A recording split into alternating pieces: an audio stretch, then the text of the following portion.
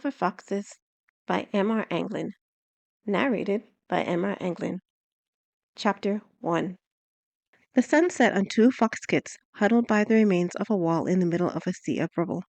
Broken bricks, cinder blocks, rocks, rebar, demolished signs, ruined cards, and other debris had piled up in heaps where the buildings had tossed them when they had collapsed. Clouds of smoke lingered in the air and mingled with the settling dust. Through the haze, orange rays of light filtered down and shimmered on the wasteland that used to be a city. Among it all, the two foxes sat, almost motionless in the deepening gloom. The first fox, a 5-year-old kit, had gray fur gleaming in the lingering sunset. Dust covered her tattered dress, the diaper bag next to her, and her black hair. She leaned against the remains of a broken wall in order to get a better grasp on the second kit, a 1-year-old baby with white fur. The white kit whimpered and squirmed in her sister's arms, and this soft crying caused the wolf to turn aside from his task. The wolf went by the name of J.R. Dunsworth. He peeked around the cracked wall and stared at the two kits sitting in the ruins. When his shadow fell over the gray kit, she turned her eyes to him and gazed at his face. J.R. blinked at this little girl. She wasn't crying. She didn't scream at the sight of him. She didn't even make a sound. Rather, she studied him the same way he studied her. And as she did, she pursed her lips as if she didn't quite approve of what she saw. Jared glanced down at himself to see what it was about him that had offended her. His shirt was relatively clean. His pants were the holes, though. Oh, wait a minute. His ears pricked. What did he care about what she thought of him? The better question was, what was she doing here alone with a baby in the middle of a demolished city? He opened his mouth to ask, but closed it again. This was none of his business. The parents were probably around somewhere. He'd keep an eye out for them as he continued with his own task. Feeling rather proud of himself for being so selfless, he turned to go on his way. Hey, mister! The gray kit set her sister down to stand. My sister's been crying for a long time. She's hungry. Do you have any milk? Jared glanced at her out of the corner of his eye as she stood. She smiled at him and tilted her head so her hair fell to the side, sending dust wafting into the air. Her brown eyes flashed gold when they caught the light. Something about those eyes, so bright and devoid of fear, stabbed J.R. in the gut. He found himself stammering without realizing. Can you talk, mister? The kit flattened one of her ears and screwed her mouth to the side. Maybe you got left behind too. You can stay with us if you want. Huh? J.R. shook his head to clear it. I can talk. Oh, then do you have milk? The kit dug in the diaper bag and removed an empty canister. I ran out. She turned to the white kit. My sister's been crying so hard she can't cry any more. Jar turned to the baby. She wiggled on the ground, moaning and writhing. Her tiny fist clenched and unclenched, and her toes curled. Must be starving. Where are your parents, kid? She hung her head. They went away. Jar clenched his teeth. What a predicament. 2 helpless girls alone in the middle of a wasteland. Not even he could leave them alone like this. Yeah, kid, I'll get you some milk. He swung around, beckoned to them over his shoulder, and led them to where he had left his speeder on the side of the crippled road. At least he only had to get them milk. After they were fed, he'd find some place to dump them. There had to be a place for missing children to go. He wouldn't have to deal with them for more than a few hours. All right, kid, get on. When J.R. turned to help them on the speeder, their kits were nowhere to be seen. Eh? He scanned the area for them. He spotted the kit scrambling over the rubble, nearly bent back double with the weight of her sister and the diaper bag. Hold on, I'm coming. The kit raised her leg to climb over a boulder, lost her balance, and fell backwards. Clutching the baby to keep her from flying over her head, the kit slid on her tail until she came to a halt on the loose stones. You okay, cat? She held up her sister to examine her. The baby blinked before giving her a toothy grin. Jar smacked his forehead with his palm. No good deed goes unpunished, Dunsworth. He strode over to them, pinched the baby's scruff between his thumb and forefinger, and carried her to the speeder. The baby turned her eyes to him and gave a tiny giggle. Wow, mister, you're strong. The kit trotted after him, towing the bag behind her. Jar set the baby on the hover platform attached to his speeder, a vehicle based on an ancient 2-wheel vehicle, called a motorcycle if J.R. recalled correctly. The kit watched him set the baby on. Where are we going? We're going to get your milk. J.R. caught the kit by the scruff. I don't have any on me. He set her beside her sister. Of course you don't have any on you. If you did, you'd be all wet. The kid cackled, almost falling backwards onto the platform. The baby gave a more robust laugh at her sister's antics. A smile slipped onto JR's face, but he slapped it away before the kid saw it. Instead, he mounted the speeder, started the engine, and sped off down the remains of the road. Chapter 2. The town of South Haston lay tucked away within the valleys of the Dramaradian Mountains. Its inhabitants made their living cultivating the area as a ski town in the winter, a campsite in the summer, and a rich man's playground year-round. Its green forests and gentle slopes, sometimes rising to several hundred feet above sea level, along with backdrops of purplish mountains stretching to the sky, allowed visitors and residents alike to stop and breathe whenever they wanted. And from her perch atop a ladder, Celeste could see it all. Or she would have if she had turned her eyes to look out the windows of the gilded ballroom she stood in. The entire wall behind her was made of picture windows extending floor to ceilings, and overlooking a garden flushed with yellow and red flowers and fountains tinkling in the air. Bees buzzed around colored blooms, trying to get in their last pickups of nectar before the day faded away. Inside, a polished marble floor reflected Celeste's image, the golden lights of the crystal chandelier she was cleaning, the paneled walls, and brown floral print wallpaper. If she looked down, she could have seen the entire scene reflected upside down to her. On normal days, she'd be fascinated by it. But today wasn't a normal day. Today, Celeste was too busy trying to keep her balance to waste time looking down at the freedom displayed outdoors or at the glory showcased indoors. Usually, balance wasn't an issue. She could do her task with her eyes closed. But today, she couldn't move an inch without her stomach churning and rumbling and sloshing and heaving. It felt like she was in a perpetual roller coaster, her stomach leaping into her abdomen. She swallowed hard and clutched the top of the ladder for balance. Her mouth watered freely. It felt like she was going to... There she is! The golden doors burst open, and Terence Claiborne strode in with open arms. Celeste started, almost falling off the ladder and making her stomach flip. Her master, Terence Claiborne, was an orange tabby dressed in a dark blue suit with no tie. His tail twitched as he walked, and his smile widened, showing off his sharp teeth. Celeste's chest tightened. She couldn't tell if he was seething or happy, but there wasn't much difference between his emotions. He could punish her equally hard whether he was in a good mood or bad. And if he had come looking for her, then... Oh no. She should have been on to weeding the back gardens by now. What would he do to her for running behind schedule? Lock her in a closet? Beat her? Or worse? She pulled at the collar around her neck. Shock discipline? There's the pride of my collection, working as hard as can be. Terrence's smile widened, revealing his fangs. Come down here, Celeste. Let my guest have a look at you. For the first time, Celeste noticed a forest cat trailing Terence. He is quite a bit younger than Terence, and had a bright smile. She climbed on the ladder slowly. Every step seemed to set her stomach off kilter. Wow! The cat circled Celeste as soon as she stepped onto the ground. I've never seen a gray-furred fox before. To be clear, she's a red fox with a gray color mutation. Terence raised his chin with a triumphant look. Quite rare. Celeste's stomach heaved. Mr. Claiborne, Quiet, Celeste, I'm busy. Her fur is so silky. The forest cat ran his hands over her fur. Celeste held out her arms and let him do it. She was used to this sort of treatment. It was the reason Terence dressed her as he did, in a miniskirt and a white halter which left her stomach exposed, all to show off as much of her fur as possible. Incredible, the newcomer said. And her hair is so shiny and black it's almost bluish. We call her particular hair color Raven. Terence grinned as if he had created her himself. The stranger stroked his chin. How much do you want for her? She's not for sale, Terence chuckled. I showed her to you so you can get an idea of what to aspire to when you start your own collection in earnest. Celeste's stomach tightened. The bottom of her mouth, where her saliva glands rested, tingled. Mr. Claiborne. Shut up, Celeste. But I don't feel so... Celeste slapped her hand over her mouth. Terence whirled on her, his ears flat and his teeth bared. Celeste, I said... Huh? Celeste couldn't hold it anymore. Her stomach heaved and its contents exploded from her mouth and splashed right in Terence's feet. Ah! Terence's guest hopped back. Terence stood motionless a moment, ears flattening. Mr. Claiborne, Celeste said between groans. My shoes, Terence said barely above a whisper. He snarled and raised his orange eyes to meet hers. You wench! He smacked her across the cheek, raking his extended claws against the side of her face. The momentum sent Celeste flying.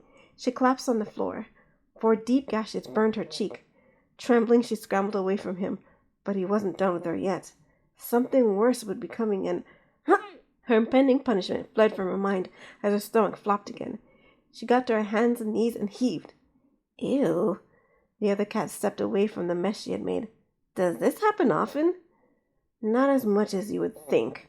Terrence kicked the filth off of his shoes right into Celeste's face. The cat examined Celeste. She looks like she's going to throw up again. What do you do when they get sick? When you have a collection as large as mine, you need an in-house clinic. No use spending money at them if they die on you a few years later. Terrence swung around to the door, beckoning over his shoulder with a finger. Come on, I'll show you. He pushed open the door with more force than was necessary. You there, he said to another of his collection outside the door. Go in there and clean the mess. I guess I'll have to carry her. The other cat hefted Celeste. Her stomach hopped, and she held her hands over her mouth again. I swear if she gets any on me, the cat murmured. Terrence is going to have to play for a dry cleaner. He snorted through his nose and jogged through the door, jostling Celeste as he went. Now I know I had another bottle of Emenic around here somewhere. Isha Doran, the resident doctor for Terrence Claiborne's collection, examined the medicine cabinet inside the estate's clinic. The room was sterile in all senses of the world.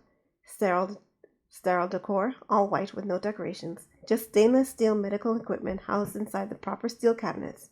A stainless steel desk with a computer on it, and a line of beds across the wall with crisp white sheets. Sterile air, smelling of disinfectant and so cold it made Isha's fur fluff out. And every single surface sterilized. No germs in her clinic, ever. The steel medicine cabinet Isha stared at was nothing more than a set of shelves stretching from floor to ceiling with vials of medicines and bandages packed within. The entire thing was enclosed by locked glass doors, to which Isha had the only key. Key she kept chained on the lapel of her lab coat with a retractable keychain. How in the world could I have misplaced an entire bottle of medicine? Isha held up her inventory list again, then counted the bottles on the 3rd shelf. Sure enough, 1 short. I'd better find out what happened to it before Terrence uses it as an excuse to get me into his collection. She shuddered at the thought. Here we are. The door to the clinic burst open, and Terrence waltzed in. Welcome to my clinic, FC. He held the door open. I spare no expense to keep my collection healthy. In fact, I'm thinking of expanding this wing. Great, but where can I put her? A forest cat ambled in, holding Celeste in her hands. The poor vixen had her head lolled to the side, her tongue hanging out of her mouth. Her face had taken on greenish hues. Oh dear, Celeste! Isha rushed over to put a hand on Celeste's forehead. Her skin was clammy to the touch, and her eyes glazed over. What happened to you? I don't feel good. Celeste clamped her mouth shut as she retched.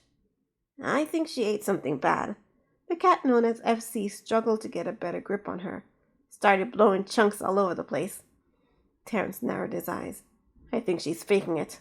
Tell it to your shoes. FC motioned to Terrence's feet. Isha glanced at them. A wet spot with white splotches had appeared on his expensive leather shoes. Set her down on the bed there. Isha motioned to one of the beds while pulling a penlight from her lab coat pocket. My stomach hurts, wailed Celeste weakly as FC set her down. Oh dear. Isha opened Celeste's eyes to shine a light in them. This doesn't look good at all. Ooh, a red panda. FC, freed of his burden of carrying Celeste, circled Isha, examining her from head to toe. Is she one of your collection too, Terrence? Isha narrowed her eyes at him. Back off, twerp. FC's eyes widened. He stepped back some.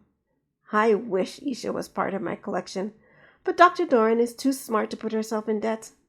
I'll have to settle for paying for her presence here. Terrence purred in an unsettling way. But if I had a chance, I'd snap her up at once. Ooh, the thought of it makes me shiver in anticipation. Isha stifled a shudder. She's getting up in years, don't you think? FC stroked his chin. Hair started to droop, glasses, gray strands among her red fur. She'd be a lot older than the rest of your collection. True, I do like to buy specimens in their prime, teens to late 20s, but I would make an exception for her. Terrence raised his chin as a father who is about to give some good advice to his son. You see, red pandas are rare in this country, and there isn't much chance I'd see another in their prime without smuggling him in. And I've yet to find a reliable trafficking source. Sometimes you have to take what you can get when building your collection. Remember that, FC. Yes, sir.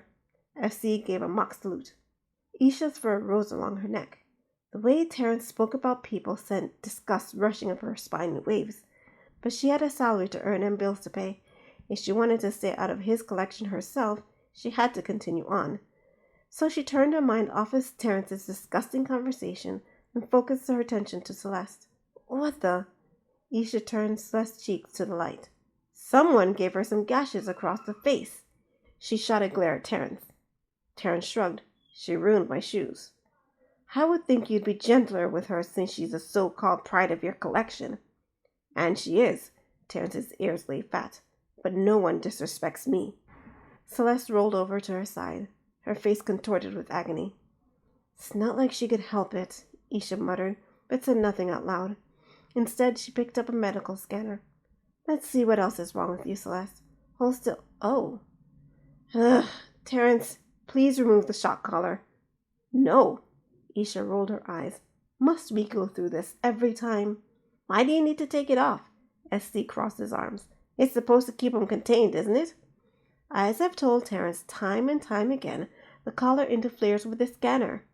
Isha shot FC a look, warning him to mind his own business. FC raised his hands and clamped his mouth shut.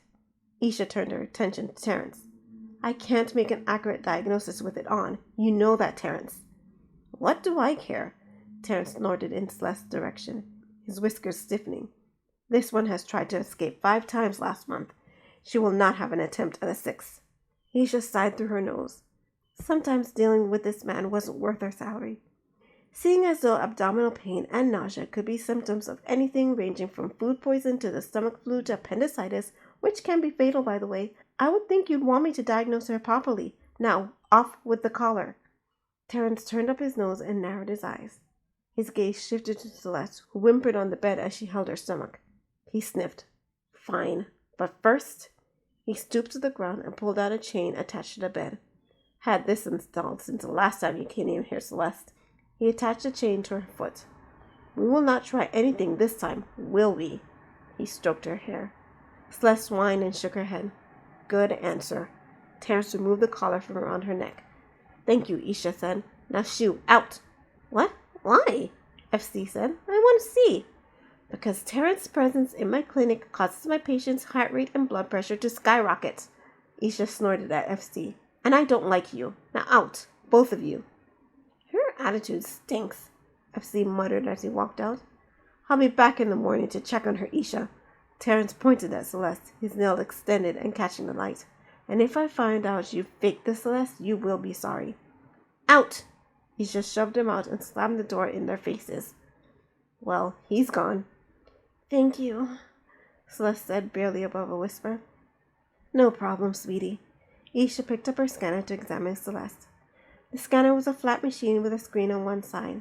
It was the latest model, but the results that showed up on the screen were undecipherable.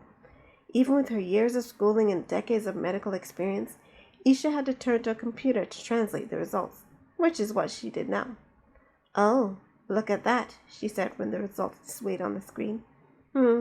Mystery solved. I should have never let you help me in the clinic last week. She looked at Celeste over her glasses. You're the one who took the medicine from the medicine cabinet, aren't you? Celeste's ears flicked down. Then she ducked her face into her chest and nodded. Her tail slipped between her legs. I'm sorry, she retched, covering her mouth with her hands.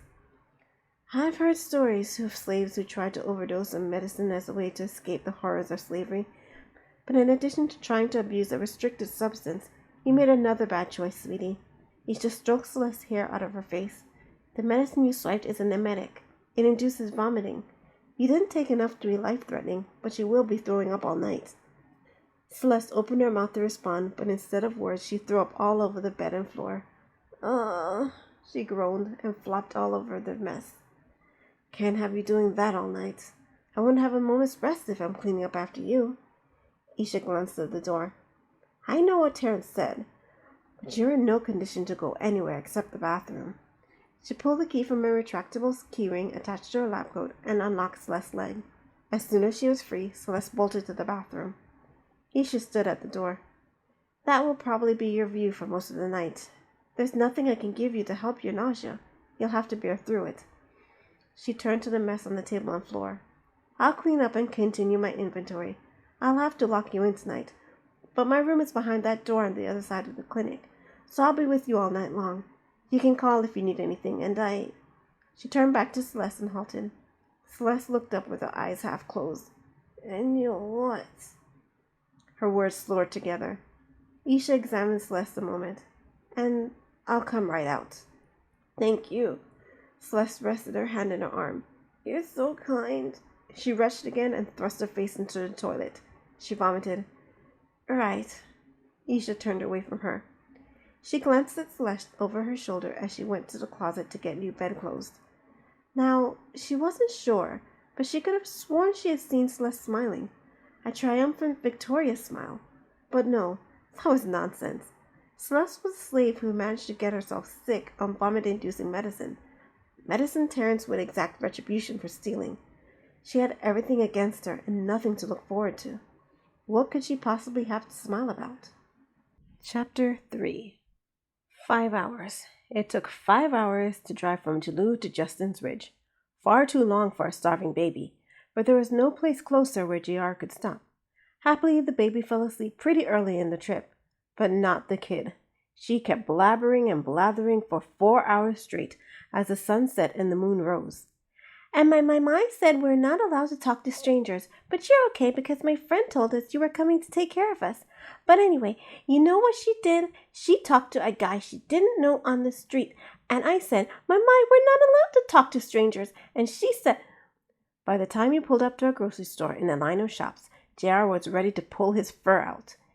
He unmounted the speeder without even turning off the engine. And that's why I hate the purple pony in the show. The kid shut up long enough to survey the wood-paneled buildings with the faded, weather-stained red awning.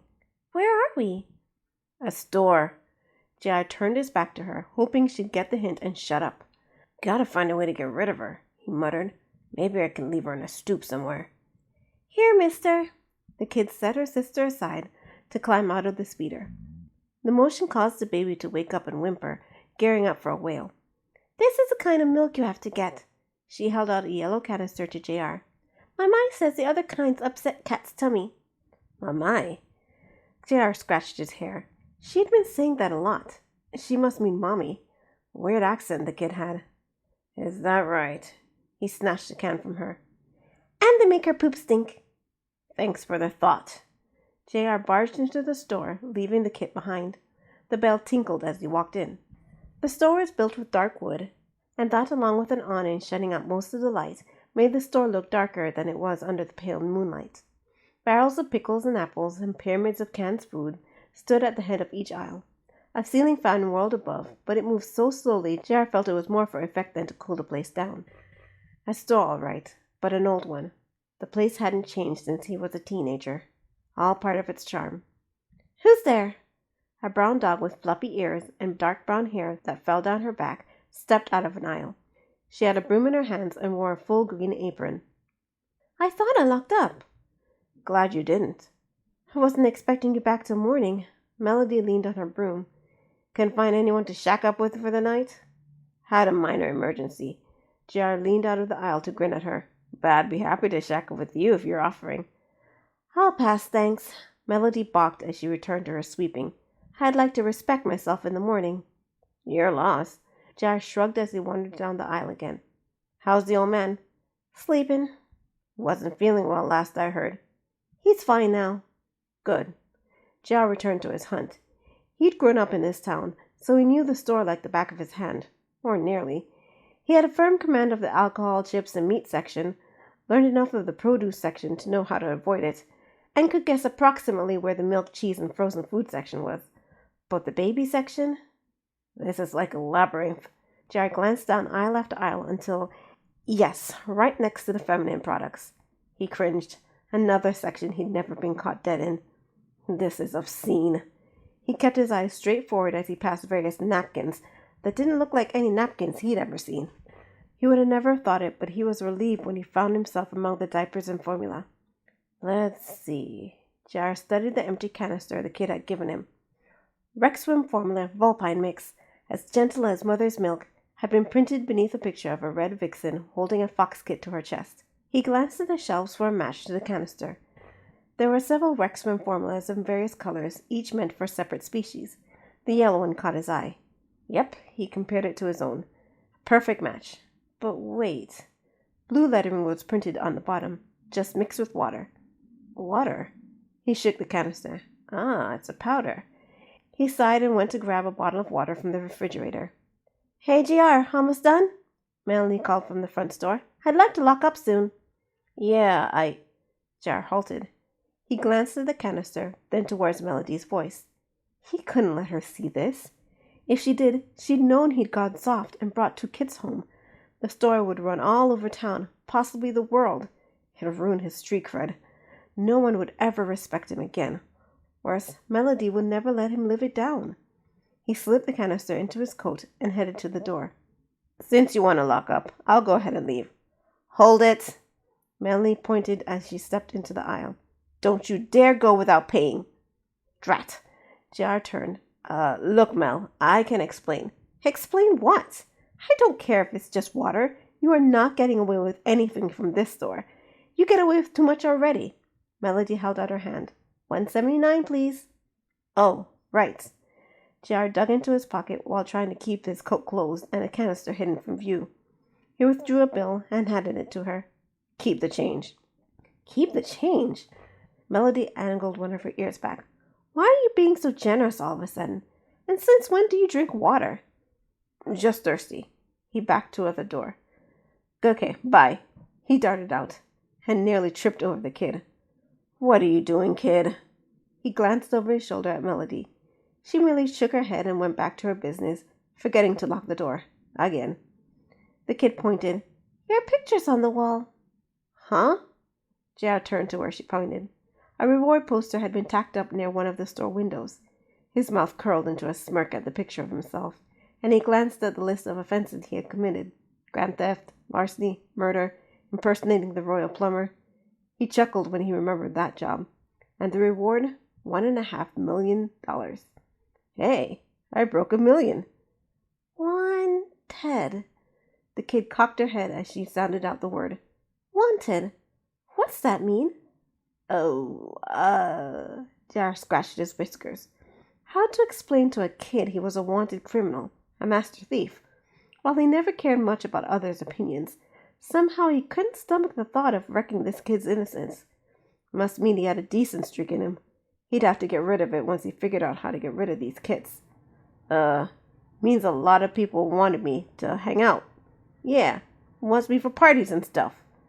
The kid's eyes widened. So you're like a clown?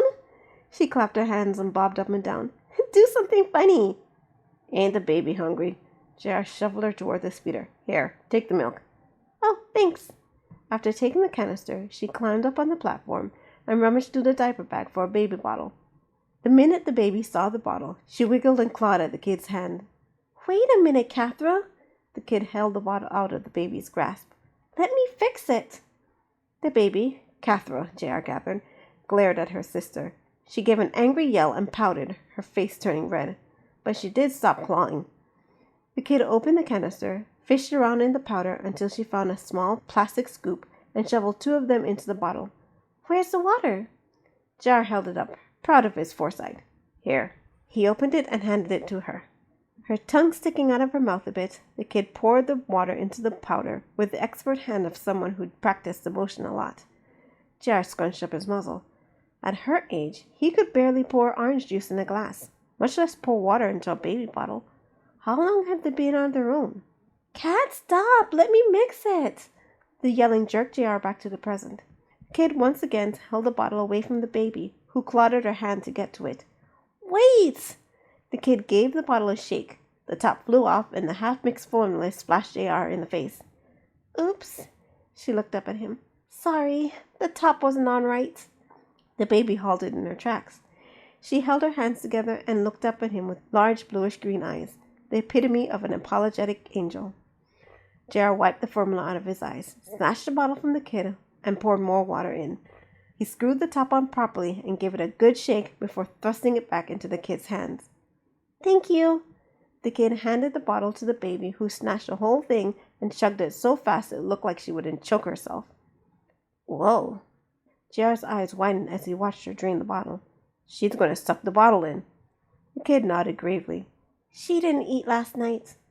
"Wait." JR stared at her out of the corner of his eye. "If the baby hadn't eaten, then—" "What about you, kid? When was the last time you ate?" She raised her eyes to the dark sky. "Yesterday morning." "Then you'll want something to eat too." She smiled and nodded. "But where am I going to find something for the kid? Everything closes up early around here." JR scratched his cheek. "Ah, yeah. There's that new fast food joint. Maybe they're still open. You like burgers, kid?" The kid pouted. "My name is Zena. Don't call me kid anymore." "Yeah, you call me JR." He mounted the speeder. "I've never been a mister before." Zena settled into the corner of the platform. "My mamai says it's not nice to call grown-ups by their first name." JR's ears angled back. He hated being lectured, even by a 5-year-old. "Do you see your mommy around here?" "No, my mommy went away." She drew up her knees. "She and Daddy left us with Auntie Rose because bad people were coming after mamai. Then Auntie Rose said it wasn't safe at her house and took us to her friend's house. Then they left us with their friend.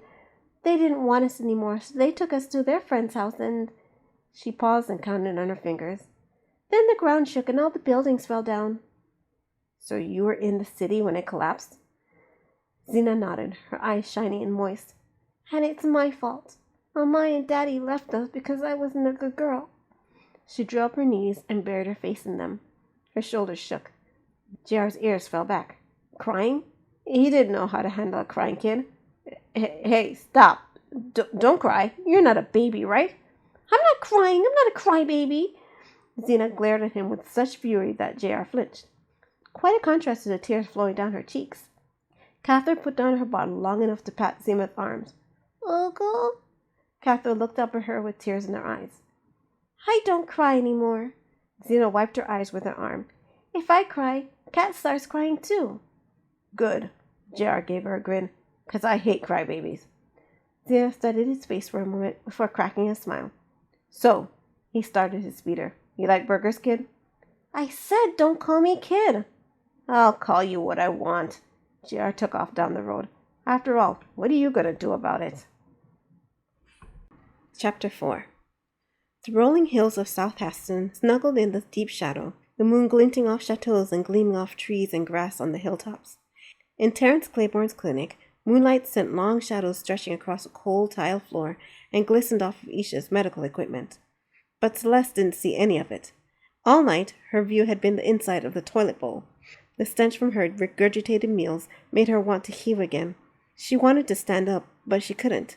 She was being held captive by her wavering stomach. By now her abdomen was empty, but it didn't stop her body from trying to evacuate her insides. Celeste swallowed hard and turned to the clock on the wall. 2:30 a.m. Celeste pushed herself to her feet even as her stomach protested. "Come on, Celeste. Pull it together. You didn't risk stealing the medicine, betraying Isha's trust, risking Terrence's rage, and spending the night with your face in a toilet to let this chance slip by. Go, even if you make a mess on your way out." She pushed herself to her feet and stumbled to the clinic. Bracing herself on the bathroom door's frame, she scanned the room for Isha's computer. It was sitting on the desk where Isha had left it after she had scanned Celeste. Lucky break. Maybe she thought I was too sick to do anything about it. Celeste stumbled over to the computer. Or too dumb. Most of the slaves she knew could neither read nor write, but Celeste was a special case. Though she had been sold into slavery as a child, she had learned to read and write when she was a girl. Reading had been one of her favorite things. Not that it mattered now. She paused as another wave of nausea slammed into her before pushing the power button. A login screen appeared. Celeste bit together her lips. "Sorry, Isha. You've been so nice to me, but never type in your password where prying eyes can see." She typed in Isha's password, one letter at a time. The screen changed to Isha's normal desktop. She had a picture of her children, and grandchildren in the background.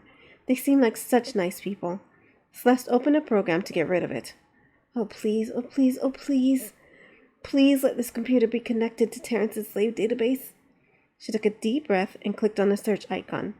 It took a while to find the right search parameters. Celeste only had a first grade reading and spelling level. But finally, the Claiborne collection appeared on the screen. This is it! Celeste slapped her hands over her mouth. She had to keep it quiet. Such an outburst could wake everyone. She glanced one way, then another. The clinic was shrouded in silence. Only the ticking clock made any noise. Celeste watched it for a moment. Strange that Isha liked these old mechanical clocks when everyone else had moved on to digital centuries ago. Still, it was Isha's charm. She held on to things like old clocks and common decency. It was why Celeste had been able to manipulate her so.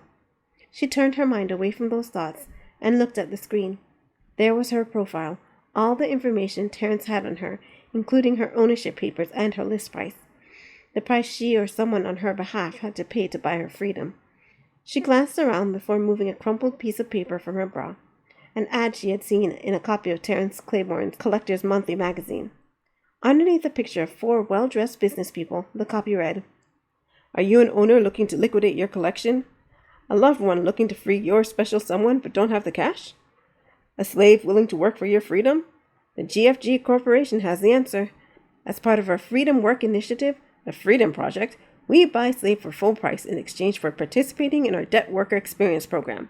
After working for us for a predetermined length of time, the debtors are paid and your slave is free. It's that easy. Call for a free consultation or visit us at one of our participating office locations. Slave papers and list price required. We will do our best to work with you to retrieve them." Celeste would never have seen the ad if Terrence had been so furious as to shred the magazine with his bare claws. "How dare they advertise in my magazine?" he had shrieked. So of course Celeste had to investigate. Seeing the ad was the greatest day of her life. After some research, Celeste had found the closest office location was in a place called Jalou. Jalou, the place of her freedom.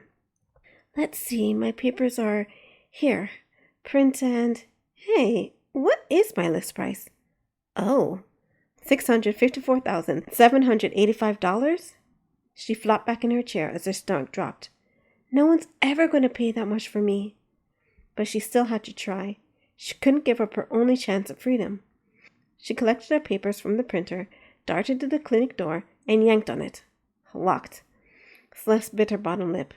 Isha did say she had to lock her in to keep her from escaping. Isha's bedroom, therefore the days when she had to stay on call for some reason and couldn't go home, was on the other side of the clinic. Celeste peeked in. The room was shrouded in darkness with only a sliver of moonlight and streetlights peeking in through the drawn windows to illuminate it. Celeste could barely make out Isha's form sleeping on the bed. She slipped in and glanced around. Isha had keys on her lab coat, so perhaps they were still there. But where was her lab coat? She spotted it hanging on a peg behind the door. As silently as she could, Celeste unclipped the keys from the lab coat's lapel. They jingled as she moved them, but Isha kept right on sleeping. Celeste paused, said a silent apology to the doctor who had been so nice to her, and tiptoed out. Unlocking the clinic door, she eased it open. "I hope you don't get in too much trouble because of me, Isha." Celeste tiptoed out of the clinic and into the hallway. Phase 1 of her escape was complete. Chapter 5. The ride to JR's house on the outskirts of town was quieter than the ride to Justin's Ridge. Amazing what shoving a chicken nugget kid's meal in a little girl's pie hole could accomplish. The sweet roar of his speeder's souped-up engine was only interrupted by the occasional, "Want a fry, cat?" or, "No, cat, you're too small for nuggets." But by the time JR pulled up to his wooden cabin-style house in the middle of the forest west of Justin's Ridge, the food was gone and the distraction over. Zena was back to her chatty self. "Is this where you live?" Zena said as JR set her on the ground. A smile spread across her face. "It's beautiful. It looks like the house in the woods in the fairy tale book Mama reads to me. But wait." She halted, her fur standing on end. You're not a big bad wolf, are you?" "What?" JR gave a sneer, exposing his sharp fangs. "What kind of fairy tales you reading, kid?" "Daddy did say the book was a pile of specious nonsense." Zena skipped to the front door. "I don't know what that means, though." "I'm not even going to try to understand." JR went to pick up the baby, but paused when he saw her face. Her cheeks puffed out, and a pink hue had spread over them. She clenched her fist with so much effort her tail trembled. You better not be getting sick. He picked her up to look in her eyes. I don't do sick babies. Catherine stopped a few moments to pant before straining again. J.R. sighed. He made his way to the front door and let Xena inside before walking in himself. Wow! Xena's eyes fell over everything. It's like a cave. J.R. glanced at the decor. He had never paid much attention to the place before, but he could see why she thought cave. Most everything was made of wood, which darkened everything. The entry herded all guests to the right, where the house opened up to a hallway. Right now, all of it was shrouded in darkness. He flipped on a light. Ooh, it looks like a tumbleweed. Xena pointed up at the light fixture hanging in the entryway. Oh, I know. It's not a cave. It's a salon. Jared's ears pricked. Now wait a minute, kid. I don't live in no girly salon. Yeah, you do. You're like a cowboy. She galloped around as if she were riding one of those taboros, a riding animal people used to use before cars were invented. Oh, a saloon. J.R. fingered his chin whiskers as he looked around the house. With the wood paneling on the walls, the bare wood beams on the ceiling, and all his wood furniture, the place did have an old rustic look to it. Yeah, you could see a saloon. I like this house. Xena nodded her head as she put her hands on her hips, almost as if she were approving of it. Nice, kid, but don't get attached. You're not...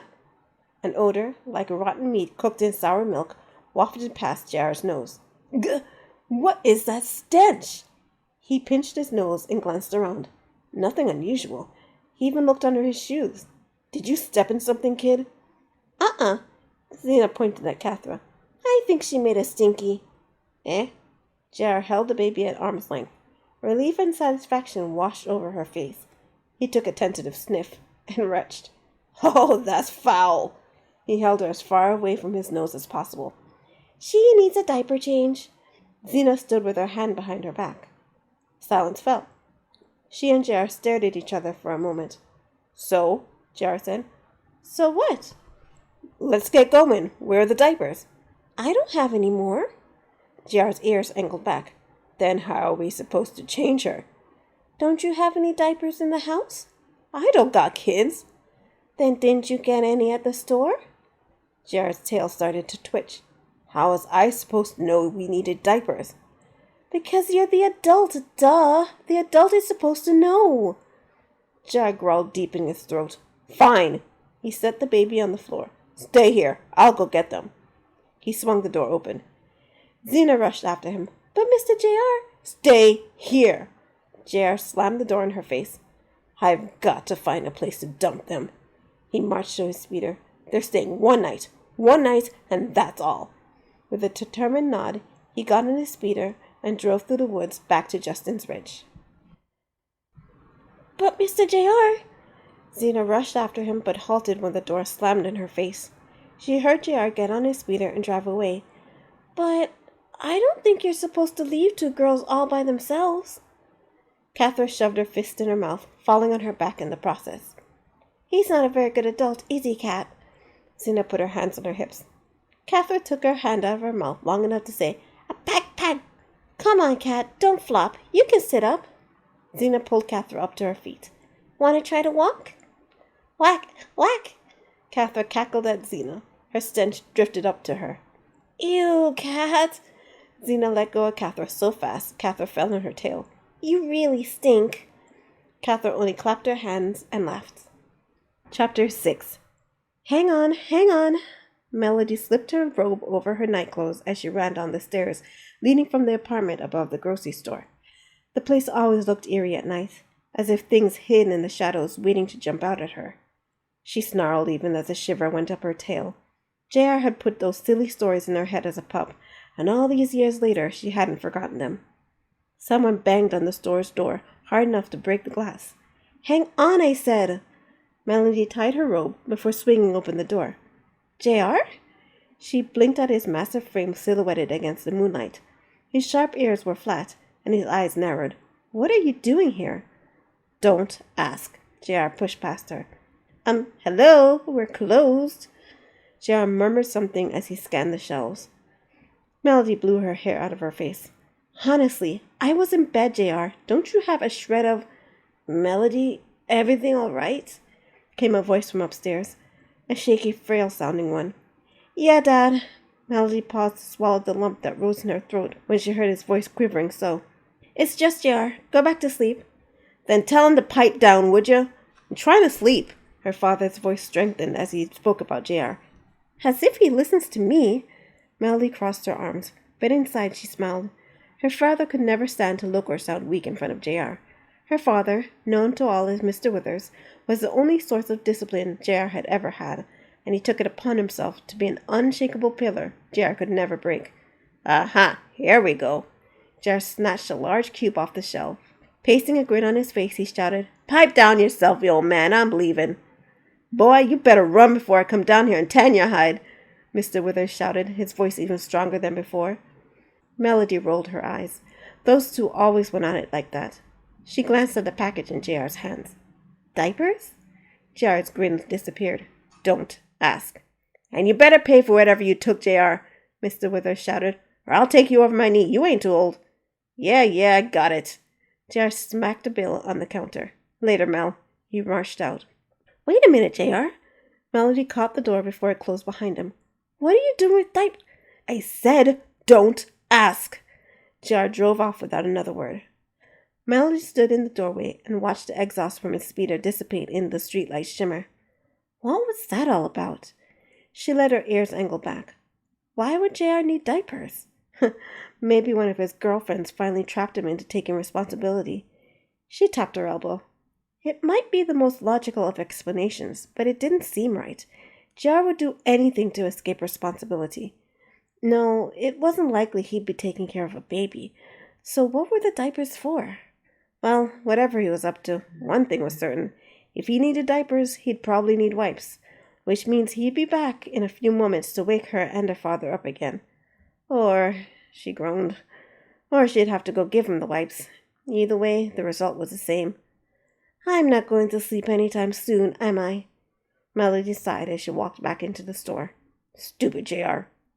Chapter 7. Stupid kids. JR muttered as he pulled up to his house for the second time that night. Maybe go all the way to the store for diapers. Diapers! He snarled as he stomped to the front door. If Melody says anything about this to anyone, I have to conveniently forget she's a girl. He flung the door open. Should have gotten beer. Good girl, Catherine. You're walking so good. Zena's voice rose over Catherine's laughter. JR turned up his nose as he closed the door. When she wasn't whining for food, the baby was always laughing. Oh, wait, don't touch, Catherine, came Zena's voice. You're going to break it. Break it? JR rushed past the stairs, the kitchen, and into the room at the back of the house next to the dining room. He found the two standing in front of a set of wooden shelving to the right of the entertainment center. Catherine had a statue in her hands, and Zena was trying to pull it from her grasp. Give it, Zena said. You'll get us in trouble.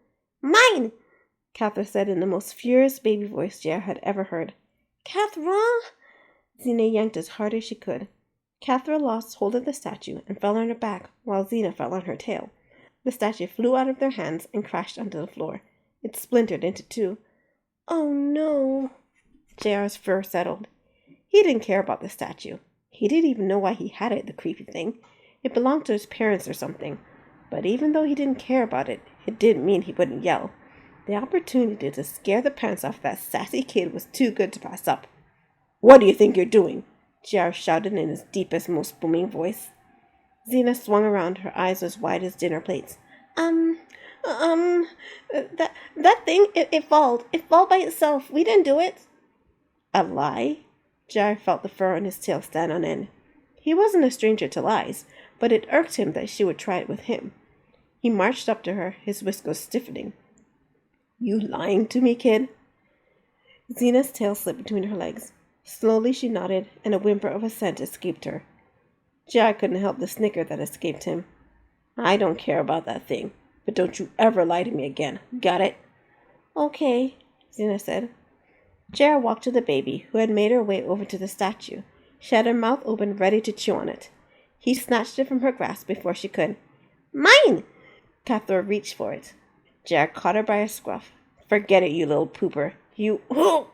Holy criminy, she smells worse. How is it possible for such a little thing to make such a big stink?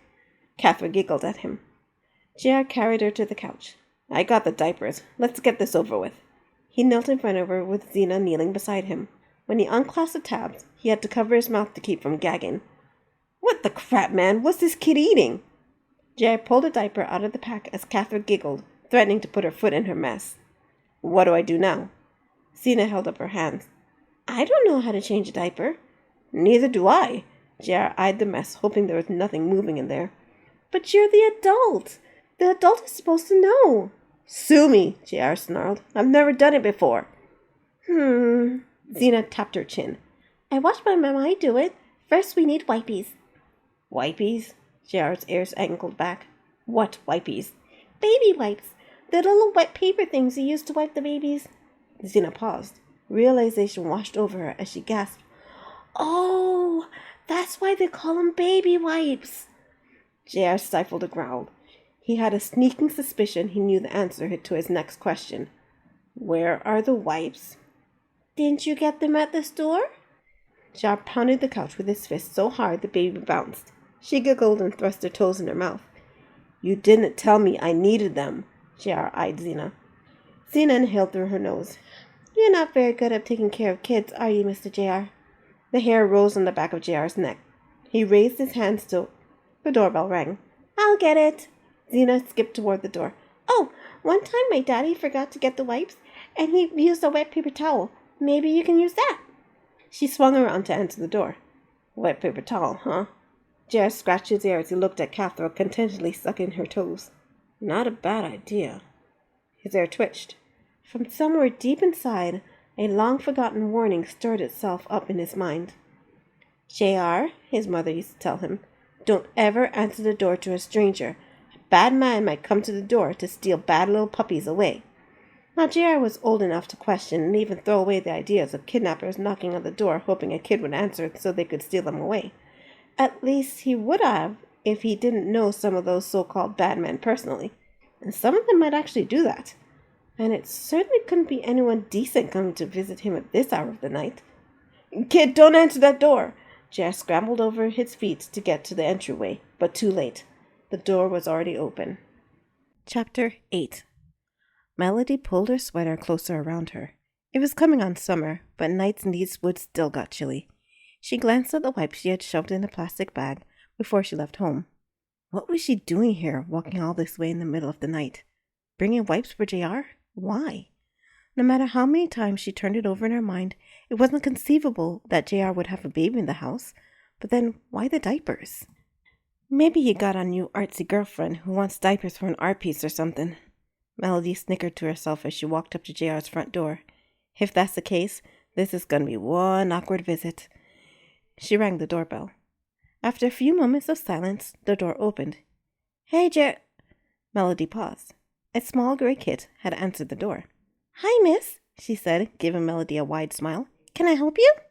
Melody blinked. There really was a kid in JR's house. But who was she? She couldn't be in relation to JR. She had no sign of wolf in her, so... Hi, little girl. My name's Xena. Xena, hi. My name's Melody. I'm looking for JR. Can I come in? No. Xena closed the door to a crack. My mamai says I'm not supposed to let strangers into the house. All Melody could see was Xena's eyes and a bit of her nose. Oh. Melody bent over to get to Xena's level. Then is your mom here? Kid, what do you think you're doing? JR's voice boomed. Xena's face disappeared from the crack. Melody pushed open the door. JR had Xena by the scruff of her neck and was yelling in her face. Don't you know better than to open the door to strangers, huh? He barked. You want to get kidnapped? I'm sorry. Xena had her tail between her legs. JR? Melody stepped across the threshold. JR looked at her. Oh, Mel, it's you. His fur settled, and he let Xena plop to the floor. Melody paused to sort through all her thoughts. She had so many questions and comments, all wanting to rush out of her mouth at the same time. What are you trying to say, Mel? JR said. Melody opened her mouth to try again, but the first thing that came out was, She's too old for diapers. There was a loud bump, followed by a screech. Catherine! Xena rushed into the house. Ah, the baby! JR rushed after her. Baby? Melody closed the door and then walked after them, moving her sweater as she did. When she joined them at the entrance to the TV room, she was struck with a horrific odor. "My sister!" Xena shouted. "My couch!" JR yelled. "My goodness." Melody pinched her nose. A white kit was on the floor screaming while brown stains covered the couch, her hands, her feet, her tail, and her backside. A soiled diaper was still on the couch. "She fell off the couch!" Xena swung around to JR. "Why did you leave a baby alone on the couch? You're not supposed to do that. What if she broke her leg or something?" "Well, how was I supposed to know she'd fall off?" "You're the adult!" Xena screeched, stomping her foot. "The adult is supposed to know." JR sputtered for a moment. "And what about you? You could have watched her instead of going to the door. Didn't your parents ever tell you not to open it? This happened because you were a bad girl." Xena's ears fell back. Her eyes filled with tears.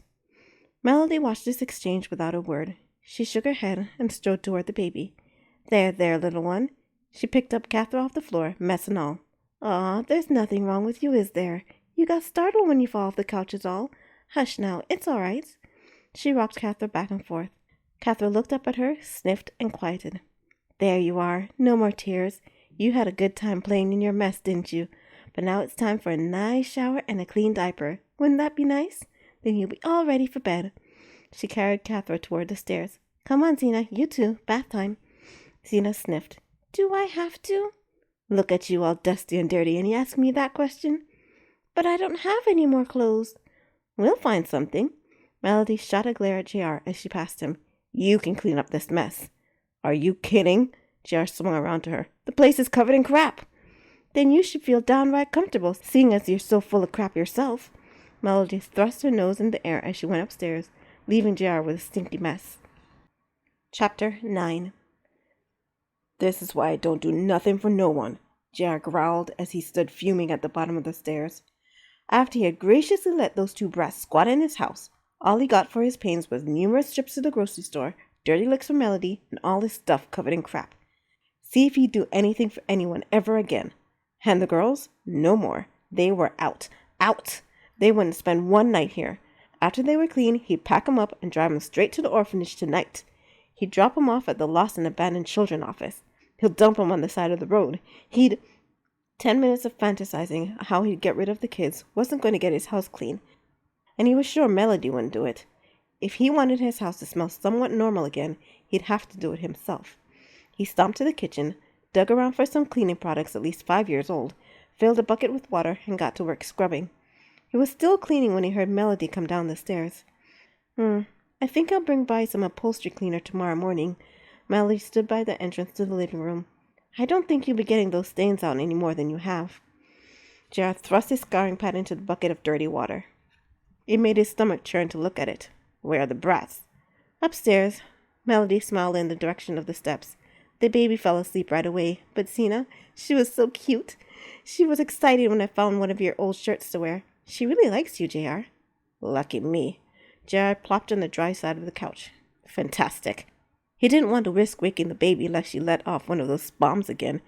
They'd have to stay till morning. "She insisted on praying for you before she went to sleep." Melody walked over to sit on the dry hand rest. She said, "Please bless Mr. JR. Thank you for sending him to us. I'll take real good care of him." "She'll take care of me," JR said. "That's what she said." "She won't be taking care of me for much longer." JR crossed his arms. "I'm getting rid of them. Tomorrow, I'm dumping them at the Lost and Abandoned Children office." Melody stood straight. "JR, you can't do that." "Why not? It's where children with no parents go." "But don't you know what happens to unclaimed children there?" Melody clutched the collar of her shirt. "They'll ship them off to Indentured Workers Guild. They could be slaves in a matter of months." "Not my problem." JR leaned back on the couch. "They can work to pay their own way in society." "You can't mean it. It's not their fault that... Melody paused, her ears turning out. "Where did you find them anyway? Where are their parents?" "I found them in Jalou." JR ran his hands over his eyes as he remembered his first sight of them. The brave kid and a half-starved baby too weak to cry. They were sitting in the ruins. Their parents left them there. Melody knitted her eyebrows. "Ruins? What ruins?" "Jalou's a wasteland, Mel. It was flattened." "How did that happen? The store just got a shipment from Jalou last week." "The GFG Corporation were crawling around, but I didn't think they'd do that." JR crossed his arms. "And why would they? They just set up a branch there. Besides the fact they're a multi-million-dollar company, Melody waved her hand. But that's beside the point. It's not those girls' fault they got caught up in whatever happened to Jalou. You don't know that. JR turned his mouth to a pout. Whatever their deal is, they gotta go. They'll wreck my style. JR! Melody smacked his arm. You're so selfish. Selfish? What about you? If you're so keen on 'em, you take 'em. Melody opened her mouth, then shut it. She lowered her eyes. Score one for JR. That's what I thought. He clicked his tongue. I can't get rid of 'em fast enough. Those kids are such a nuisance. You should reconsider, JR. Why? So they can turn my life upside down? No thanks. JR. Miss Melody? A small voice said. JR and Melody swung around. Xena stood at the foot of the stairs. You're supposed to be sleeping, kid. JR let his voice lower to a growl. Being bad again. Shut up, JR. Melody shoved him before standing up. What are you doing out of bed, Xena? I'm thirsty. Xena gave her a smile. Can I get a drink of water? Sure, sweetie. Wait there. Melody went to the kitchen. Xena walked over to JR. She was wearing a white shirt JR had overgrown, but it was so big on her the collar nearly exposed the front of her chest. Melody had tried to compensate for the size by tying the back in a knot. Mr. JR, she rested her elbows on his knees. What's a nuisance? A what? A nuisance. Xena rested her head on his knees while rocking back and forth. You said me and Kat were nuisance. What's that? She tilted one of her ears and looked up with her big eyes. JR turned away to avoid getting sucked in. It's nothing you need to worry about. Is it bad? JR inhaled a breath as Melody walked out of the kitchen with a glass in her hands. Well, It is bad, isn't it? Xena's ears fell. Are you going to get rid of us too? It's nothing personal, kid, but... Xena let her hand slide off of JR's knees. It's okay, I understand. She turned to go to the stairs, dragging her feet as she went. Here's your water, Xena. Melody held it out to her. It's okay, Miss Melody. I'm not thirsty anymore. Xena climbed up the stairs without another word. Melody watched her go, then jerked her head around to glare at JR. What? JR held his hands up. Melody slammed the water into the coffee table. I took the liberty of mixing 2 bottles. They're in the fridge. I don't know if the baby's old enough to sleep through the night or not, so you can give her one if she wakes up. Diapers and wipes are upstairs in the room. Don't call me in the middle of the night. You can figure it out yourself. She swung around and marched to the door. What are you so mad about? Melody picked up a bag before storming to the door. You don't get to give me attitude about this, Melody. JR jumped up to follow her. I took them in. I did a good thing. And what do I get? Nothing but trouble all night long. Melody halted at the doorway. You, of all people, should understand what they've been through, their parents leaving them behind. Don't bring that up now. For once, JR, I thought you were thinking about someone else. Melody jabbed her finger in his chest. But no, you only think about yourself. And what about you? JR turned up his nose in triumph. I notice you don't have an answer for why you won't take him in since you're so perfect. I can't take them in, JR. Because of your oh-so-interesting life opening and closing a grocery store? Face it, you don't want to take him in because it'll ruin your life. Dad's dying, JR, Melody blurted. JR froze. What? He's been sick for a long time. He acts fine for you, but I can't take care of him and the store and 2 young girls at the same time. Believe me, if I could, I'd take them in a minute because you don't deserve them. JR stared at her. I don't know what I expected. Melody swung around, her hair whipping through the air. Bring them by before you leave. I have their clothes with me. I'd like to at least send them off with clean things. She headed down the gravel driveway. You need a ride? JR called after her. Melody shot him a glare before she disappeared down the darkened path to the woods. JR leaned in the doorway as he watched the night deepen. He growled to himself. Doesn't change the fact they're a bother, he said before slamming the door behind him. Chapter 10. Before Celeste left the clinic, she shoved her papers under her shirt. Holding on to them as if she had a stomachache, she slowly ambled down the hall back to the slave quarters in full view of the security cameras. The way she figured it, the last thing Isha and Terrence would do once they found her missing was to look at the security cameras to see where she went, and they'd see her handed back to her room like a good little slave. When she reached her quarters, however, Celeste quickly changed into her only set of outdoor clothes, a gray dress, flat shoes, and a red jacket. The jacket was designed by Terrence to be as visible as possible, an extra failsafe if a slave was to escape. Celeste would have left it behind, but it was cold out there up on the mountain at night. No, she'd have to risk it and get rid of it as soon as possible. Besides, it hid the number printed on the back of her dress, the number which identified her as one of Terrence's collection. Celeste stifled a growl as she folded her papers to stuff in her shirt. She was only allowed to wear those clothes when she was sent to town for something. On those rare occasions, her shock collar would be put on a delay, a timer that gave enough time to accomplish a task and get back on grounds before getting zapped.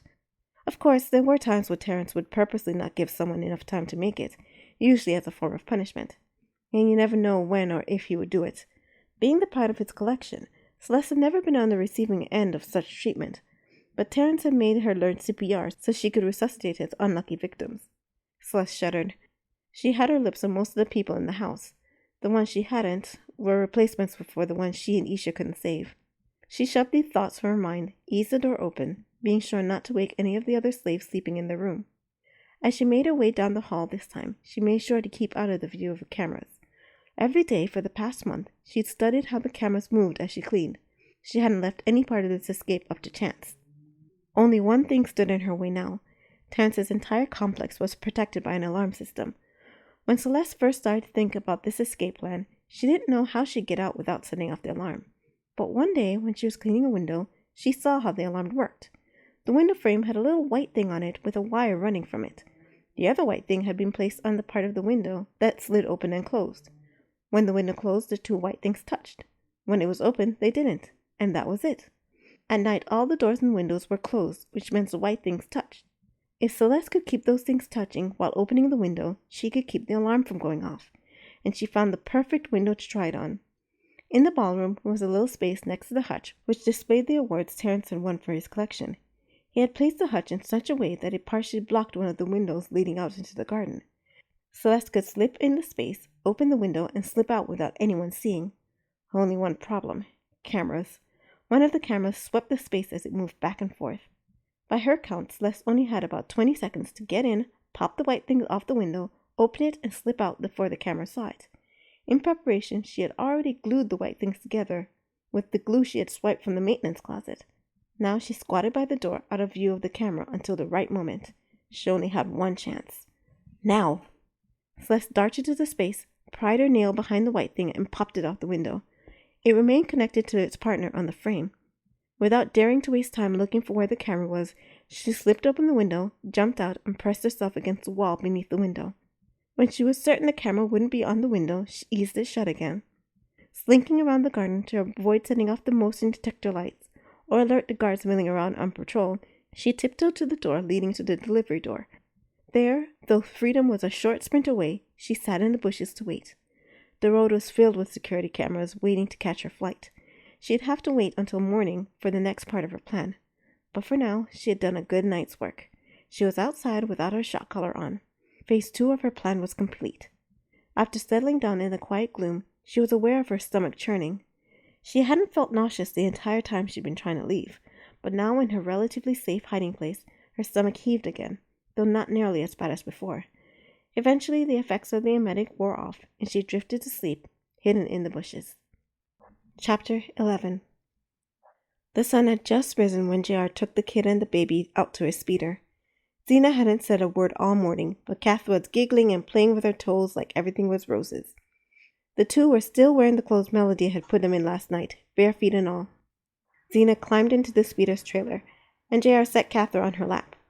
Cathro laughed and tried to reach for him, but JR pulled his hand out of the way. No more cute looks pulling him in. No more attachments.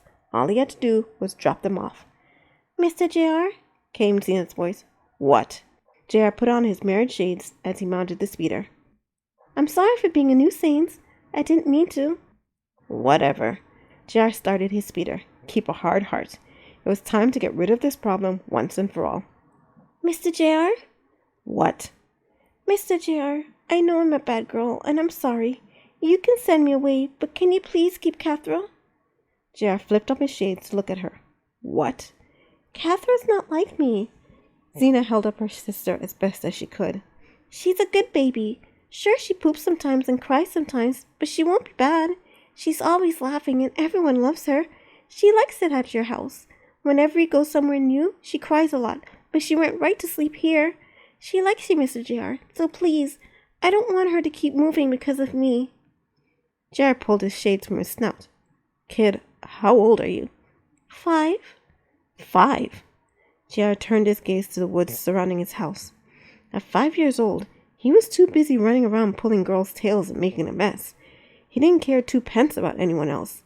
How could she be thinking that way about her sister at her age? He clenched his teeth as a groan escaped him. He couldn't drop them off.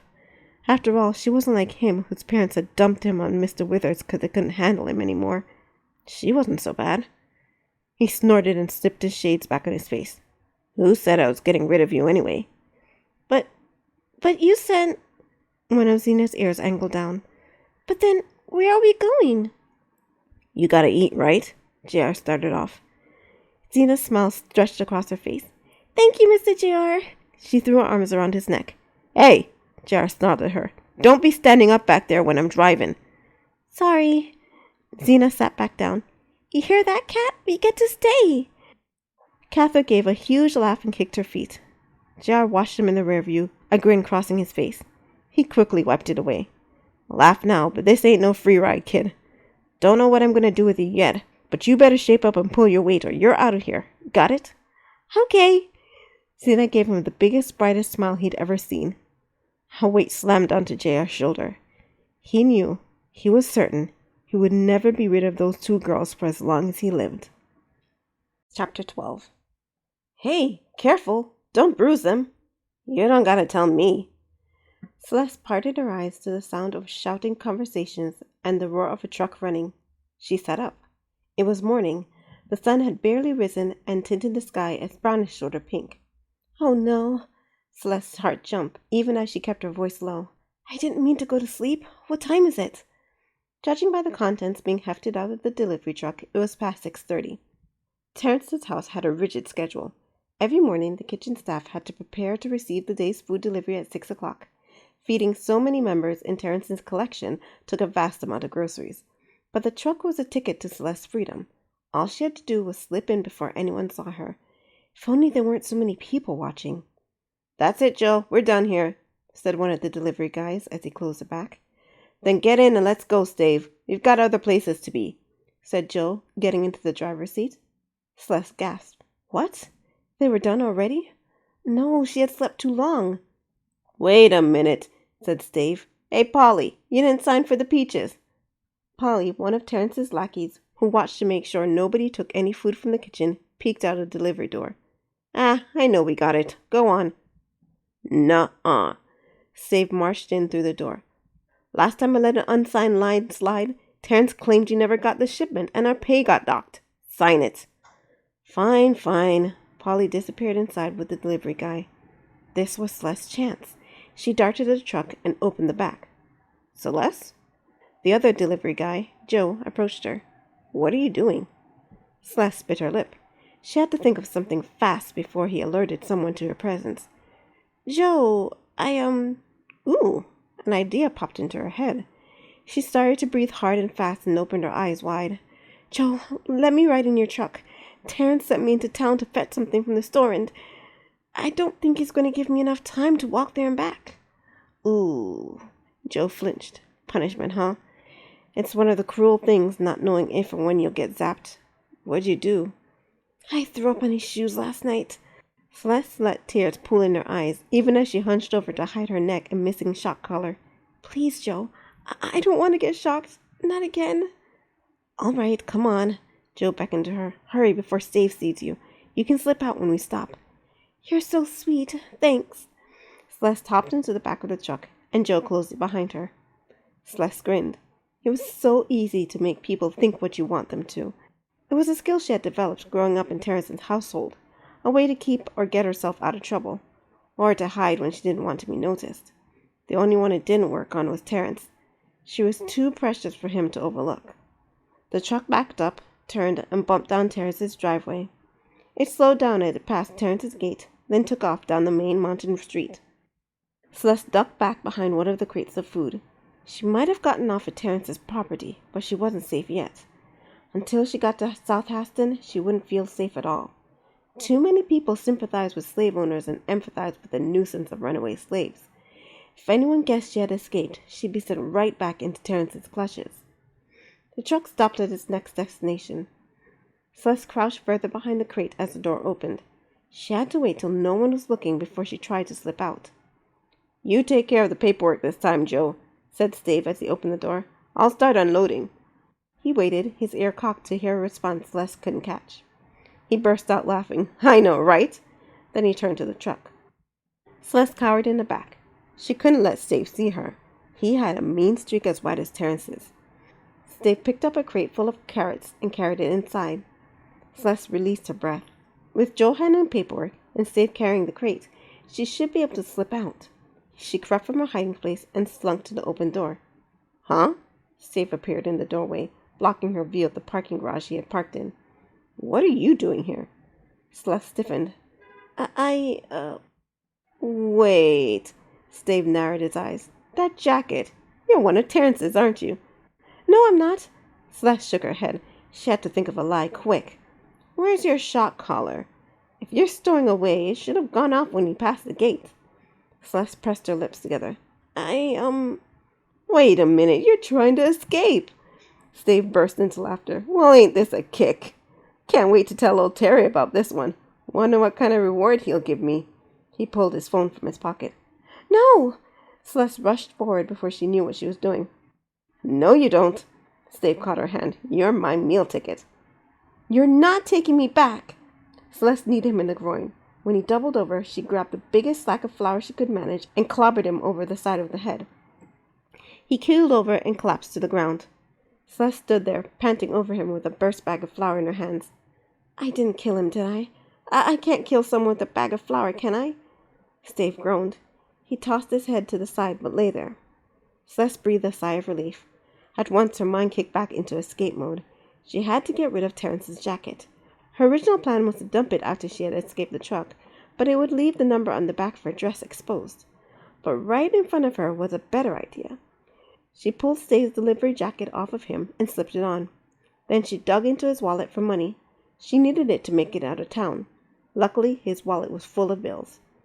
She stuffed the money into her pocket, which was getting quite full, and tossed the wallet back on him. "Thanks for the help, Stave."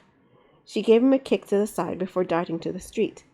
She ran for the nearest bus station, bought a ticket, and waited for the bus, hoping no one would notice her fur.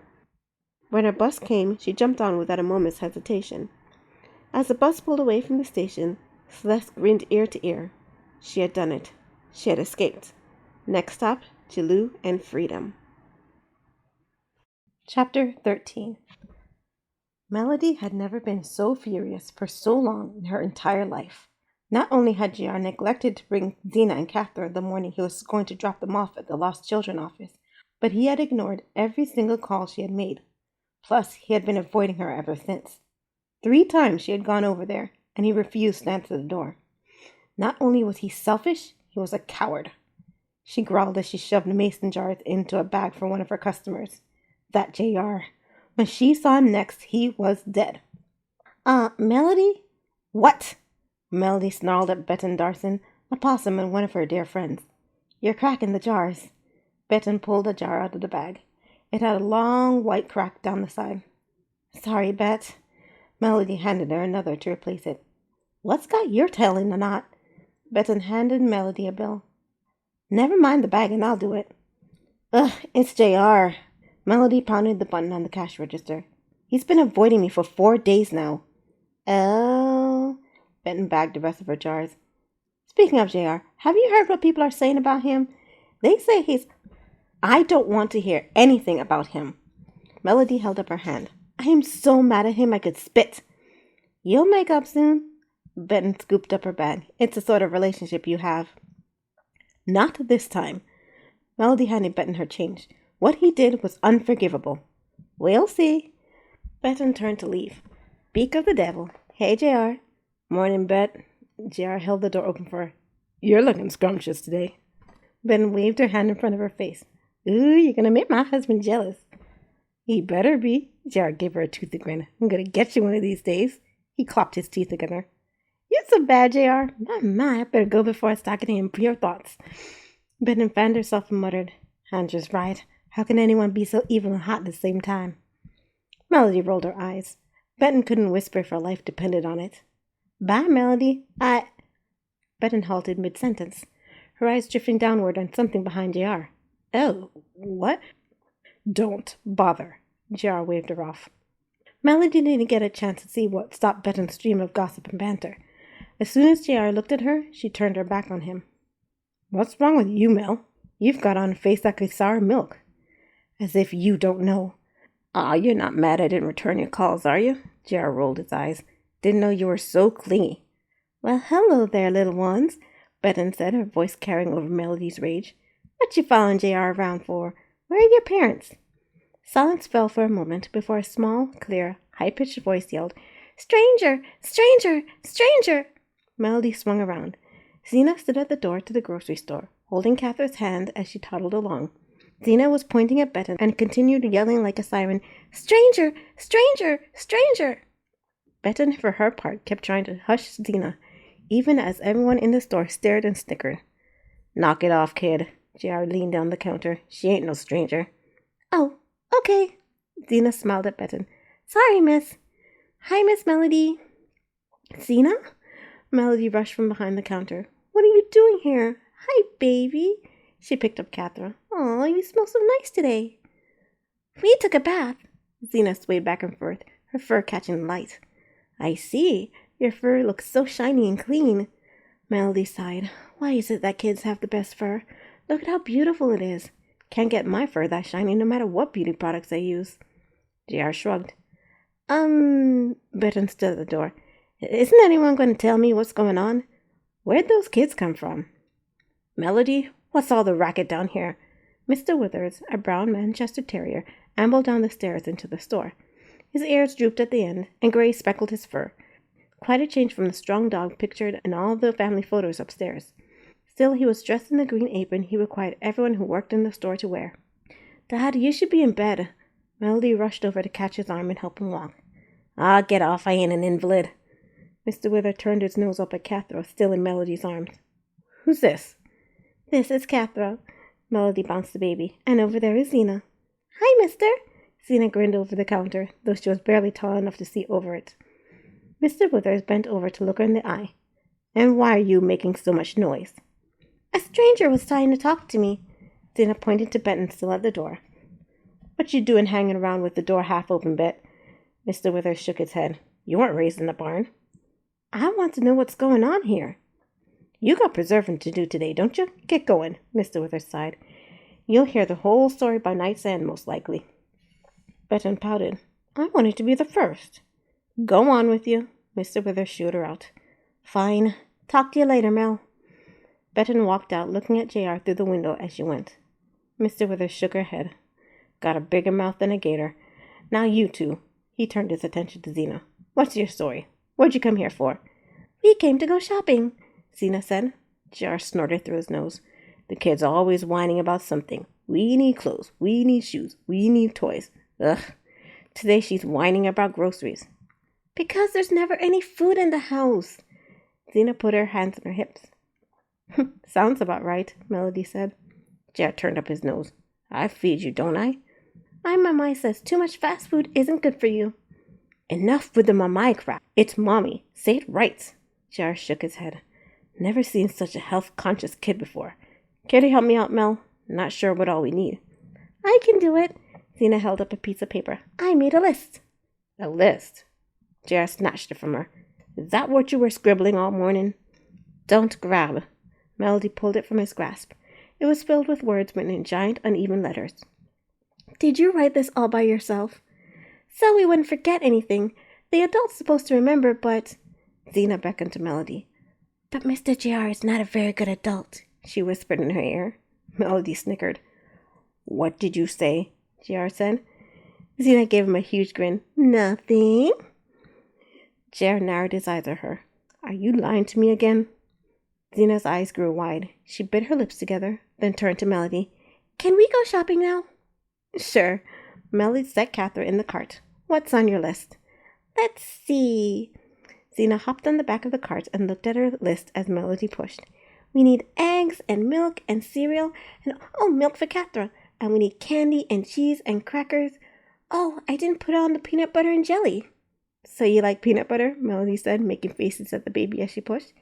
Yep, my daddy taught me how to make good peanut butter and jelly sandwiches. Zena bent over backwards to look at JR. I'll make you some for lunch, okay, Mr. JR? JR raised his eyebrows. You're cooking? About time I got something out of this deal. You're a lowlife, JR, Melody said. Thank you, JR said.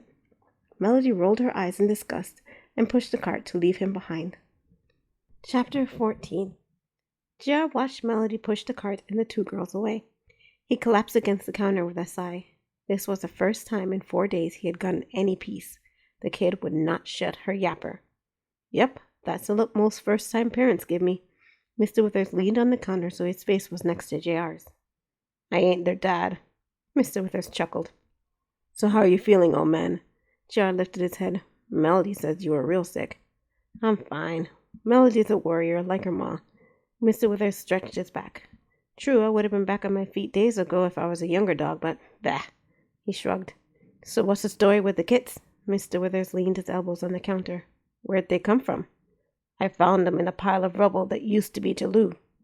Mr. Withers' eyes widened, exaggerating the wrinkles around them. Melody said something similar, but I thought she was exaggerating.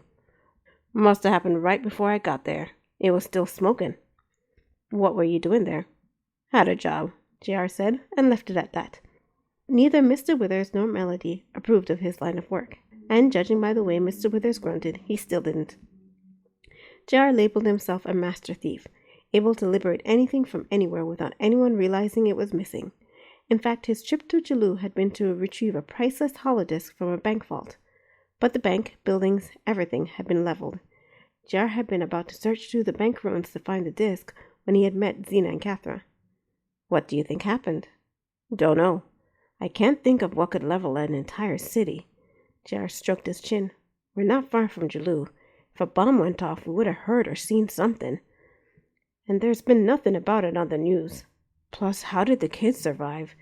JR watched Melody take the girls up one aisle and then down the other. I want to go back to investigate, but the GFG Corporation has already moved in to rebuild. The GFG Corporation? Not the government? From what I understand, they greased a lot of palms for the privilege. JR sniffed. They're searching for something. What? Don't know, but it might be what caused the city to collapse. They're always experimenting with different technologies, dabbling with military applications. Nothing like this, though. Ah, boy. Mr. Withers ran his hands over his face. So what are you going to do with the kits? JR stared at the spinning fan a moment. Guess I'm going to keep 'em. You, taking care of 2 little girls? Mr. Withers burst into laughter. JR didn't move.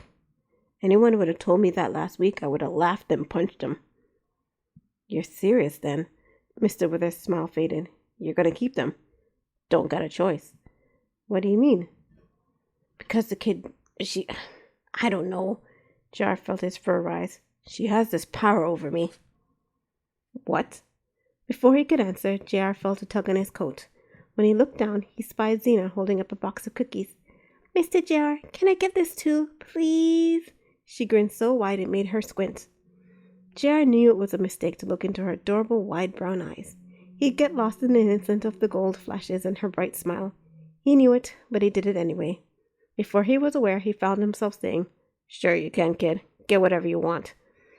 Zena jumped up and down. Thank you, Mr. JR. She hugged his leg before hopping around the corner. There's what I mean, JR said. Every time I'm convinced I should give him up, the kid does or says something so blasted cute I can't say no to her. He hit his head on the counter. I'm going soft. Like a marshmallow. I can't do this. JR shook his head. I haven't got a good night's sleep in 4 days. Not to mention the baby. Her diapers are worse than chemical warfare. And what am I supposed to do when I got a date? Having kids is a big decision. They'll change everything. I'll probably kill him within a week. Mr. Withers fingered his chin. Probably less.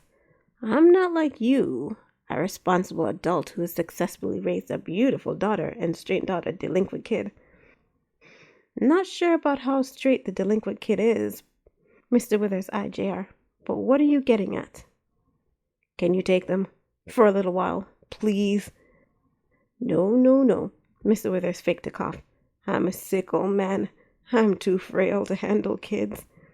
Just until I finish my pending jobs. 3 weeks. A month, max. No. All right. JR straightened his coat. I'll go to plan B. What's plan B? JR smirked, ears falling slightly. Use their cuteness against you. I've already raised kids. Mr. Withers rested his cheek on his hand.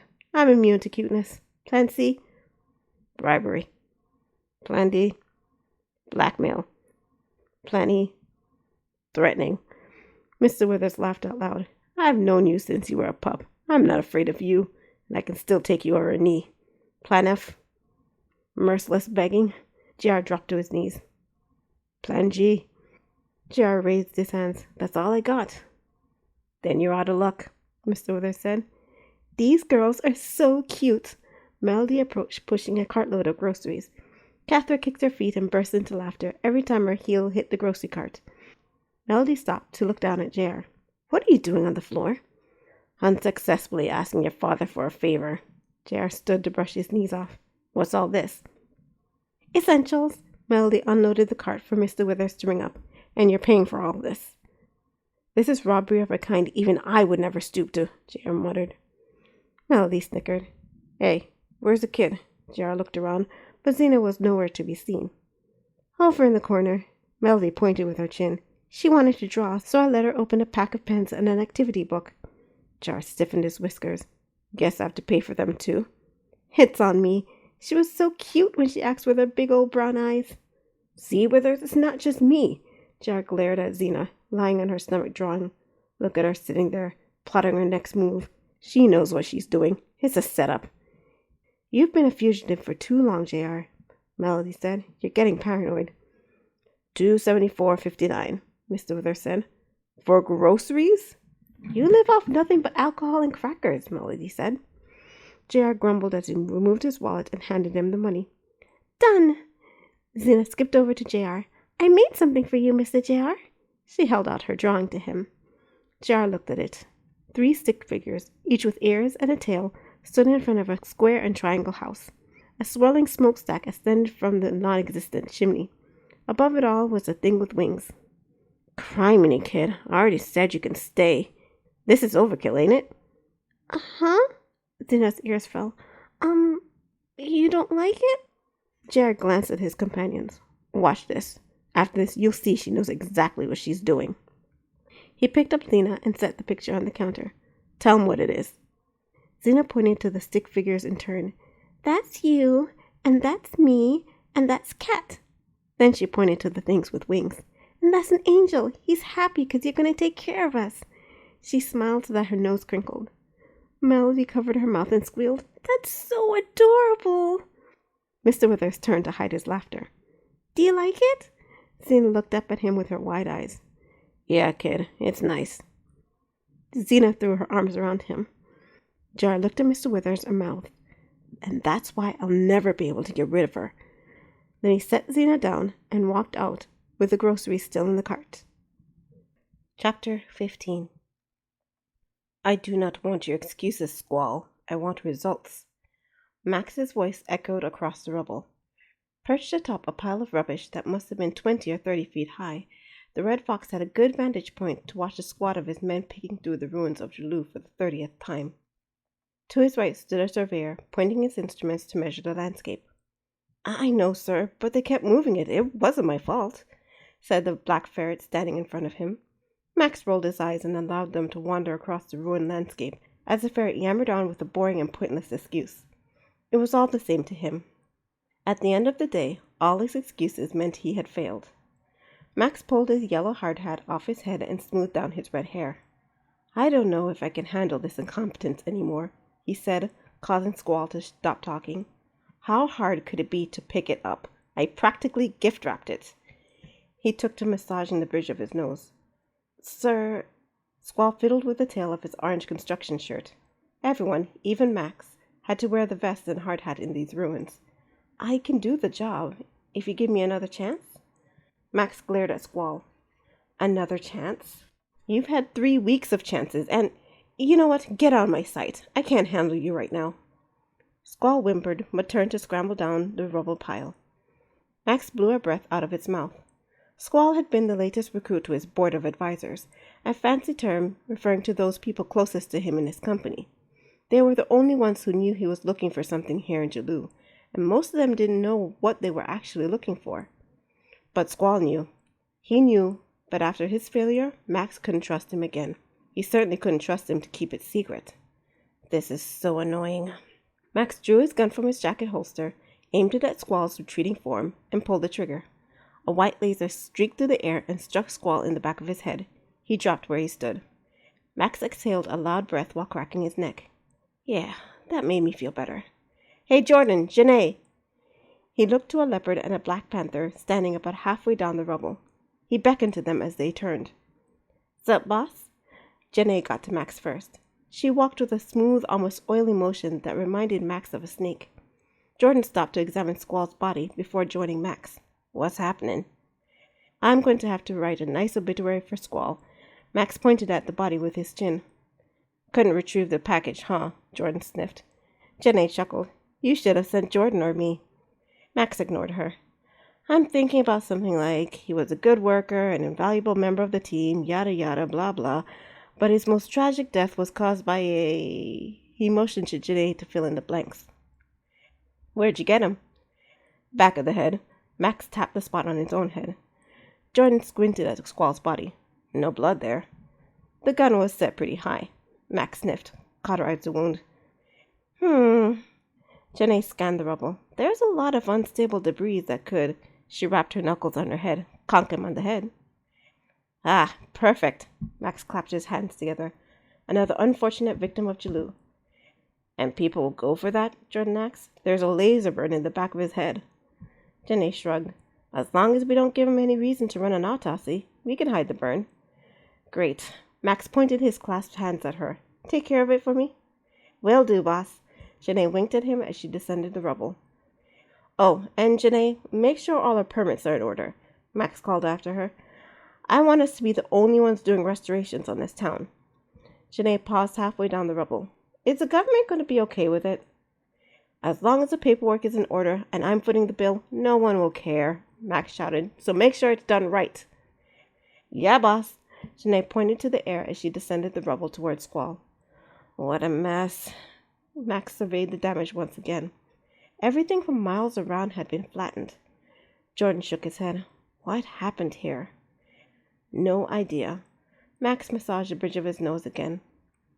As the founder and CEO of the GFG Corporation, Max felt the pressure of the board of directors bearing down on him. Jaloo represented a significant investment on his part, and it had crumbled in one night. Terrence Claiborne must be having a field day. How am I going to recover from this? "We could start by actually clearing the rubble." "Not yet." Max took a breath as he surveyed his team working. Tess and her team are making one more pass. "What are you searching for?" "A disc and Squall's missing package." "Which is?" "Doesn't matter. Doesn't look like it's here anymore." Max growled in his throat.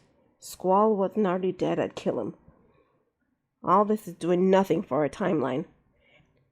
"You're right." Max chewed on the inside of his cheek for a moment. "Once Tess's team has finished this pass, get ready to clear the rubble. Get us back on schedule." "Will do." Jordan's ears pricked as the sound of sliding stones reached Max's ears. Max turned.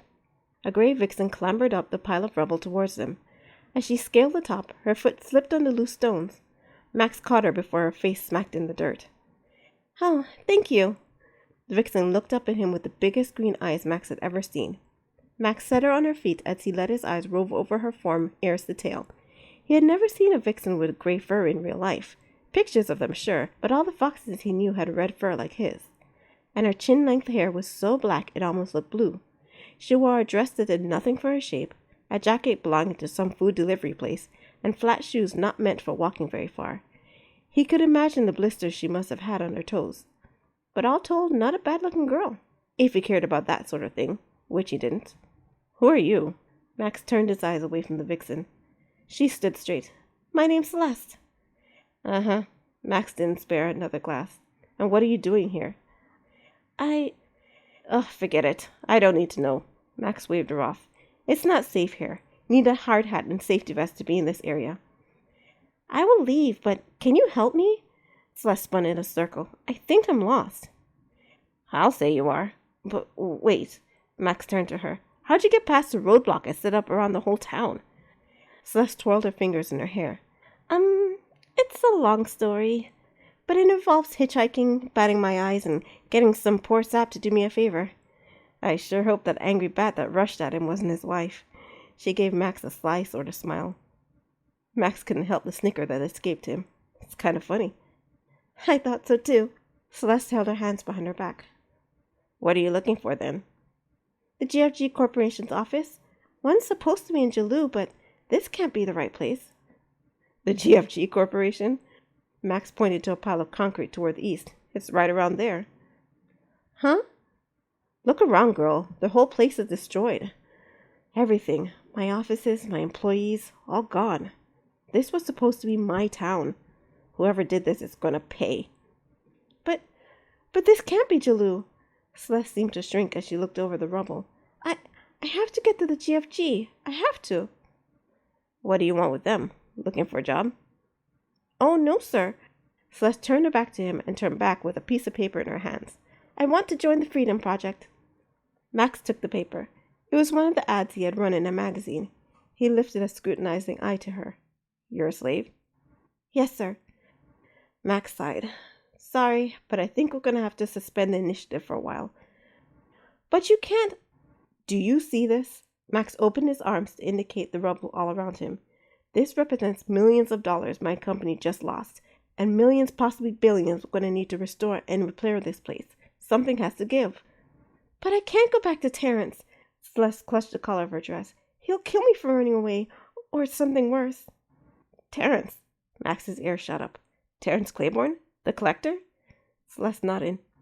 You're his? Celeste pressed her lips together and nodded. And you escaped to come here? Celeste nodded. Max stroked his chin. Terrence Claiborne had been a thorn in his side ever since he had started the Freedom Project, using his money and influence to back Max's competitors and attempting to block the GFG from lucrative contracts, undercutting his business, sending corporate spies or people to steal from him. To get even with Terrence Claiborne. A smile slipped onto his face. This chance was too good to pass up. Tell me, Celeste, what did you do for Terrence? I worked in the house, cooked, cleaned, things like that. Celeste took to unconsciously stroking the fur in her arm. But what he really used before was showing off. I was the pride of his collection. Of course, a gray-furred fox, very rare. Celeste's ears angled backward. I know. Max stroked his chin as he studied her. This could work for me. You've got a pretty face. Oh, Celeste smiled at him as color came to her cheeks. Thank you. I was stating a fact. Max held up her hand. I didn't mean for it to be construed as romantic interest in any way. Oh, okay. Celeste cocked her head. But what's construed mean? Forget it. Max! Tess, a brown weasel, jumped up and down at him from her spot in front of her half-ruined wall. We found something! Come on, Celeste. Stay with me until we figure out what to do with you. Max took a step before snapping his fingers. Oh, you're going to need a hard hat. He plopped his hat on her head before sliding down the rubble pile. What'd you find? This. Tess opened her hand. In it was a clump of gray fur. Max picked it up. It shimmered as he rolled it between his fingers. A grin spread across his face. I don't believe it. The legends are true. Sure looks like it. Max gripped the fur in his fist. Please tell me you have some good news about what happened. I've got better than good news. Tess used the tablet in her hands to point. We found tracks headed to the road and evidence of a vehicle leaving. So she is alive. Max put a hand to his head. What a relief. Any clue where she went? That's where my good news ends, I'm afraid. Tess shrugged. Anyone could have picked her up. She might even be a slave by now. If she is, she'll be fairly easy to find. I'll run a search with the estate office. Tess tapped it into her tablet. What about the disc? Tess slapped a black, plastic, rectangular disc in his hand. It was in the bank vault, or remains of it, like our contact said. I hope whatever destroyed Jalou didn't harm it. Max pulled a portable holodisc player from his pants pocket. Don't bother. I already checked it. Most of the data is corrupted. It's no good to us anymore. Blast! Max crushed the disc in his bare hands. Celeste appeared beside him, panting. What? A steep hill. Who's this? Tess studied Celeste up and down. Her name's Celeste. Max let the holodisc pieces fall from his hand. Nice to meet you, Celeste. Tess held out her hands for Celeste to shake. Celeste stared at it for a moment. With a small smile, she took Tess's hand. Hi. She wants to be a part of the Freedom Project. Max dusted off his hands. Tess inhaled a breath through clenched teeth. I don't know, Max. With all this going on, do you think the company will fund it?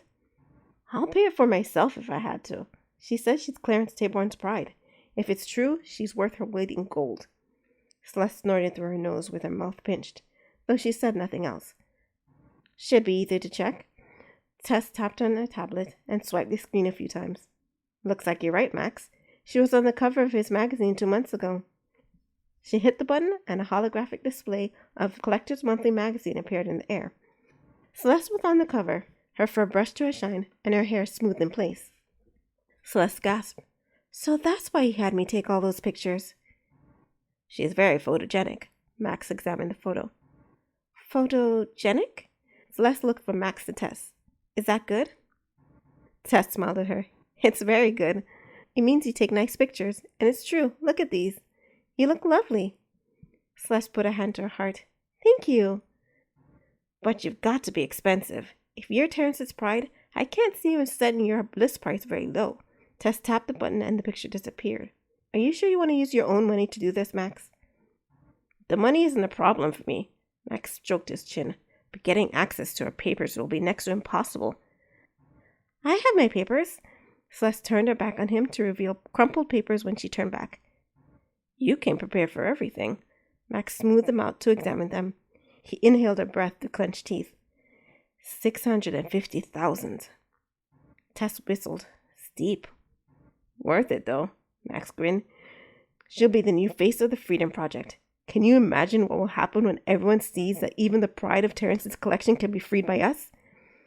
You mean besides Terrence blowing his stack? Tess winked at Celeste. It's worth it, in and of itself. But imagine all the free publicity we'll get. Anti-slavery groups will be throwing money at us.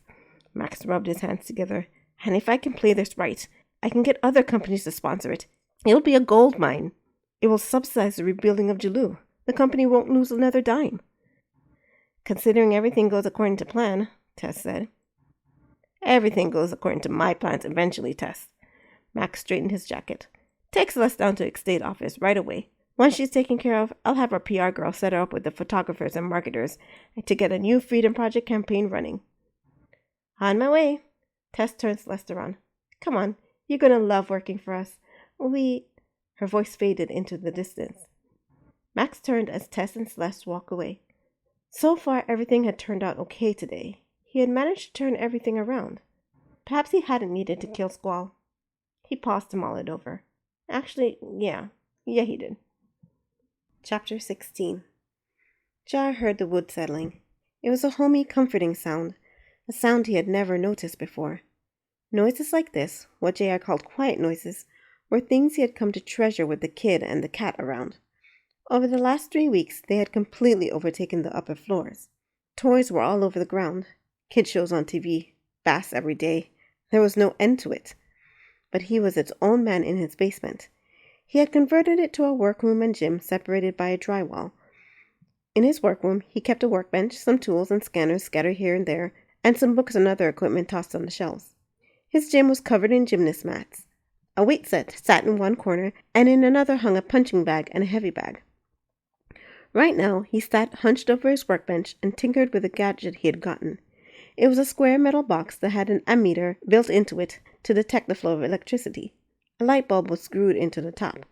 The entire thing was connected to a volt-ohm-meter, which JR was using to test it. The machine was designed to channel a person's bioelectricity from a disc attached to the arm, through the wire, and into the metal box, thus turning on the light bulb. However, JR had not been able to make the sensor strong enough to pick up the minute amount of bioelectricity the body generates. He heard tiny footsteps hopping down the stairs.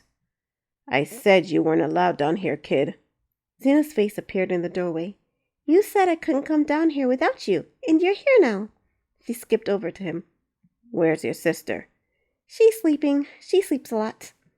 She climbed up on his lap, settled in, and rested her cheek in her hands. I'm bored, Mr. JR. I don't want to watch TV anymore. JR had to smile. This girl had some nerve, and he respected that. As she examined the items on the workbench, the light caught her fur and made it glisten. JR noticed, especially after Melody mentioned it in the store, that Zena's fur looked shinier than anyone else's he knew. What are you doing, Mr. JR? Zena asked, using both hands to pick up the electric meter. Don't touch it. JR snatched it from her and tried to stretch around her to keep working. I'm doing a favor for a friend. What favor? Trying to get this to work. JR tapped the gadget with his screwdriver. What's it supposed to do? Use bioelectricity to turn on a light bulb. He can't get it to work, so he asked me to look into it. What's that? Electricity your body makes.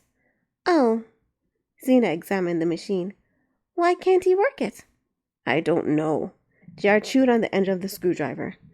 Tinkering with electronics wasn't his forte, more of a skill born out of the need to modify and create tools for his job. The idea of this gadget, using the body's own electricity to power a machine, was intriguing. Imagine all the ways he could use this in his line of work. But why won't this stupid thing work? Zena looked up at him with a slight pout. You're not supposed to say stupid. Shut up. You're not supposed to say shut up either, Zena muttered, but didn't say anything louder. Instead, she studied the gadget again. Can I try and turn on the light? Why not? JR strapped the disc on Zena's arm. No harm in letting her try it if it would keep her quiet a few minutes. After all, he was sure it wasn't dangerous. Pretty sure. He'd tried it 1,000,000 times and nothing had happened to him. Sure, she was smaller, but Zena squealed and jumped, and JR's heart leapt into his throat. I did it, she said. JR looked at the light bulb. It was dark. Watch. Zena looked at the bulb, balled her fist, and squeezed her eyes shut. Sweat started to bead on her forehead, and she trembled as she concentrated. The light bulb flickered on and went out when she relaxed. It's hard. JR gazed at her. Here a 5-year-old accomplished in 2 seconds what he had spent 2 years trying to do. How'd you do that? Zena shrugged. JR took the sensor off of Zena's arm and strapped it to his. He stared at the light bulb, clenching his fist, and willed it to turn on, but it remained dark. He stood, making Zena fall off his lap, gripped the table, and glared at the thing so hard his knuckles went white and his tail stood on end. Still, the stupid thing refused to work. You little... Maybe it doesn't like you. JR glared at her, his tail stiffening. Don't you have something else to do? No, she hugged his leg. I want to be with you. JR rolled his eyes. He turned back to his gadget and ignored her. Maybe she'd get bored and leave. She watched him for a moment, then held her hands behind her back and rocked back and forth. Then she spun around in circles and laughed as her skirt flew up. After doing this 13 times, JR counted, for each giggle made him lose his concentration and made him clench his teeth a little harder. She played imaginary hopscotch and hopped toward the door leading to the gym. Ooh, Zena peered inside. Mr. JR, what's in there? JR didn't move, but felt his eyebrows knit. My gym. A gym? Do you do exercises in there? Zena started jumping up and down and clapping her hands. 1, 2, 3, 4. JR clutched the table and forced his ears to stand back up. I don't do exercises in there. Then what do you do? I practice fighting, JR said through his teeth. Fighting? Zena's eyes grew wide. Fighting's bad. Not when you're trying to defend yourself. Zena cocked her head. Why do you have to? JR took a deep breath and let it out slowly, aware his nails were piercing his palms and his ears were laying flat against his skull. Because. Because why? JR bit his lip. Because. Because why? JR shut up, grabbed her by both arms, and shook her as hard as he could. Zena, shut up!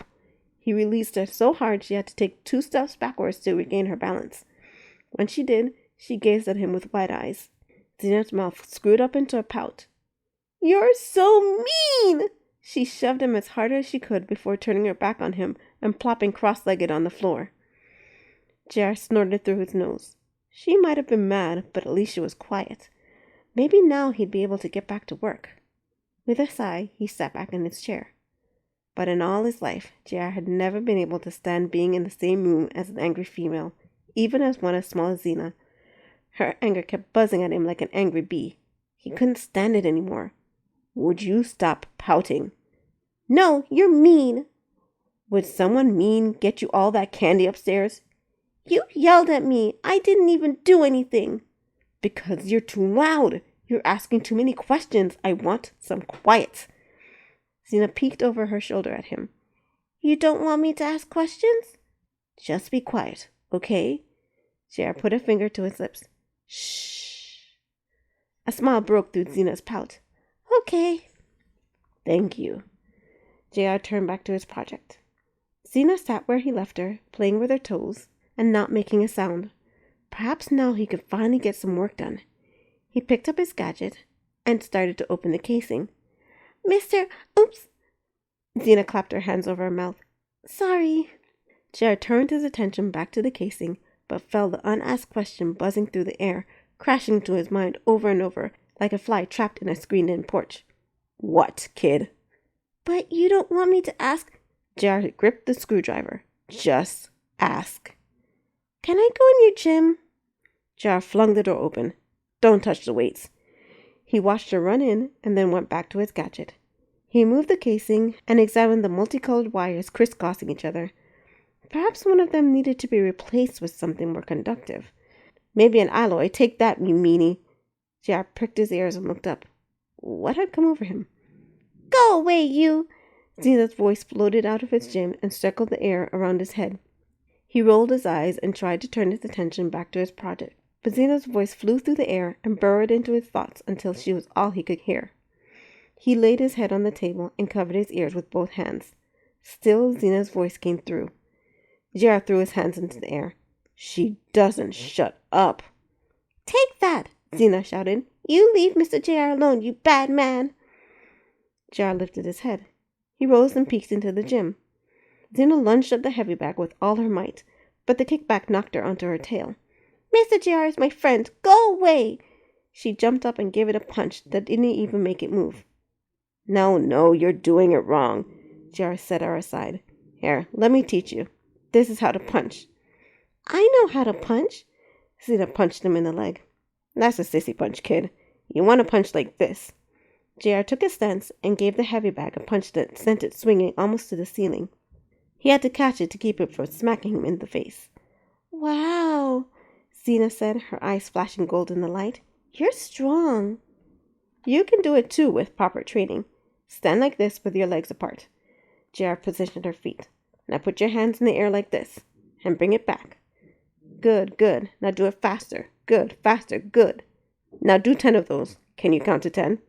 Xena counted while punching the air. When she was finished at 10,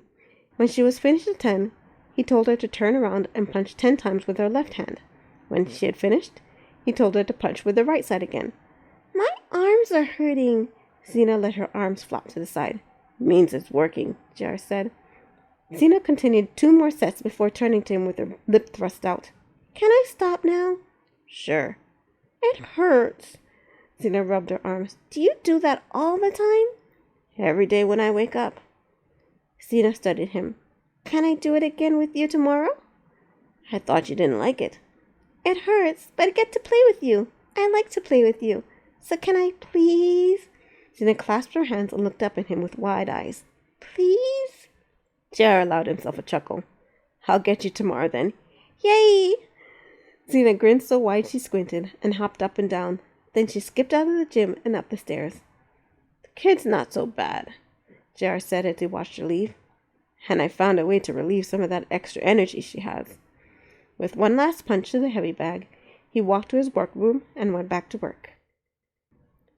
Chapter 17. You have got to be kidding me. Jenny laughed as she looked at Celeste. You spent $650,000 on that scrawny thing? Celeste clenched her teeth but said nothing. She was used to people talking about her like this. She was in Max's office at a place they called MFP. She didn't know what it meant, but she gathered it was affiliated with the GFG Corporation's headquarters somehow. The company's HQ was a high-rise building across town. It had sparkling windows and a sleek sign mounted at the top. Tess had shown her the building when she had brought Celeste here. She even pointed out Max's office on top. But this complex was a massive single-story building sprawling over a large piece of land next to the woods. Max seemed to prefer his office here. At least, that's what Celeste gathered. From what she saw, he had most of his stuff here. Max was rifling through his papers on his mahogany desk. The office was painted white and had potted plants in the corner. I wouldn't exactly classify her as scrawny. Max opened one of his drawers. Thin, maybe, but I think it's her body type. Janae examined Celeste. Unconsciously, Celeste stood straight with her arms a little to the side to allow her to do so. What are you going to use her for? New marketing campaign for the Freedom Project. Max rifled through his files. Where is it? He muttered. The Freedom Project? Janae turned to Max. Are we going forward with it? After the Jalou mess, I didn't think the board would go for it. And incidentally, do they know you spent more than $500,000 on her? They'll never approve it. The amount I paid for her is none of their concern. Max exhaled through his nose, tapping his fingers on the desk before flipping through his drawers again. But yes, they know, and they approve. How'd you manage it? Clever marketing. Max slammed his fist on his desk. Where the heck is it? He sifted through his papers again. What are you looking for? Celeste said, her voice barely audible. She wanted to speak normally, but important people like Max and Janae intimidated her. My scheduler. Celeste scanned the papers. Max's office was a mess, and she had thought him so meticulous when she had first met him. She spotted a flat tablet hidden under his desk calendar. Is this it? She pulled it out. Ah, yes. Max took it from her. Thank you. It's okay. Celeste held her hand behind her back. I'm a pretty good organizer. So, a new marketing campaign, huh? Janae stepped in between Celeste and Max. Now, Celeste wasn't sure, but she thought Janae shot a glare at her. What's she gonna do? She'll be the face of the Freedom Project. I've already set up photo shoots and interviews for her. Max gestured with his hands. Imagine, even someone as closely guarded and expensive as the pride of Terence Claiborne's prize-winning collection has a chance at freedom. People go nuts over it. That explains why the board is on board. Janae chuckled at her terrible pun. Celeste didn't see what was so funny. Neither did Max, apparently. The face of the Freedom Project, huh? Janae lifted Celeste's chin to examine her in the light. It could work, with lots of makeup and wardrobe. She's kind of young-looking. Innocent is the term I prefer, Max said. People like innocent. Makes them want to protect them. Makes them open up their wallets. Not me. Janae turned to Celeste again. Not for this mug, anyway. Celeste jerked her chin out of Janae's grasp. She narrowed her eyes before turning away from her. She did not like this panther one bit, and the conversation left a bad taste in her mouth. They were talking about her like property, like Terence Claiborne did. What's the matter, rookie? Janae smiled at her. Freedom ain't all it's cracked up to be? Yes, I mean, Celeste trailed off. I know what you're thinking. You came all this way and you're doing the exact same thing you did when you were in slavery, right? Celeste gasped. That had been exactly what she was thinking.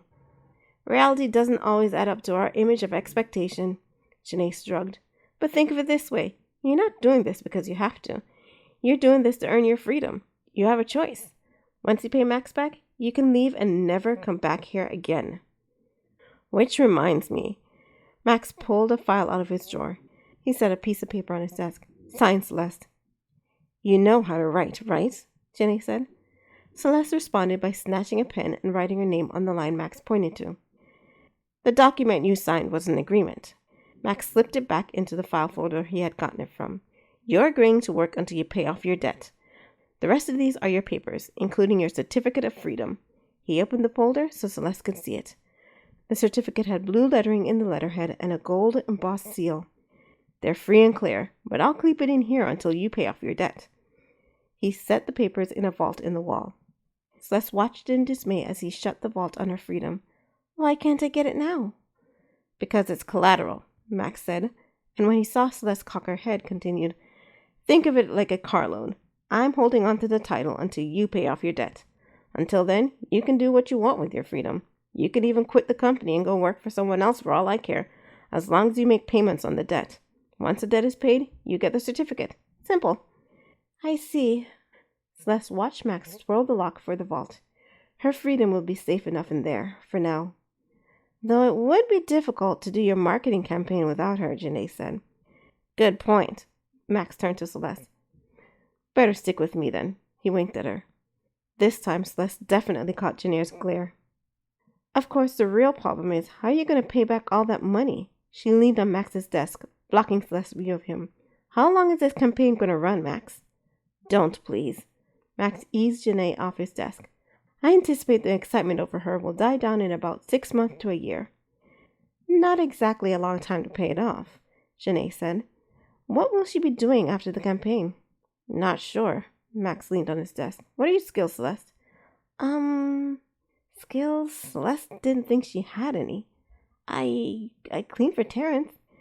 We already have a janitorial team, Janae said. They're excellent, and they don't need new people. I could. Celeste paused to think it over. But I'm not very good. Janae hissed in a breath through her teeth. Not skilled, then. We can figure it out later. Max stood on his feet. When the campaign is over, she can take the skill assessment test and such. Ready to go, Celeste? Celeste nodded and walked to the door. Max. Janae caught Max's arm to hold him back. Celeste paused at the door to wait for him. You're going to lose a lot of money on this one, Max. She's pretty much useless. Janae was whispering, but not well. Celeste could hear every word. She can be taught, Max said. Sort of simple, though. Janae turned her eyes to Celeste. The amount of time and money it will take to teach her won't be worth it. Celeste clenched her teeth, but said nothing. Maybe she can come clean my office while I figure out what to do with her. Max ran his hands over his hair. We don't need anyone else on our janitorial team. She won't be on the janitorial team, Max interrupted. I've yet to find someone to clean and organize my office the way I want it, and Celeste seems to get my system. He held up his schedule as proof. What system? Janae said. Max ignored her. Even if she doesn't work out here, I have 6 months to figure out any other options. I hope you do, Max. I really hope you do. Celeste glared at Janae as she exited the office with Max. She'd show her what she was made of. She'd show her and anyone else who doubted her. Those papers would be hers one day, and then the heck with the lot of them. Chapter 18. What the crap? Terrence slammed the holographic reader on the desk, cracking it. His whiskers twitched. On the screen, distorted because of the crack, was an article detailing the GFG Corporation's Freedom Project, complete with an image of Celeste. The caption, I made it out thanks to the GFG, was underneath her visage. Terrence hissed at her and slammed his fist into her face. The reader sputtered and went dark. It's part of a new marketing strategy. FC frowned as he paced in front of Terrence's desk. You wanted to know where Celeste went. There she is.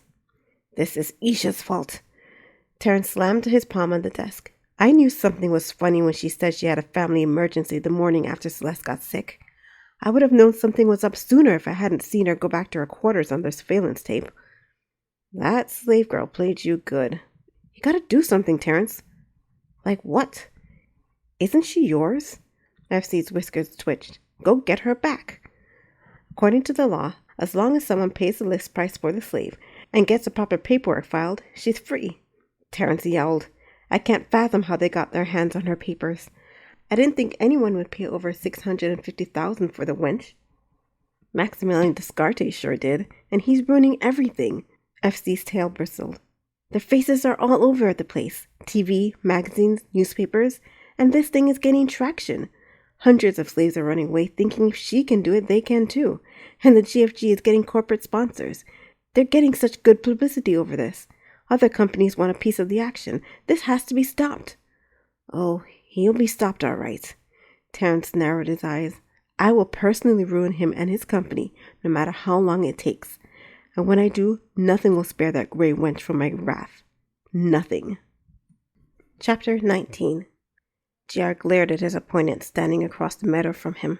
She had her hands up to protect her face and stood on the balls of her feet, but her tail hung limp and relaxed, ready to offer her the balance she needed in this fight, just like he taught her. In the years since he had taken her in, Xena had grown into a tall, lanky teenager with no shape, but GR wasn't sure if it was because of her age or body type. He almost hoped it was her body type. Less curves meant less boys he'd have to chase away from her, and he didn't think curves would suit her anyway. She wore her hair in a messy ponytail and shared JR's disdain for frilly clothes and makeup and his love for sports and sparring, which is what they were doing now. In fact, the only reason he was out there in this meadow was because their sparring sessions had become too rowdy for his basement gym. So he had brought her out here to where he met clients on those days he didn't feel like traveling too far from home. It even had a small hut across the grass for those days when being outside was a nuisance. Catherine, on the other hand, had grown from a giggly round baby to a laughing round 8-year-old who loved sweets. She sat on the grass out of the way and held her digibook in her hands, possibly some teen fashion magazine or a medical journal. Her golden hair had been caught back in a neat braid, and she wore a pink tank top with a lacy yellow daisy print skirt. Funny how she grew up so girly when JR was the one raising her. Maybe it was Melody's influence. "Ready for your beat-down, old man?" Xena curled her hand into a fist. "Watch your mouth, kid." JR flexed his bicep. "I'm about to spank your little behind." "Fighting banter." Catherine thrust her nose into a book, even though it was only a holographic display of the text. "How droll." "Droll?" Xena dropped her hands to look at her sister. "Cat, you read too much." "And you don't read nearly enough." Catherine swiped the air to turn the page. "Pipe down and count us in, would you?" JR took to rocking on his toes. "Fine," Catherine said, hiding a smile. JR suspected she secretly liked watching the show. 3, 2, 1, go! Xena darted at JR before the words were fully out of Catherine's mouth. She sprinted across the grass in less than the time it took for JR to swallow. But he was ready for her. He sidestepped her and... Uh-oh. She launched herself into the air at the last moment and corrected her aim to deliver a roundhouse kick to his face. Man, she was quick. Quick, but no experience. JR whipped his head out of the way, caught her foot, and swung her aside. She crashed into the ground and rolled to a halt, landing on her stomach. Catherine burst into laughter. "What happened to teaching the old man a lesson?" JR grinned. "Have to try a little harder than that, kid." "Ow!" Xena pulled herself to her hands and feet. "That hurt." "Ah, stop whistling. I didn't toss you hard." JR beckoned to her. "Shake it off and let's go again." Xena pulled her knees to her chest and hissed in a breath. "She's really hurt, Mr. JR." Catherine hopped to her feet. JR's ears pricked. "You all right, kid?" "I'm fine." Xena groaned as she stood. "I can't go again, though." JR's tail flopped. He had hurt her. The last time Xena quit on a sparring session, it was because she was getting a fever. He put her hand on her head to check. Nope, normal. "What's wrong, kid? Tell me where it hurts." "I'm fine, really. I landed hard." "Kid." JR narrowed his eyes at her. Xena bit her bottom lip and her cheeks turned a little pink. It's that lately when I run around, my chest hurts." "Your chest?" "My chest." Xena gave him a look. "Oh." JR jerked his arm away from her as if she was contagious. "Yeah, well, maybe you should talk to Melody." "I did. She's taking me shopping this weekend." "Good." JR sighed. Glad he didn't have to take care of it. He shuddered at the thought of walking into that store. "Shopping?" Catherine's tail fluffed out in anger. "Shopping isn't going to fix this. If Xena's having chest pains, she could be having a heart attack." JR raised an eyebrow. "At 12? "It could be a genetic condition, or she could have angina or pericarditis. It's all here in the medical book I got from the library." Catherine held out the flat, square holodisc player she had in her hands. "We have to take her to the hospital." "Ugh." Xena rolled her eyes. "Are you sure you're only 8? "My medical knowledge could save your life one day." Catherine grabbed her purse. "I know. I'll run a scan on her so I can tell the doctors what's wrong." She pulled out a purple and yellow scanner. She had gotten it for her birthday last year and wouldn't go anywhere without it. "Relax, Cat." JR patted her head. "She doesn't have heart problems. She has puberty." "But puberty doesn't cause chest pains unless..." Catherine's ears pricked. "Oh." "Yep. It's the beginning of the end for all of us."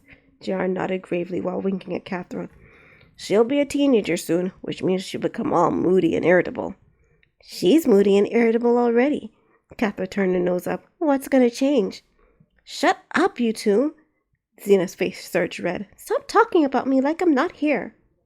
"Relax, kid. Sheesh." JR swung around to face Xena with a smile on his face. "You're too easy to rile." He trailed off. Xena's hair rose, one strand at a time. He burst into laughter. Kid, what's up with your hair? Huh? Xena patted her ponytail. What's wrong? Catherine held her hand over her mouth as she giggled. It's like you're touching a Van de Graaff generator. One of Xena's ears angled down. A what? A static electricity generator. JR touched the ends of her hair with a finger. Your hair is all on end. Oh! Xena jerked her head away from him. It's my fur. It's been generating a lot of static electricity lately. Maybe it's the fabric softener you use. They changed the formula recently. Catherine tried to get an angle on Xena to scan her. Stop scanning me, Cat! Xena hid behind JR. You're too annoying with that thing. I'm going to break it when you go to sleep tonight. Catherine held it close to her. You do, and I'll scratch your eyes out. All right, enough. JR dug into his bag. Since you're out of commission, kid, I got something I want to test on you. What is it? Xena said. Xena, with Catherine behind her, crowded around JR. He pulled out a small box. Bioelectric communicators. Xena put her hand on her hips. Are you experimenting on me again, Mr. JR? I might have something this time. JR handed her a small earpiece. Doesn't have a large range, though, but you have to start somewhere. Xena stuck the earpiece in her ear. Your friend is still working on this? It's been years, since I was a kid.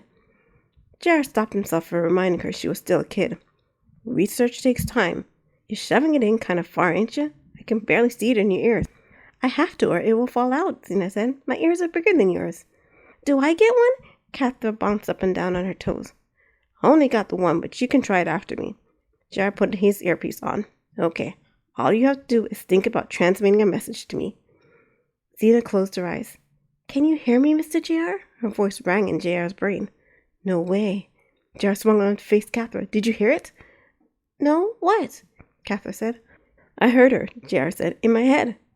It worked? Xena hopped up and down. Send me a message. JR closed his eyes. Can you hear me, he thought. But Xena said nothing. She didn't even flinch. You didn't hear me, did you? No, Xena said. Blast! JR stomped his foot. Why are you the only one who could ever get these things to work? Xena rubbed the fur on her arm, but said nothing. Can I try? Catherine bounced on her toes. Sure. JR pulled the earpiece out of his ear. Catherine stuck it in hers and stared at Xena.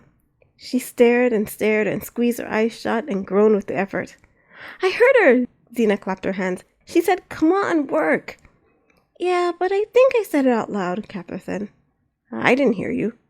JR stroked his chin. Unless... Here, let me see it again, Cat. Catherine handed it to him. After inserting the earpiece into his ear, he covered his mouth with his hands and said, Kid, hop in 1 foot, in the tiniest whisper he could mutter. Why? Xena said. JR tickled his whiskers. So you heard me. We have the same problem as before. The sensors aren't strong enough to pick up the bioelectricity. Whispering might give it the boost it needs, but why can you use it? Maybe I'm special? Xena shrugged and forced a laugh. Weird. Catherine stood with her scanner pointing at Xena. The communicator is giving off this weird signal, even when she's not using it. Stop scanning me, Cat. Xena hid behind JR. You're so weird. I am not. Catherine stomped her foot. Mr. JR, tell her to stop calling me weird. Even if he makes me stop, it doesn't change the truth. Xena stuck out her tongue at her sister. Mr. JR! Catherine wailed in a high, whiny voice, normally preceding tears. That voice grated at JR.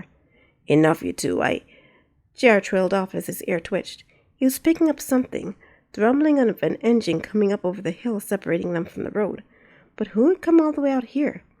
What's that? Xena's ear swiveled in the direction of the rumble. Sounds like a speeder. I'll find out. Catherine held up her scanner to the hill.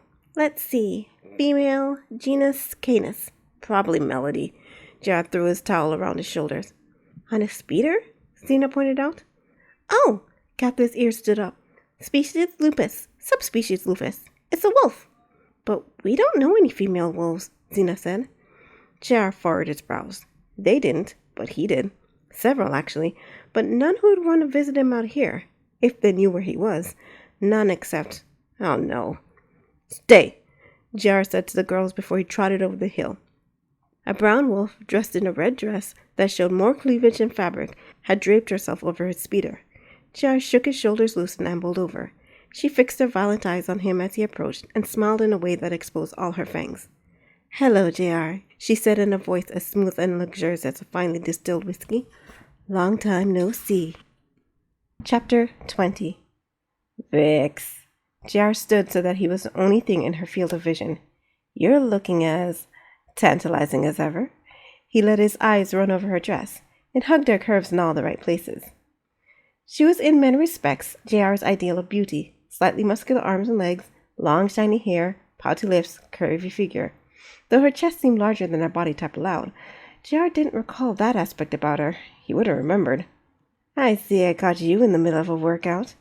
Vix ran the tips of her manicured fingers the wrong way up his bicep fur. My, you're as cut as ever. Don't you ever change. JR rested his hand on the seat next to her. I could say the same thing about you. You could, and you should. Vix tilted her head to the side, but JR stepped in to block her view. Are you trying to hide something from me? It's not a good time.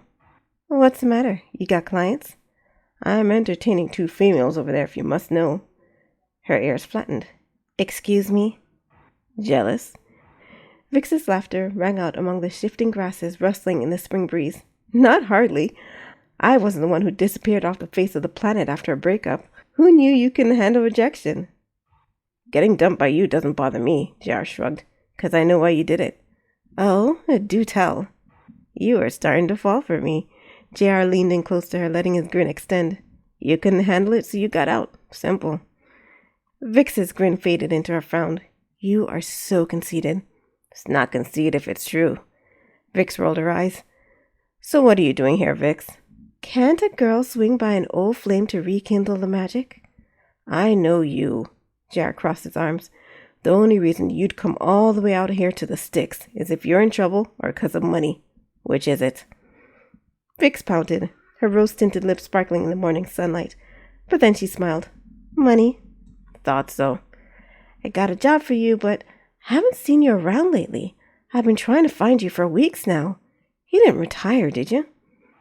I've been around, but nothing high profile. JR sniffed. Been taking easy jobs where I can get in and out, you know. Don't have time for anything else. Why not? What about the job? JR said. Fine, don't tell me, but I'll get it out of you eventually. Vix pulled a piece of paper from her purse.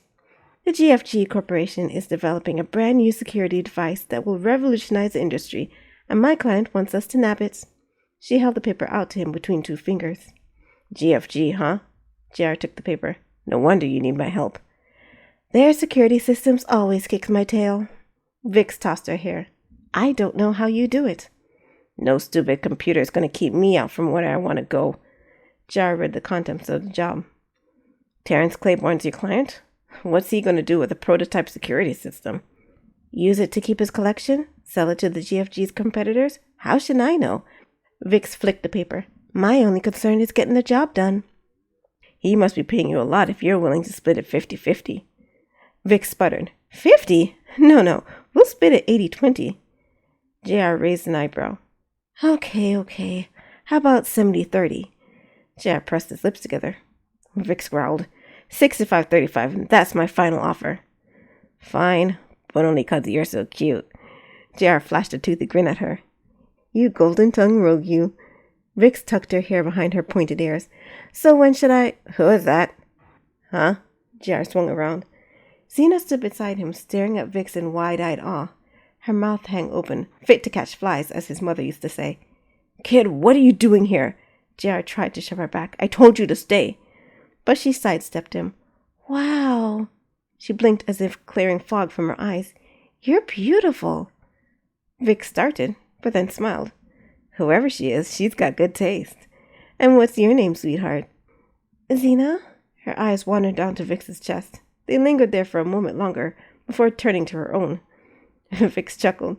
Don't worry, Cupcake. Yours will come in soon. JR cleared his throat to interrupt. He didn't want Xena looking up to someone like Vix. All right, kid, back over. Excuse me, miss? Cather squeezed behind JR's arm. Vix took a step back. Another one? Not you two. JR smacked his forehead. Get back over there, both of you. But I want to ask her a question. Cather opened her eyes wide. JR turned away. He'd learned not to make eye contact when she was making that face. Let her ask, JR, Vix said. JR shrugged. Your funeral. Vix bent over to Cathra.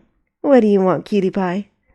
How often would you say, on average, that you suffer from backaches? Cathra stood with the stylus pointed over her scanner screen. Vix cocked her head. I don't suffer from backaches.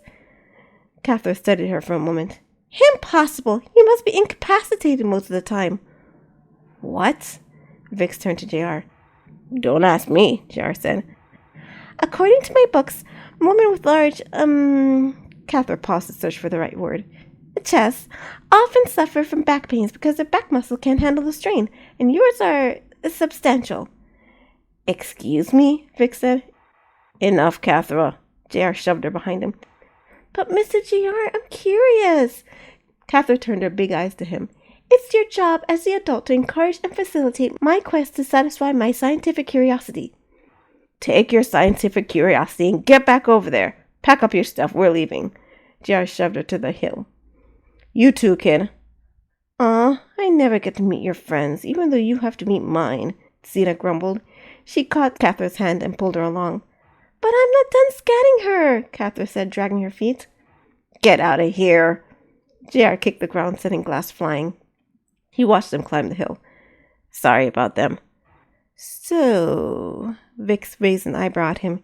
You're entertaining two females, huh? It wasn't a lie. Not my fault if you got your head in the gutter. Where'd they come from? Vix's ferocious grin returned. Some girl finally cornered you and forced you to take 'em. You paying child support and all that jazz? Sure. JR held up the paper Vix had given him. I'll give you a call and let you know when we're going to do this. Aren't you going to tell me where you got those brats? You seem to have come to your own conclusion already. It was a joke. Anyone to see they got no wolf blood in 'em?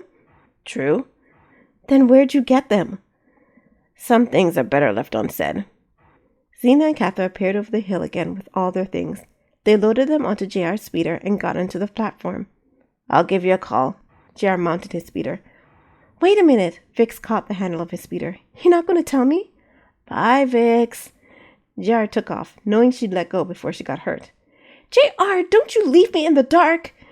Vix sprinted after the speeder, but soon got left behind. Her voice carried over the open meadow. He heard her cursing him until he left her behind. It's too easy with her. Wow, she can curse. Zena's eyes widened as her ears fell. I've never even heard some of those words before. JR glanced at Zena as she watched where they had left Vix. He'd have to take the long way around to get home, in case Vix tried to follow him. Ha! My scan is done. Cathra lowered her scanner. I figured out why she doesn't suffer from backaches. Why?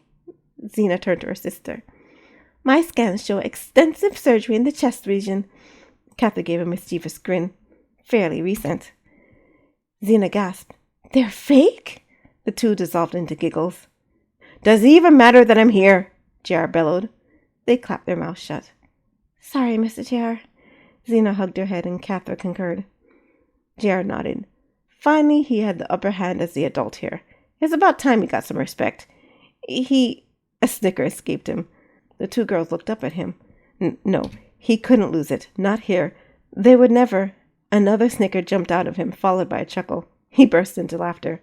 No wonder she looked different from the last time I seen her, he said between breaths. I can't believe you scanned for that. The two girls joined him in laughter. You're getting too good with this scanner, kitten. JR smiled over his shoulder at her. But no more of that sort of talk, okay? Okay, Cathra said. Now, I'm starving. JR swung his speeder around in a wide curve home. Isn't it about time to eat? I'll make lunch as soon as we get in, Zena said. You know, every once in a while you remind me why I keep you around, kid. Because you love me, Zena said. That too, JR said. Chapter 21. She's an attractive one, that's for sure. Jordan gazed at a poster of Celeste hung in one of MFP's hallway through the window of his office. No wonder Max is so taken with her. It's the makeup. Janae stood beside him, crossing her arms and snorting breaths through her nose. She's real homely otherwise, and Max is not taken with her. Then why does he let her hang around him all the time? She's useful to him. You know Max. Once she's done being useful, he'll forget all about her. Janae clenched her teeth so hard they squeaked, though it is taking a lot longer than I thought it would. Jealous? Of course not. Janae swung her face away from Jordan. But I can't stand the little tart. Why? She's too perfect. She always seems to have Max or Tess by her side, and they always seem to be completely under her spell. Whenever she messes up, she bats her eyes and everyone goes limp. I haven't seen anything like that. She's got you, too. Janae swung him around to face her. Don't you forget what your real goal is. Don't you want to take over this complex? To be as rich and powerful as Max is? She could get in the way. I see it on the horizon. You're worrying too much. Jordan pulled her hands off his shoulder. I have it on good authority. Celeste's days are numbered. All her photo sessions and interviews are done with, and Max can't figure out what to do with her. Right now he's got her running errands for him. She is pretty useless. But here's the thing. Even though Max paid for her with his personal funds, he has her listed as a company asset. If he can't figure out a realistic way for her to pay off her debt, the company will make him get rid of her. So, the letter I sent to the financial department made it. Jared let a smile come to her lips. Sometimes I love those pain-in-the-neck board members. But what will happen to me? A small voice piped in. Jordan and Janae swung around. Celeste stood in the middle of the hallway, clutching a pile of papers to her chest. The office door was wide open. Jordan's fur stood on end. What are you doing sneaking around here? Are you spying on us? Janae said. No, I was getting something for Max. Celeste held out her papers as proof. You were the ones talking about me with the door open. Am I supposed to ignore people gossiping about me? Jordan marched over to her. If you repeat anything you heard, so help me. He brandished a fist in her face. Celeste gazed at the fist before smirking. Why? What did you say? Jordan growled. Jordan, relax. Janae slid in between them. Look, Celeste, there's a lot of things going on in this complex that less important employees aren't privy to. So if I find you sneaking around, leaking classified info to anyone... I wasn't sneaking. I was walking. Fine then. Janae turned to go back into the office. I'll let it go this time. But what's going to happen to me if Max doesn't find a place for me? Janae turned and put on a sympathetic smile. It's a bit difficult to say, but most likely he'll have to get rid of you. Sell your papers to recoup his losses. After that, whoever has the money to pay off your delinquent debts can acquire you. Maybe even Terrence Claiborne. I hear he's been trying to get Max to sell you back to him.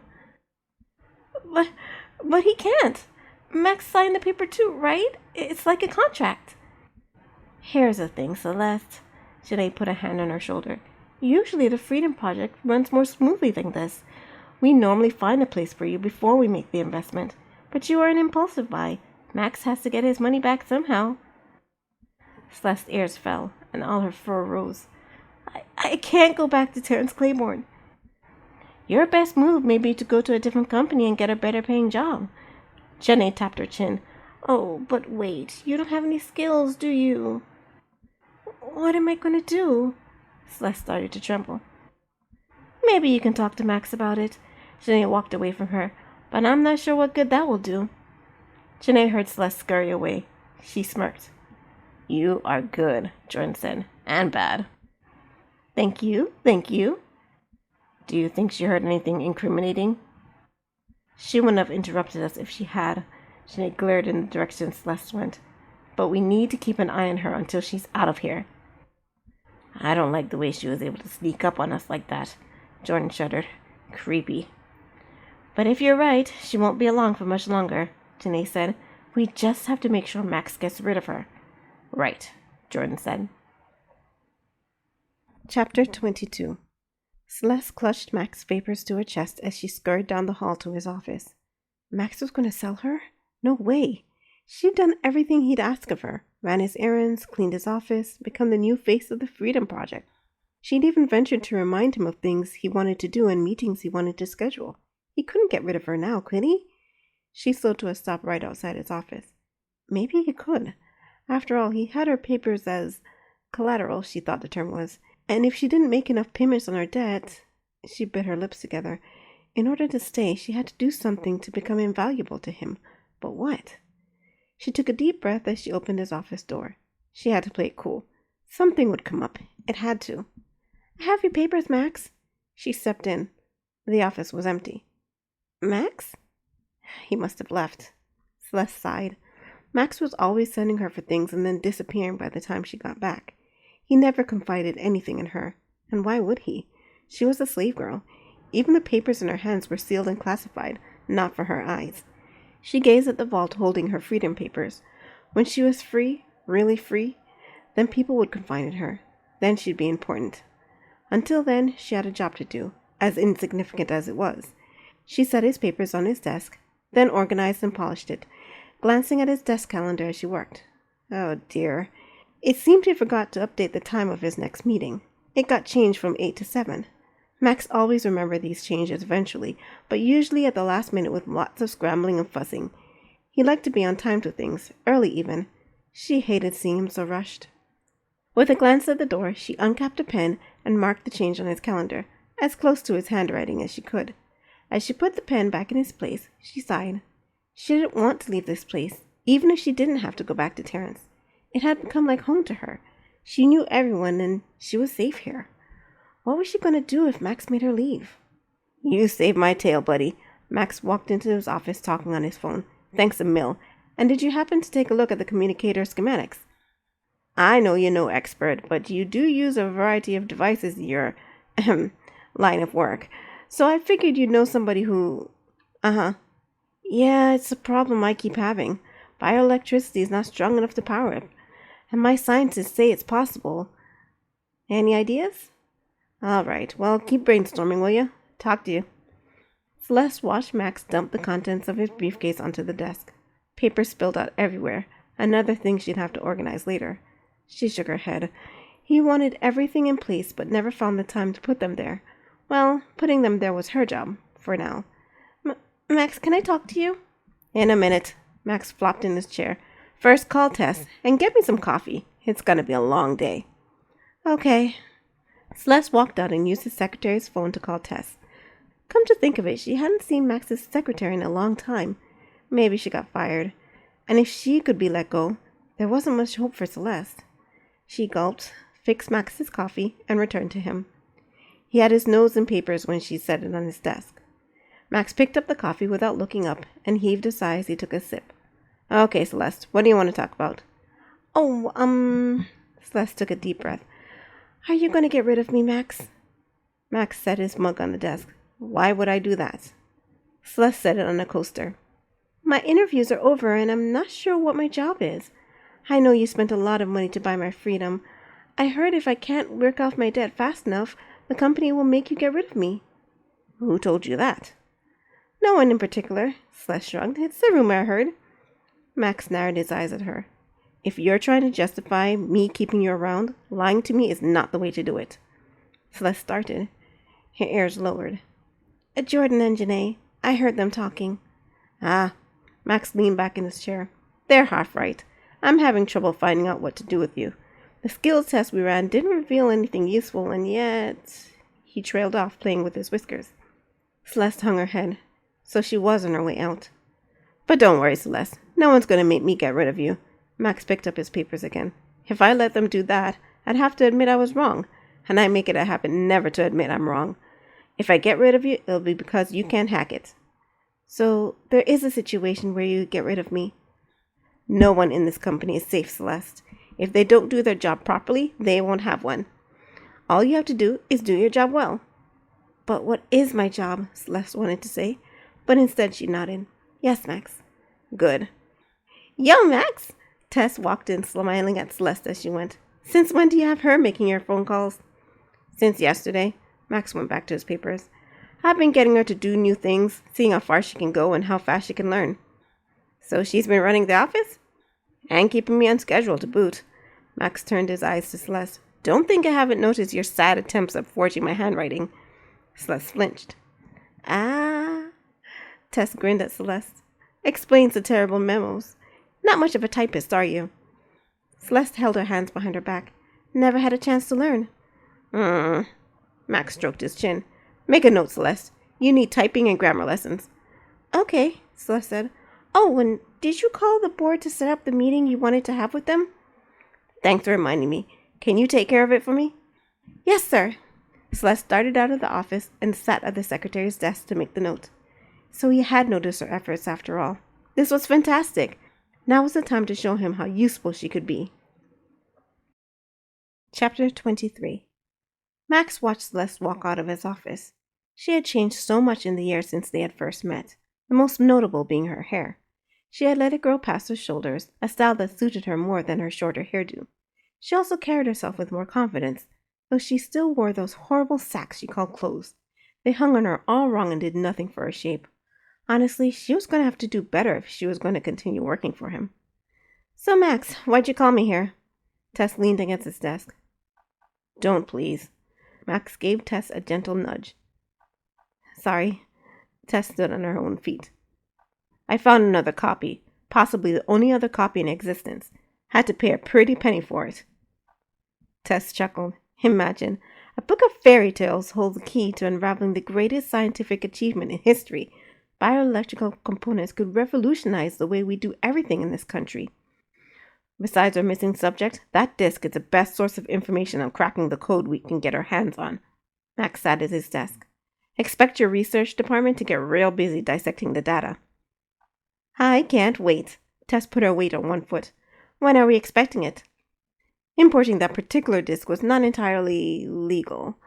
Max picked up a piece of paper from his desk. "So I made arrangements for it to be delivered to a place called Justin's Ridge." "Never heard of it." "Neither have I before this. It's not even on a map." "Perfect for our purposes. Needless to say, this stays between us." "I'm offended you felt the need to say that. So what's the plan? Want me to go pick it up?" "After Squall, I don't trust anyone else to get it." "It's been years, Max. Let it go." "The last copy was lost because of him, and I spent 7 years trying to locate another. I will not let it go." "The disk being destroyed was not his fault. He didn't demolish the whole town, Max." Max waved his hands to dismiss the topic. "We need a reason to go, so I'm opening up a computer store. I already have a location. Take the usual team. Once it's set up, I'll come by and collect my disk. You have a month." Tess chuckled.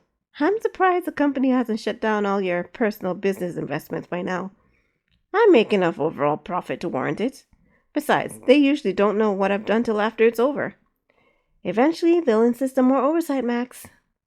"As long as they get their paychecks, bonuses, stock incentives, and options, they'll do no such thing.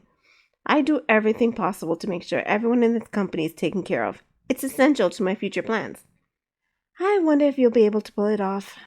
Tess sighed. "Maximilian Descartes, the new Minister of Defense." "Count on it." Max leaned back in his chair. "When the time is right, old Lionheart's fatal accident will open a path for me. I just need the right person to help me." "Not Janae? I thought that was a plan." "I don't like her attitude lately. She seems to be sabotaging Celeste." "She never did like Celeste. I think it's all the attention she gets." Tess smirked. "From you." "What attention?" Max turned to Tess. "I'm trying to get her to pay off her debt. I don't give her any special attention. Do I?" "No more than necessary." Tess snickered. "It's all in Janae's head, Max. Don't worry about it. You're rather clueless when it comes to those types of matters anyway." "What type of matters?" Tess only smiled and shook her head. "Whatever." Max snorted through his nose. "What about you? What's your opinion of Celeste?" Tess glanced at Celeste, who was on the phone at Max's old secretary's desk. "She's a little naive. Funny, though, when you get her out of her shell. Surprisingly insightful and witty. Can't hold her alcohol, though. I like hanging out with her." "I meant as an employee." "Oh, well, she's a quick learner, intelligent. A little quiet, though, which may or may not be a good thing. Inquisitive and personable, organized, adaptable." "Why?" "I'm thinking of promoting her to my personal assistant." Tess tilted her head and thought. "I can see that. She's trying everything she can to make your life easier. Plus, ever since she was set to clean your office, you haven't been yelling as much." Max narrowed his eyes. "I don't yell." Tess gave him a look. "Much." "Why'd you wait so long to consider her?" Tess turned to look at Celeste again. "She's been here 7 years." "Has it been that long?" Max fingered his whiskers. "It's because I was waiting for her to take some initiative." "Or maybe you forgot she was around until you got the letter from the chief financial officer." Tess stared at the ceiling a moment. "Why do you have her listed as a company asset anyway? You used your own money to buy her freedom, right?" "I couldn't enroll her into the Freedom Project otherwise, so I listed it as a loan I made to the company. They have to pay me back." "You need to stop being so loosey-goosey with converting your personal assets to the company and vice versa. The taxman won't like it." "I reconcile everything with my accountants at the end of the year. It's fine." "You're gonna get caught." "Nah." Max smiled at her. I'm too smart to get caught. If you say so. But it does make sense you would overlook Celeste for so long. Tess smirked at him. You tend to forget about the people you can't make use of. That's not true. She blends in too much. Max threw himself back in his chair. Half the time I forget she's in the room. Until you have to use her. Max's whisker twitched. Tess knew him too well for his liking. Shut up, Tess. The meeting's in an hour. Celeste peeked in through the office door. I hope it's okay. It's the earliest time they were all available. It's fine. Max stood. Come with me. We have a lot to cover before we leave for the meeting. Celeste let her ears stand straight. Oui? Do me a favor after work, Tess. Max headed to the door. Go with Celeste in town and get her some appropriate clothes. He stopped in front of Celeste. I require everyone, male or female, to dress appropriately when they work with me. Those potato sacks you've been wearing won't cut it anymore. Celeste's ears angled back a bit. Oh, okay. And make sure you get her some heels, Tess, Max said. Why? Tess raised her eyebrows. Are heels a requirement now? I like women in heels. It's more feminine. Tess scowled at him. I don't wear heels. But you're not the feminine type. I've always seen you as more of the... Oh, you better watch yourself, Max. Tess put her hands on her hips. Don't say something you're going to regret. Max pinched his mouth closed. He tried another tactic. I think heels will look good on Celeste. She's got the legs for it. Ugh, you're such a guy. Tess shoved past him on her way out of the office. What's your problem? Max called after Tess. I'm just stating a fact about her. Tess made a gesture that made Max's ears stand on end. And you wonder why I don't consider you feminine, he muttered. Let's go, Celeste. He strode toward the people mover that would take him over to his offices at HQ. Celeste followed him without a sound. Chapter 24.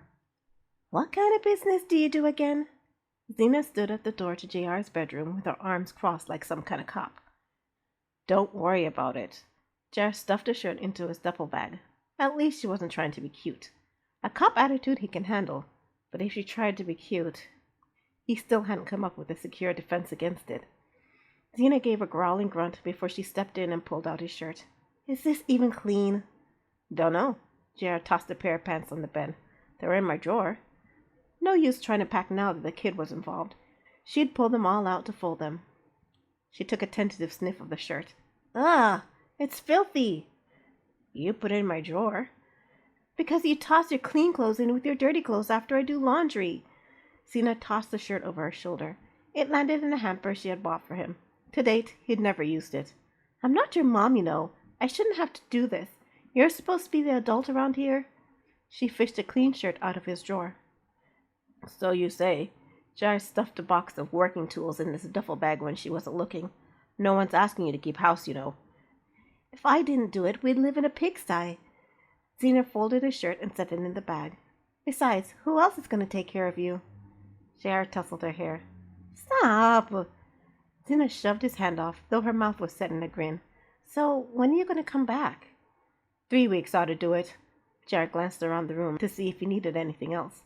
Every night you go to Mr. Wither's house and sleep there. Xena folded the pants she had tossed on the bed. We can stay by ourselves. It is not a discussion. J.R. stared at her with his mouth set. His voice took on a tone Mr. Withers had used on him when he was younger. Fine. Xena stuffed the folded pants into the pack. J.R. smiled to himself. Not bad. He was finally getting a handle on how to discipline the kid. Before I forget, there's a new store down the street from Mr. Deal's.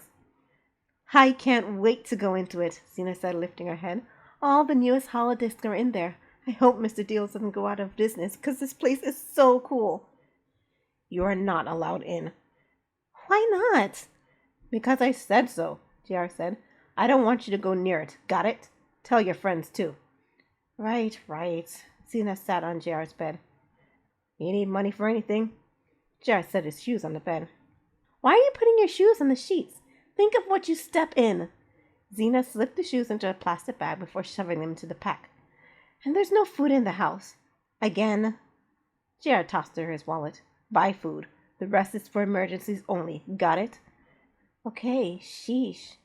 Xena plopped on the bed. It's not like you haven't gone away before. Cathro walked in while Xena rifled through his wallets, counting the cash and sorting through the receipts and papers he had left. Cathro walked over to JR, slipped his arms around him, and buried her face in his clothes. JR felt a lump rise in his throat. The moment Catherine had heard he was leaving, her constant smile fled from her face. She wandered around looking like she was going to a funeral. Jar rolled his eyes. She was so emotional. Still, Zena, take 50 and you and Kat go buy something for yourselves. You're feeling guilty about leaving us, aren't you? Zena said. Jar cast a look in her direction. Without a reply, he closed his bag and walked out the front door. He detached his platform from his speeder in order for Zena and Catherine to be able to make use of it in his absence, and stowed it at the side of the house. Zena, take care of your sister, okay? Zena nodded. Jar pulled his keys out of his pocket. While I'm gone, kid, don't leave your sister to wander around by herself. Stay together, even during the day. That's not fair! Zena stomped on the ground. Me and the guys have a soccer game, and Catherine hates sitting out there. She always whines and complains. You don't ever want to do anything fun. Catherine turned her nose up at Zena. You're always running around and getting all dirty. Why can't you be a normal girl and get some makeup or clothes that aren't old and have holes in them? J.R. rapped the two on their heads with his knuckles. You two find something to do together or not at all. I don't want Catherine running around by herself while I'm gone, and that's it. He turned aside and muttered, I'm not exactly those friends of hers that are a proper influence on her. Can't I use the communicators you made to keep in contact with her? Zena said. I can't find one of them. I have it. She pulled the earpiece out of her ear. Wait, you still have it? I was wondering where it went. Catherine can have the other one so we can stay in contact, please. Zena clasped her hands. J.R. turned away from her pleading face. You can use the communicators, but I still want you to stay together. But it's not fair, Zena said. Tough. Zena crossed her arms and mumbled something about pointy-eared wolf dictators. A loud pop rang through the air. Catherine screeched and covered her head, looking up at the sky from the culprit. J.R. swung around, searching for the cause. The porch lights flicked on, sparked, then exploded, reverberating another pop through the air. The lights in the house flickered on and then went out. I don't believe it, J.R. threw his hands in the air. That's the 5th fuse I've replaced this week. Zena caught the end of her ponytail. Maybe we should get Mrs. Teethy to look at the wiring. She's already checked it twice. J.R. snarled a string of expletives at the house and its wires. I'll take care of the fuse, Mr. J.R., Zena said, patting his arms to calm him. You go on your business trip. Everything will be fine by the time you get back. She forced a smile which soon faded into a tight frown. Her ears fell as she glanced at the house. J.R. took a moment to calm himself. After all, he was the adult. Don't look so worried, kid. I'm sure the house is safe. It's not the wiring. What do you think it is, then? Her eyes widened as she waited for his answer. I don't know, but have Mrs. Teethy come again. Make sure she checks everything. Zena nodded. Thanks, kid. J.R. ruffled her hair again before stooping to hug Catherine. Catherine hooked her arms around him. I don't want you to go. Zena pried her away from him. Don't be a crybaby, Cat. You get $25 each to spend. I'll change the fuse, and we can get groceries and spend it, okay? Can I get a dress? I saw this dress in the store. It was so beautiful. Catherine wiped her eyes. Or better yet, I'll get the new book I saw in Mr. Deal's store yesterday. New book? Zena rolled her eyes. Big surprise. What's this one on? The Anatomy of Surgical Implants? She and Catherine giggled together. Kid, I told you to knock it off, J.R. said, barely holding back a smile at the running joke. If you must know, it's a book all about the scientific explanation behind silver foxes. Catherine hopped up and down. It's like the stories you used to tell me. Silver foxes? Zena crossed her arms. People spent money researching that? J.R. mounted his speeder. My tax dollars hard at work. Then again, I don't pay taxes. It could happen. Catherine's eyes sparkled, making them look like sea emeralds under starlights. Wouldn't it be cool if silver foxes did exist? They could fly and use lightning and save the world from evil and... Keep dreaming, Cat. Zena ruffled her hair. J.R. smiled at them. They always made him smile. Time to go. He may not have the heart to go if he lingered much longer. I'll call you later. Have fun. He pointed at Zena. Remember what I told you. Zena waved him off, pretending she didn't care. But she did. She'd take what he said to heart. She was a good girl, despite her upbringing. J.R. tugged on one of her ears, smiled at Catherine, then took off on his speeder. Chapter 25. Celeste hummed as she set another skirt into the cute purple bag Tess had helped her pick out. She was going on a business trip, her first business trip, with Max. She giggled as she picked up her blouse. Her blouse. one she had bought with her own money, to put in her own space, even if it was just a small dorm room in MFP's housing complex. There was only enough space here for a bed, a dresser, and closet, but it was hers, as was all these clothes she had gotten, and she was packing her bags to go on her first business trip. Maybe she did have a place in the GFG after all. She and Max were going to a little town for the grand opening of a computer store he was investing in. Tess was already there. So was Jordan. And Janae. Celeste frowned at the thought of them, then shrugged. She couldn't have everything her way. Celeste picked up a sweater to reveal a file folder filled with papers. Her hum faded. She had been so excited about her first business trip that she had done all kinds of research: marketing, finance basics, a guide to hiring personnel, anything to make this store the most profitable business the GFG ever had. But her research uncovered something disturbing. Max had opened stores like this before, and a vast majority of them failed. She couldn't fathom it. The more she dug into these failed stores' records, the more she saw obvious mistakes and sloppy business practices that made the stores fail. What if this new store was one of them? No. Celeste shook her head. Max was smart, a businessman, a CEO. She was a stupid slave girl with no marketable skills beyond her fur. He should know more about this than she did. With a grunt, she shoved her research into the bag and zipped it up. A glance at the clock told her it was almost time to meet Max, so she hoisted her bag and darted out the door. Her heels gave a light pock-pock as she rushed down the tiled hall. When she had first gotten them, she could barely walk. Now she could balance enough to run.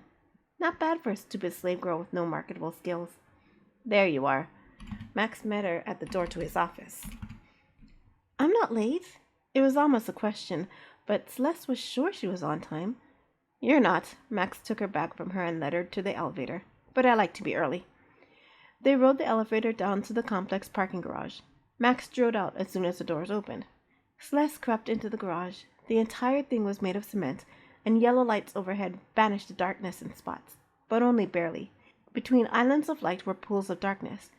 Hers and Max's footsteps echoed off the walls, his a booming clop, and hers a light pock. Keep up, Celeste. Max made his way to a cherry-red convertible parked in the center of the garage. Oh, wow! The car seemed to give off a glow that expelled the dimness in the garage. This car is gorgeous!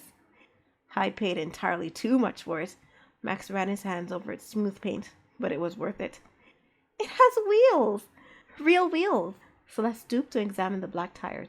She had never seen them on a car before. It's an antique. Max opened the trunk to toss her luggage next to his.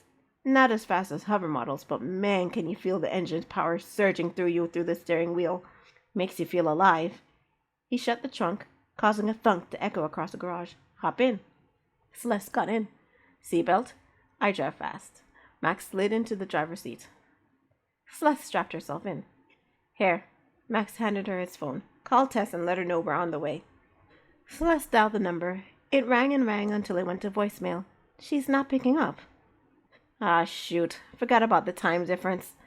Max reversed out of its parking lot. Don't worry about it then. Max, Celeste said as he pulled onto the main road. I was looking up directions to New Jalou, and the GPS says it takes about 2 weeks to drive. So? Aren't we supposed to be there tomorrow? We're taking the high-speed transport tunnel. The what? You've never been in one? Celeste shook her head. Do you have any allergies or medical sensitivities? Not that I know of. You should be fine then. Max settled back in his chair as he joined traffic on the highway. This will be a brand new experience for you. This is already a new experience for me. Celeste gave him a smile that made her nose wrinkle. Glad you left Terrence then? I'd be glad I left Terrence even if I had to live in a sewer. Max chuckled. Sometimes you're funny, Celeste. Celeste turned her face to hide the color that came to her cheeks. There was something about Max that was so charming. Chapter 26. Nah, man, I got you, Sherd. J.R. leaned back in his chair located in his apartment in New Jalou. He used this place as an HQ of sorts when on a job. It wasn't a big place, with not much more than a couch, a chair, a bed, and a place to set up his computers. Enough to be comfortable and to be packed up in a hurry if need be. All the windows were open, letting in the smog, dust, and traffic noise of the rebuilt city. It's cool, man. J.R. scratched his scalp. I've been off the radar for a while, and he forgot himself is all. I'll straighten him out for you. Right. Just be sure to bring it when I get there, okay? See ya, bud. He hung up the phone, stretched, and sighed. It felt good to be back in the saddle. His front door flew open. Ugh, it stinks in here. Vix waltzed in as if she owned the place. She wore form-fitting jeans and a low-cut, gold sparkly shirt. There's a lady. Jeff swung around to his computer. Was wondering when you'd showed up. And I was wondering when you'd get into town. Vix flopped herself on the couch. A cloud of dust erupted from the cushions. What the? She waved her hands in front of her face. Haven't been here in a couple years. Jared tapped on his computer. He'll air out.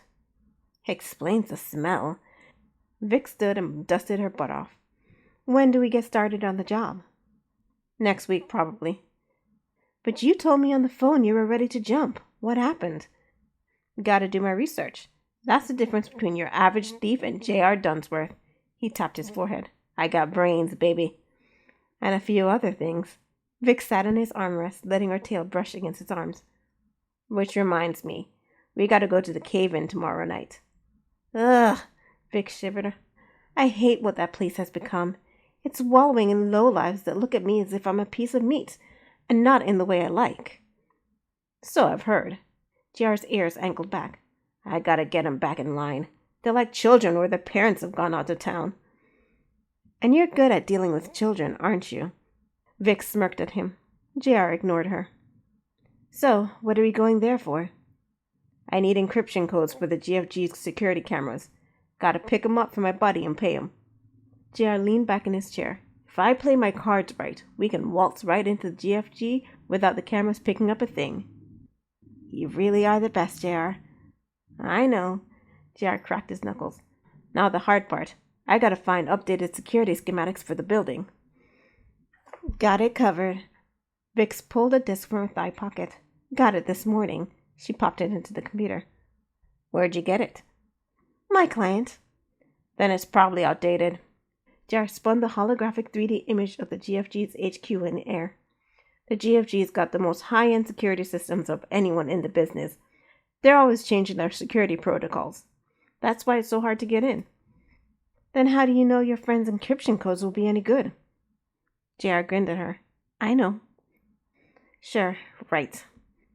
JR closed the schematics. I'll keep it anyway. It's a good base to start with. They can't have changed every little thing yet. It'll take me a while to get the remaining data, so rest your pretty little head till tomorrow night. Any chance I can skip going on your little excursion? You don't want to go out with me? JR turned to her with a mock pout. Now you're hurting my feelings. Vic studied his face a bit, her lips pressing together. Fine, I'll go find something to do with myself until tomorrow. You're a peach, Vix. Vix waved him off as she walked out of the door without another word. Chapter 27. Whoa! Celeste rolled down her window to gape at the massive tunnel frowning down on Max's car. A row of vehicles had lined up down the road leading to a gaping hole marked by orange lights in its perimeter. The road had split into 20 or so lanes, each one filled with cars slowly approaching the tunnel. People in black and white uniforms milled around, directing traffic, answering questions through drivers' windows, and maintaining order. At the head of the line, cars would approach a rising barrier, wait for the tunnel workers to set the orange light to green, and roll into the tunnel. Celeste couldn't see what happened to them after. She gazed up at the top of the tunnel stretching into the air. Is this the high-speed transport tunnel? Mm-hmm. Max rolled down his window and a monitor set on a stand on the side of the road. Let's see, female, Fox. How much do you weigh, Celeste? 113 pounds? Max tapped in the option on the screen. After a whirring sound, 2 pills in protective foil popped out of the machine. Take these. He placed them into her hand. You need water? No. Celeste popped them into her mouth and swallowed them. What were those? Sedatives. Max pulled the car forward as the line moved on. The transport tunnel used its coils to accelerate us to supersonic speeds for a prolonged period. I'm not sure how the coils does this, but the process of acceleration has uncomfortable side effects. You'll sleep through the whole thing with those. Celeste gazed ahead. Sure enough, she saw the vehicles at the front of the line enter the tunnel. A series of lights shone on them before the car seemed to stretch and disappear. She gulped. Their car was quickly approaching the front of the line. What about you? Aren't you taking any sedatives? I don't like to take anything that will put me under the control of someone else. Max drove the car to a platform. Clamps locked the wheels in place, and the car moved forward of its own volition. Please don't turn off your car engine, said a computerized voice through the radio. Set your climate control system to recycle, place your vehicle in neutral, and enjoy the ride. Celeste used her fingers to clean out her ears. The voice sounded like it was coming from down a tunnel, and her vision darkened at the edges. Her chest tightened. What was going on? It's okay, Celeste, Max said, patting her head. You're feeling the sedatives now. Don't fight it. Just go to sleep. But Celeste turned her eyes to the tunnel. The yawning darkness looked like a big black maw about to swallow her up. Relax, Max smiled at her. I won't let anything happen to you. Celeste turned to him. Max, his blue eyes shining in the light, gave her a point to focus on as sleep overtook her. She was out before the tunnel started to accelerate them. Chapter 28. Max gulped down his stomach as the transport tunnel jerked him to a halt. Nausea washed over him as a platform his car was attached to automatically transport them to a parking garage that allowed passengers to recover. His head pounded as the car was lowered to the floor and came to a halt. His stomach heaved, but the discomfort was a small price to pay for shaving days off the trip. He popped some anti-nausea pills and turned to Celeste. Her tongue lolled out of her mouth, and she panted as if she ran a marathon, even though she was still asleep. Sleep mitigated, but didn't eliminate, the side effects of the high-speed transport. She'd wake up groggy and dizzy once the medicine wore off, but she wouldn't experience sensations nearly as bad as Max was at the moment. But he was used to it. His business took him all over the world, and the transport was the best and fastest way to travel. He reclined his chair and closed his eyes until he felt well enough to drive. In 15 minutes, he pulled out of the rest and recovery garage and joined traffic on the road heading to New Jalou and by extension Justin's Ridge. He reached his destination, a small town in the middle of nowhere, at nearly 3 a.m. He parked in front of the computer store his contact had told him about, vaguely wondering where his team had parked. It didn't take him long to find the key where it had been left for him, so he carried Celeste, still unconscious, inside. Still foggy from the transport, he only had a vague impression of meticulously set up displays and electronics as he passed through the bottom floor to the stairs. The second floor housed an empty apartment with a bed, couch, kitchen, and bathroom. He laid Celeste on the bed, then collapsed on the couch without taking off his clothes. He was out before his head hit the couch cushions. Chapter 29. New or old, there was always a part of Jalou which belonged to criminals. In Old Jalou, the area was a back road in the middle of town, small, dark, and chaotic. A hole in the wall where anything went. The only problem was officials who kept trying to clean it out. That led to most of the charges leveled against JR as he tried to defend his territory. But when the city fell, JR and some of his cohorts decided to officially carve out a place in the new city for themselves. It was a fight, but JR loved a good brawl, whatever its form. A little fist action, some bribery, and a lot of intimidation later, they had sliced out a little corner of New Jalou for themselves, a place where cops didn't go and where muscle, money, and violence ruled. And at the heart of it was the cave-in, a bar where criminals could congregate, make plans, and settle disputes among themselves. Ugh, Vic shuddered as she approached the place.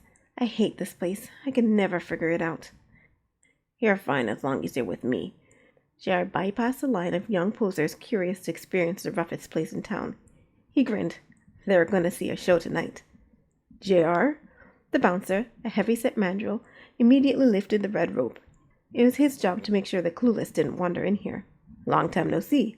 Here for pleasure, I see. He exposed his fang at Vic's, his attempt at a smile. Vic shuddered all the way down to her tail.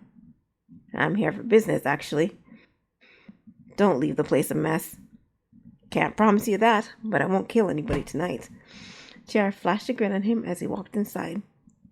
The place was a big open space with a bar at one end, tables, booths, and chairs on the perimeter, and an open space in the middle. In the wings of either end of the bar were pool tables. Men and women of all species crowded in on the space. Smoke filled the air and drinks sparkled in glasses. In the booth to the right sat a small gerbil. He quivered in the corner, glancing around him with quick, jerking movements. A single light shone down on him. Sherd. JR slid into the booth across from the gerbil. What's happening, my man? Sherd glared at JR. Ew, what a mug. Vic slid in beside JR. Sherd fixed his black eyes on her. What's she doing here? Same question I want to ask. Vix threw herself back in the chair. Why do I need to be here? I'm working with her on a job. JR rested his arm on the table. Do you have it? It's all here. Sherd held up a small disk. He inserted it into a small black box on the table. A list of alphanumeric code appeared in the air before him. Perfect. JR popped the disk out of the player. Here's a case for it. Sherd handed him a box the size of his palm. It will keep it from being read by unauthorized personnel. JR set the disk in. Hold on to this, Vix. Vix slid it into one of her pockets. Now about payment. JR surveyed the crowd inside the building. Is he here? At the bar. Sherd pointed with his chin to a gorilla drinking a beer. I see him. JR rotated his arm to loosen it. How bad did it get you? Sherd turned his face into the light, exposing his left cheek. A shaved patch of fur was starting to grow in, and in its wake was a scar trailing from his eye to the corner of his mouth. Ooh, what happened to you? Vix said. Badoff did. Sherd glared at the back of the gorilla's head. I'll take care of it. JR turned to Vix. Move. Vix slid out of the booth, allowing JR to get to his feet. He strode over to Badoff and tapped him on the shoulder. Badoff turned. JR! He opened his arms in welcome. Where have you been? Here and there. What brings you here right then there? Funny you should ask. JR socked Badoff in the jar so hard he flew off his chair and collapsed on the floor. Silence fell. The crowd of criminals quieted and cleared a space for JR and Badoff. The gorilla pressed his hand to his cheek and glared at JR, who shrugged. With a growl, Badoff rushed at JR. He shoved him into the wall so hard the lights overhead shook. Before JR could recover, Badoff clocked him in the nose twice. Stars flashed in JR's eyes, but it didn't let it show. JR kneed Badoff in the stomach and followed it with 2 more punches to the jaw and an uppercut to the nose. Blood seeped from the corner of Badoff's lip. He wiped his mouth before whipping out a knife out of his coat pocket. He rushed at JR again. JR sidestepped him, smacking the knife from his hand, and elbowed him in the teeth. He caught Badoff's head in his hands, headbutted him, and smashed his face in the bar. The gorilla collapsed on his back. JR knelt beside him and punched his face until blood and spit started to fly. Badoff groaned on the floor where he lay. Here's the thing. JR picked up Badoff by his collar. You messed with my buddy, Sherd. Gave him a nasty scar. You don't do that, man. Not to my guys. I don't care if he was on your territory. Sherd can go wherever he wants as long as he ain't double-crossing nobody. Was he double-crossing you when you jumped him? Badoff groaned and shook his head. Right. JR thrust Badoff's head to the ground. The only reason you ain't dead, 'cause Sherd decided to be merciful. Otherwise I would have come packing. You got it? Badoff nodded. JR surveyed all the people in the bar. Y'all got that? Everyone murmured an assent. I know I haven't been round a lot, but don't take it for granted. JR narrowed his eyes. You never know when I'll show up again. He beckoned to Sherd, who scurried over. Now what do you got to say to my bud, Bad? Sorry, Badoff groaned. And? Badoff only gave a questioning groan. Thank you for not wanting me dead, JR said. Thank you, Badoff said. Sherd nodded. His shoulders relaxed. Great.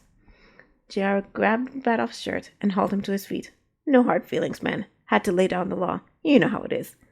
Badoff stumbled on his feet but gave JR a nod. Someone get him taken care of before he passes out. JR called to the crowd. Instantly 2 of Badoff's companions rushed forward to escort him out. One more thing, JR said to the crowd before they dispersed. JR pointed to the bar where Vix was sitting. Vix is my girl. We ain't a thing anymore, but she's mine all the same. He narrowed his eyes at some of the larger guys in the room. Don't make her feel uncomfortable here. Dig? The crowd at large nodded and then went back to their previous activities. JR beckoned to Vix before heading outside. I love watching you bring the smack down. Vix linked her arms with his. I know, JR flexed his free bicep. Why else do you think I brought you here? We are not getting back together. JR raised an eyebrow. Who said anything about that? Chapter 30. Do we have to go to the grocery store? Cathra spoke in a high-pitched whine that made Zena's fur rise. Yes, Cathra, we do. Zena said between her teeth. We can't continue to eat junk food for every meal. She glanced at Cathra out of the corner of her eye. Cathra was leaning out of the hover platform Zena was towing, trying to scan something on their way. Sit down, you'll fall out. We don't eat junk food at every meal. Cathra flopped on her bottom in the platform. Miss Melody fixes us breakfast and dinner. It's only lunch. I like cooking lunch. Xena turned to Catherine. Don't you like my cooking? It's good, but... Catherine flopped on her back. I want a chicken sandwich. I'll make it for you today. It's not the same. I know, it's better. Xena towed the platform toward a group of boys loitering in front of the grocery store. Hi guys, what's up? She walked up, slapping their raised hands as she approached. Xena! Mike, a brown rabbit, shoved his way through the crowd towards her. Do you know anything about the car parked in front of the new computer store? No? Why? Because it's awesome! Tommy, a black ox, clenched his fist in excitement. A bright red Condor A2Z sports model with a 15-cylinder engine and... He lowered his voice to a hoarse, awed whisper. It's on wheels. Whoa. Xena let the platform handle fall from her grasp. An antique. I've never seen a wheeled car before. Let's go down to the store and check it out. Carlton, a gray and white cat, pushed up his glasses. And we can check out the new video games while we're at it. Mr. JR told us not to go there. Xena leaned on the wall to cross her arms. He won't tell me why, though. Mr. JR? Mike raised his eyebrow at her. Don't tell me you still don't have the nerve to call him Dad. I've been working up to it. Xena kicked a pebble into the road. You've been working up to it for months now. Just do it, Tommy said. I will, Xena said. In any case, we don't have to go inside the store to check out the car, do we? Thompson, a crane, ran a feathery finger down his beak. But I wanted to go in, muttered Carlton. The car's cooler anyway. Let's go. Tommy headed off, followed by the rest of the guys. Awesome! Xena trotted along with them. But Xena! Catherine rushed over to her. You can't. We're not allowed. We're not allowed. Tommy made his voice a high-pitched replica of Catherine's whiny voice. Babysitters are so childish. Are you coming, Xena, or are you going to stay with a toddler? Don't talk about her that way. Xena turned up her nose at him, but faced Catherine. Don't worry about it, Cat, she said, using the communicator. It'll be fine. But Xena, Catherine whispered, also using the communicator. If you don't want to come with me, wait here. I'll be back. Xena jogged after the boys. Catherine hesitated a moment before jogging to catch up with them. It'll be fine. Xena patted Catherine's head. Catherine gave a whispering groan. The car was parallel parked on the side of the road, its top down. The sun gleamed off the shimmers in the red paint and dazzled Xena's eyes. This is beautiful. Xena ran her hands along the sides. It's metal. Cool. Carlton leaned in over the door. He turned to Xena with a mischievous grin. Dare you to get inside of it. Are you kidding? Xena took a step back. I'm not stupid. That's debatable, Catherine said with the communicator. Xena narrowed her eyes at her. What about you, Mike? Tommy elbowed Thompson while glancing at Xena. A stunt like that would impress anyone. He, Thompson, and Carlton stifled a snicker, though Xena didn't see what was so funny. Oh, please. She rolled her eyes. Mike would never do something like that. He wouldn't dare. Mike's ears reddened a bit. I can't sew. Watch me. Mike, what are you doing? Xena watched as he shifted his weight to hop in. Are you crazy? You're going to get us in trouble. I'm no chicken. Mike started to climb over the door. Don't be stupid. Get off. Xena caught his elbow to pull him off. He tumbled backward, causing Xena to lose her balance. She caught the car door to keep upright. Hey, you kids, get away from there. A vixen appeared at the computer store entrance. Scatter! Tommy sprinted down the road. The rest of the boys dispersed. Let's go, Cat. Xena turned to run, but her shirt snagged on a metal bar at the edge of the car door. Hey! She yanked and yanked, but her shirt was stuck fast. It started to rip right at the waist. Catherine hopped up and down. Xena, come on! I'm stuck! Xena tried to unsnag her shirt. Stupid metal cars. I told you to get away from that car. The vixen marched over to Xena. Do I need to call the police? I'd gladly go, but I'm stuck. The vixen examined it. Oh, you're right. Can you help me? Xena gazed up at the vixen. She had cool gray fur and black hair, like hers, but even though they were the same, this vixen was more graceful with her high heels, dress shirt, and a flitting black skirt. Her hair slid over her shoulders, and her fur was brushed nicely. Even her green eyes sparkled in the sun. Xena had never met a vixen like her before. Hold still, I think I can... The vixen took Xena's shirt in her hands, brushing against her arm in the process. A spark jumped between them. Ow! The vixen hopped back. You shocked me. Sorry. Xena smoothed her fur down. Static electricity. I get a lot of it this time of year. That's the strongest static shock I've ever felt. The vixen rubbed her shoulder, but after a moment she took Xena's shirt again. She unhooked the snag, and Xena hopped free. There, no harm done. The vixen ran her hand over the paint. So I hope this nick was there before. It must have been. We didn't do it.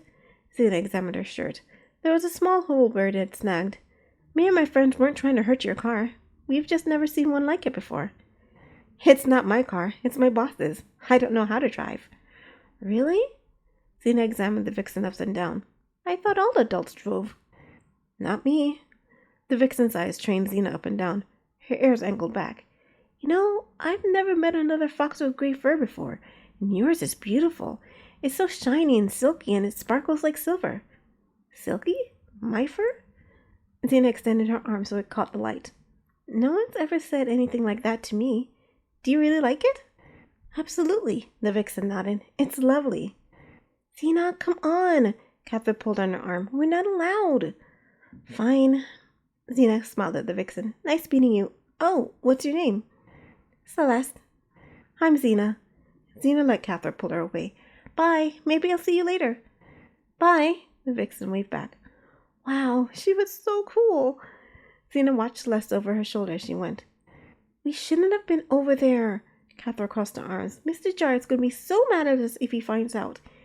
He's not going to find out as long as you don't say anything and I don't say anything, right? Catherine nodded. Good. And it's not like we did anything wrong. We didn't go in the store. Xena opened the door to the grocery. So don't worry about it, okay? Catherine heaved a deep breath. You're right. Just don't go over there again. I won't, Xena said. Chapter 31. An adult, huh? Celeste turned to go back inside the store. I guess I am an adult. Never thought of myself that way before. Oh, shoot. I should have asked her how she got her fur so shiny. Oh, well. She walked into the computer store. Janae, Jordan, and Tess stood behind the counter. They all had name tags on as if they were manning the computer store. Got it all sorted? Tess said. Yep. Celeste gazed at all the products displayed around the store. Though it probably would have been better to invite those kids inside. Business doesn't seem to be going well. Everyone in the store chuckled. What's so funny? Celeste looked around at everyone's face. I'm serious. I don't even think this is a good place for a computer store in the first place. It won't be successful here and... She trailed off as the rest of them snickered. Am I missing something? Must be terrible to be out of the loop. Janae sat in the corner. Well, someone put me in the loop. This store is completely empty. What is Max thinking? I thought my ears were unusually itchy. Max descended the stairs. He had his hand on his head and his teeth were clenched. Where did you go, Celeste? Some kids were messing with your car, but I chased them off.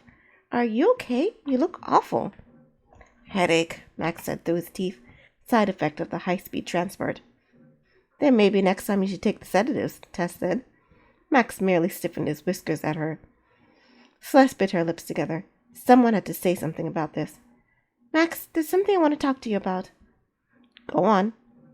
It's this store. Jenny snickered. This should be good. Celeste ignored her. Opening this door was a mistake. Was it? Max's mouth widened in a grin. Its location is out in the middle of nowhere. People here aren't interested in these types of products, and there's another computer store down the street. Celeste took a deep breath. But that's not the worst of it. Max leaned against the front corner. Oh, and what is?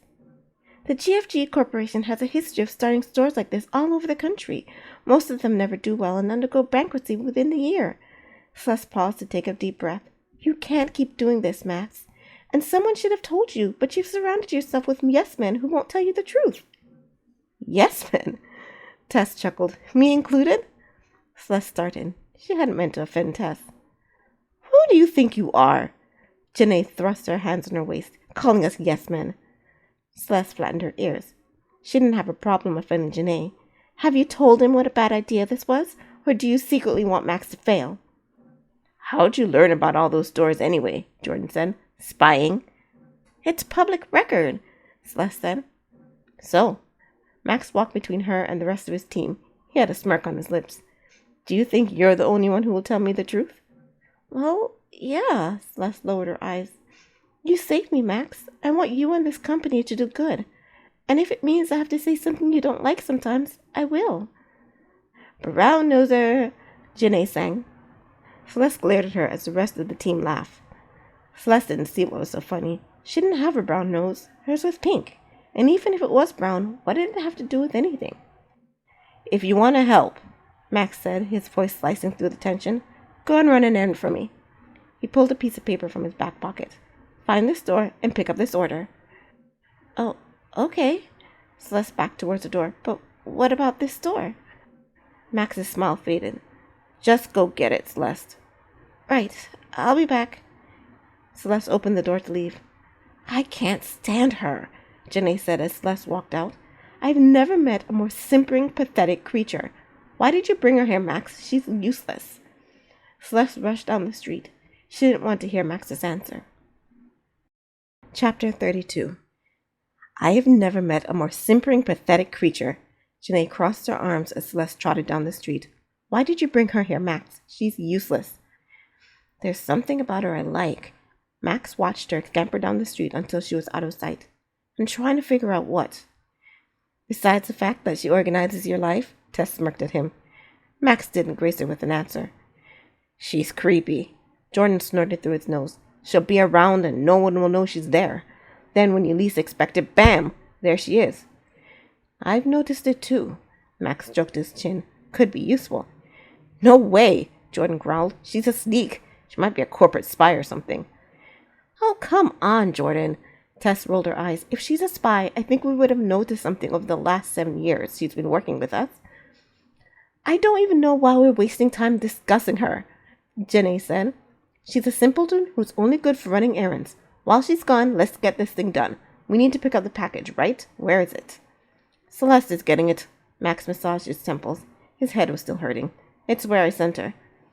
"But I thought you came all the way out here so you could pick up the package personally." Tess leaned on the counter. "You didn't trust anyone to pick it up, not even me." "It's another experiment," Max shrugged. "I want to know if I can trust her." "Even above the rest of your team?" Janae put a hand on her chest. "Above me?" "Who I trust with what is not your concern, Janae." Max clenched his teeth as his head throbbed. "You all do your jobs and let me worry about Celeste. Now, if you'll excuse me, I'm going to find some headache medicine. Tess, if Celeste comes back before I return, call me." "You got it, boss," Tess said. Max headed back up the stairs, knowing he'd made part of his team angry. But he couldn't concentrate on it now. All he could think about was getting some headache pills. Chapter 33. Celeste trotted down the sidewalk, her ears flattening as she thought of everyone back at the store, especially Max. What was so funny about her wanting to help anyway? And why was everyone acting so strange? It felt like she was missing something, but oh well. She shrugged her cares off. What mattered now was doing what Max asked and proving she was an asset to his team. It didn't take long for Celeste to walk to the computer store Max wanted. The outside looked like every other store in this town with its faded awning and weathered wood. But this one had cracked and faded words, "Deals, Computer Deals," painted on the awning. Celeste shook her head at the name. Corny and a pun. Probably what passed as humor in a town like this. She walked inside, joined the line, and looked around. The store was filled with computer equipment, cameras, tablets, phones, video games, and hollow equipment. A general electronics store. But all the gadgets were out of date. Interesting Max's store didn't attract more attention than it did. The bell jingled, and the 2 fox kids she had met earlier walked in. The white one walked straight to the line, while the gray one, Xena, spoke to some boys that came in with her. "I don't care," she was saying. "You left me behind to get in trouble. I would have stayed with you. You guys are the worst." Celeste smirked. Perhaps she was telling them about their encounter earlier. "Next." A meerkat behind the counter looked at her with nervous excitement. "Welcome to Deals Deals. What can I do for you, young lady?" "I have to pick up a shipment, please." Celeste held out the order form Max had given to her. "Ah, yes," Mr. Deal said after he looked at her order form. "I don't think I've ever had an order for 144,000 holidays before, each in their own little box. One moment, let me get it for you." "Thanks." Celeste watched him as he went to the back. Then she turned to the kids. The gray one had joined the white one in line. "Hello again, Xena." The white one stiffened, but the gray one's ears perked. "Oh, hi, Miss Celeste," she said. "Fancy meeting you here." "I know, right?" Xena chuckled. "It's like you're following me." "Your fur is bound to attract attention." Celeste chuckled in turn. "I'm happy I bumped into you again. I wanted to ask you how you got your fur so shiny. I don't know. Xena examined the fur on her arm. It must be the shampoo we use. What's the name, Cat? Silk and Fur? Cathra hid behind Xena. She's the one who picks it out. Xena pointed at Cathra with her chin. I've never heard of it, said Celeste. It's a regional brand, Xena said. You can get it at the grocery store down the street. Come to think of it, we need to go back there. I forgot the eggs. That's what I get for not making a list. And we have to hurry, Cathra said. The ice cream melts. Xena groaned. If only we didn't have to walk down that long road through the forest. It's like all those trees trapping the heat. We'll have ice cream soup by the time we get back. Here we go. Mr. Deals returned with the largest box in his hands. 144 holidays, each in its own packaging. He handed Celeste a box with clear tape on the top and brown tape at the bottom. Was this box open? She asked. I check all shipments coming through here, Mr. Deals said, tipping an imaginary hat. In this case, I found a book in with all the other blank holidays, so I replace it. If you have any problems, you can bring it back within 30 days and I'll replace it. Thank you. Celeste hoisted the box. A book? The one you told Cat about? Xena approached the counter as Celeste headed to the door. Yep, Mr. Deals said. I couldn't get a hold of anyone to return it to, so... You need help with the box, miss? He said to Celeste. I got it, Celeste said, walking to the door. Thank you. She hefted the box to get a better grip on it as she walked down the sidewalk. I wonder why Max needed this many discs. You'd think a computer store would have enough. Another bad financial decision. Then again, Max is smart and so is Tess. Even Janae and Jordan know what they're doing. Maybe I am making a fool of myself. Maybe I should just shut up and go with the flow. With lowered airs, she walked into the computer store. That was quick, Max said as she walked in. The town's not that big, Celeste said, a bit bitterer than she meant it. Celeste, you sound salty today, Tess said. Probably can't stand this small town life. Neither can I. Max took the box from her. Let's go, Celeste. We're leaving? Celeste trotted to open the door for him. This is all we came for. Max walked outside. Don't tell me that's the whole reason we opened this door. Celeste gaped at him and then the others. Couldn't you have gotten it delivered? Careful, Celeste, your idiocy is showing. Janae stood with her hands in her waist. Max, are you sure you want to let her in on this? I'll decide what I can let her in on, thank you, Janae, Max said, but he glared at Celeste. Let's go. Celeste took one last look at everyone before she joined him. Janae does have a point, Celeste. Max stowed the box in the trunk. You're getting a nasty habit of asking questions. If you want to get far in my company, stop it. How am I supposed to learn if I don't ask questions? Celeste said, getting in the car. Keep your eyes open. Max got into the driver's seat. From what I've seen, you're good at that. Celeste started. She didn't remember Max ever directly complimenting her before. Celeste, are you shedding? Max swatted the fur on his arms. Your fur is everywhere. No. Celeste turned to Max and caught sight of a gleaming sliver of thread. She picked it up. It was a strand of shimmering gray fur. It's not mine. It must belong to that girl. She was one of them I had to chase away from your car. Her fur was so shiny. Did she get in the car? No, wait, it's stuck on the outside of my door. Max pulled a strand of fur from the door. What the? This fur, it's shining. I know, right? You should see it on her. I've never seen fur so beautiful. It's probably people with fur like hers that started the myth about silver foxes. If you saw her, you'd almost think they really existed. Max gave her a look. Silver foxes? Celeste nodded, and every strand of fur on his body rose. Tess! Tess! He vaulted out of the car and sprinted to the store. Max? Celeste looked after him. He rushed in and spoke to Tess with arms flailing. In a few moments, Tess walked out. She glanced over her shoulder at him, one eyebrow raised. What fur is he talking about, Celeste? Tess asked as she approached. Celeste gathered a few of the pieces of fur from the nick Xena had been caught on. Here, what's going on? Tess took the fur strands. Nothing you need to worry about. She pulled a mobile scanner from her back pocket and scanned it. Celeste didn't know much about scanners, but she knew this one had a built-in computer to interpret results. What the? Tess's eyes widened as she read the results. I'm telling you, it's nothing. Max walked out with Janae and Jordan behind him. What's the verdict, Tess? Tess turned to him.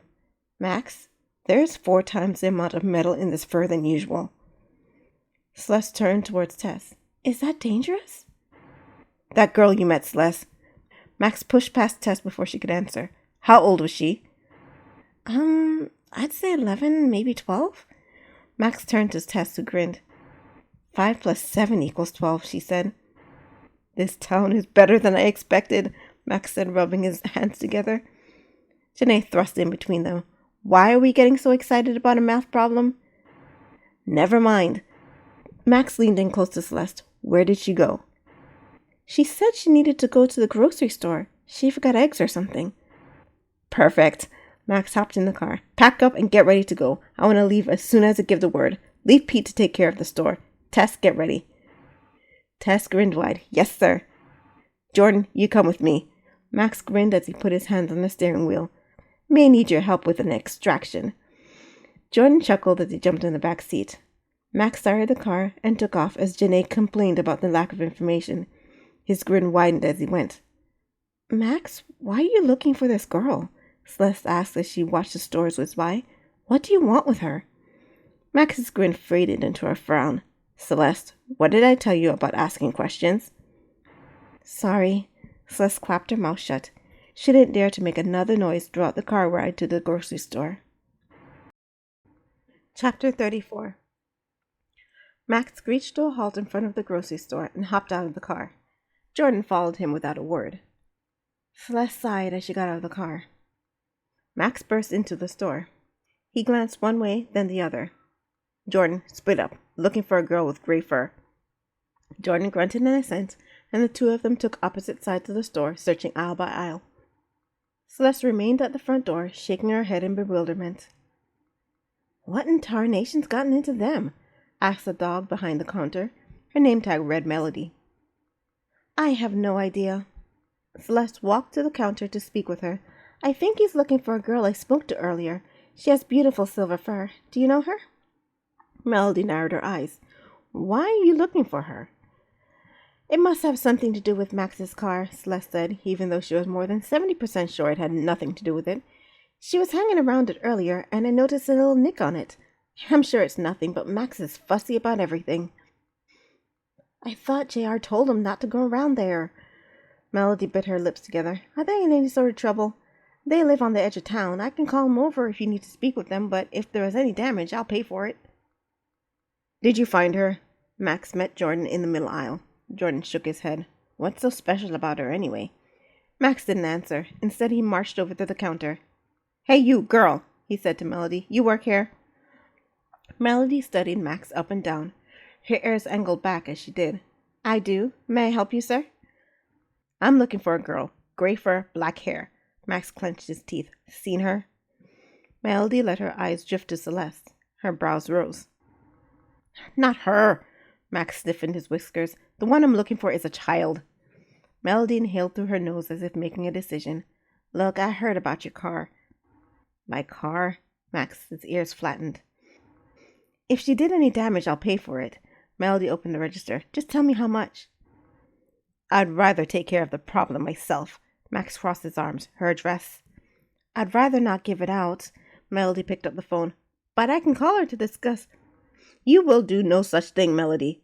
An old dog hobbled over to them. He had a slight limp, but was otherwise hale and healthy. He looked like the type of old, stern, yet loving grandpa Celeste wished she had.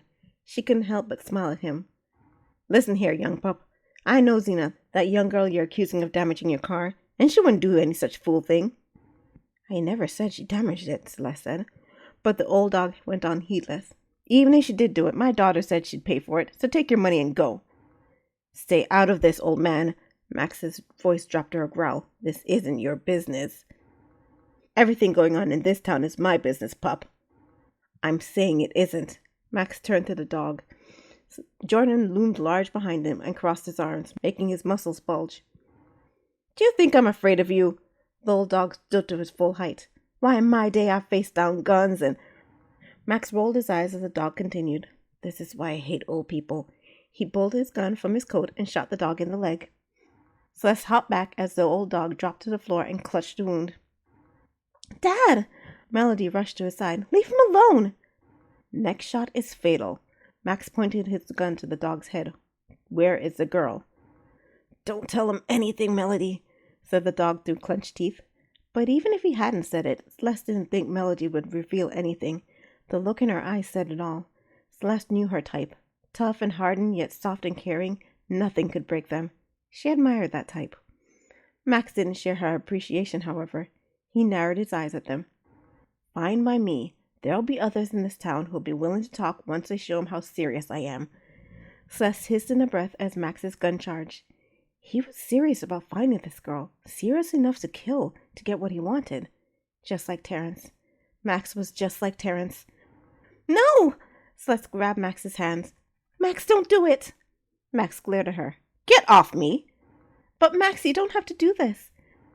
I don't have time for nonsense. Max flung her to the ground. Maybe Jordan and Janae were right about you. You are useless. He raised his gun to the dogs. But Max, I know where she is, Celeste blurted. Max halted. He turned to her. What? It's true. She told me before. Melody shook her head furiously. No, I didn't. She lives on the edge of town in the forest. There's a road leading right to it. It couldn't be more than a 10-minute walk away, Celeste blurted. Okay, so she made the last part up, but she couldn't see any teenager walking more than a mile to get anywhere, and judging by Melody's widened eyes and gaping mouth, Celeste had made a good guess. And thankfully, Max seemed to think so too. After studying Melody's face, he raised his gun. That's all you had to say. You should learn a little something about customer service. If you so much as touch one strand of fur on those two... You are getting on my nerves.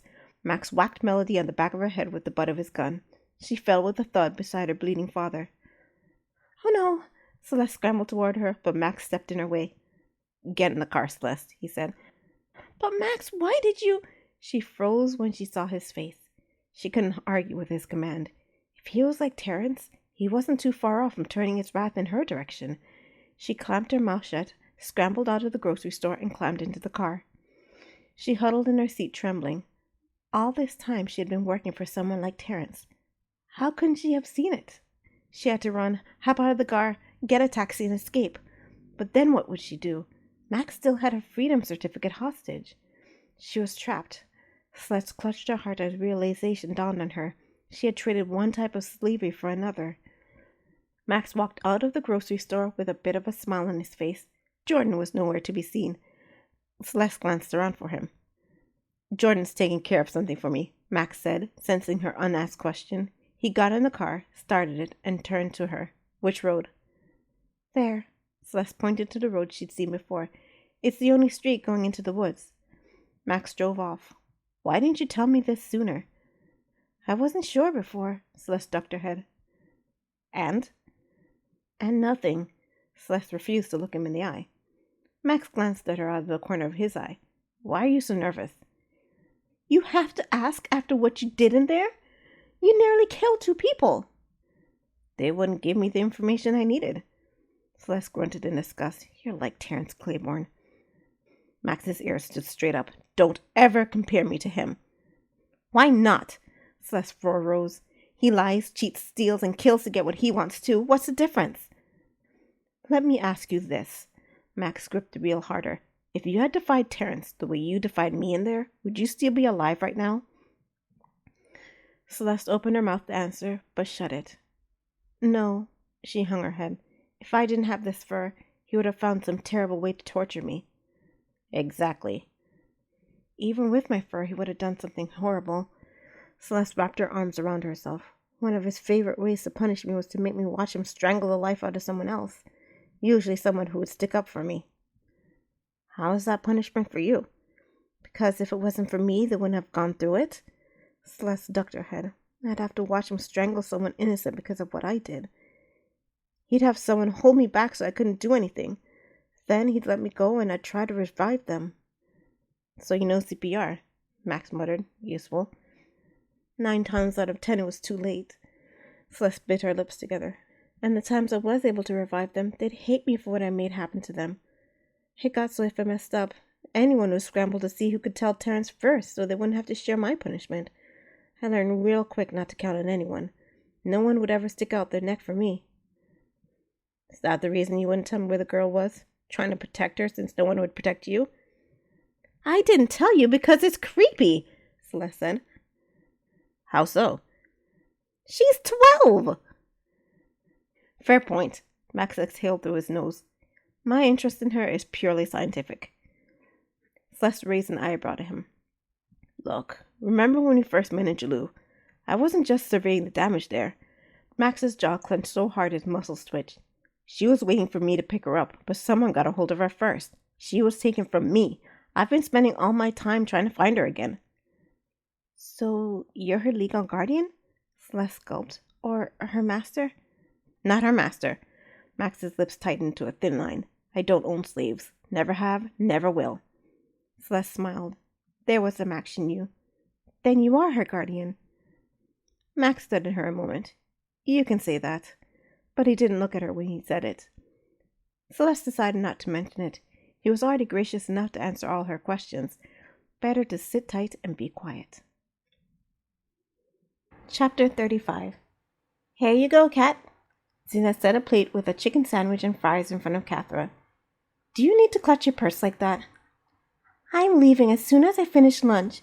Cathra kept her eyes glued on the new digibook she had purchased. Her elbow rested on the table.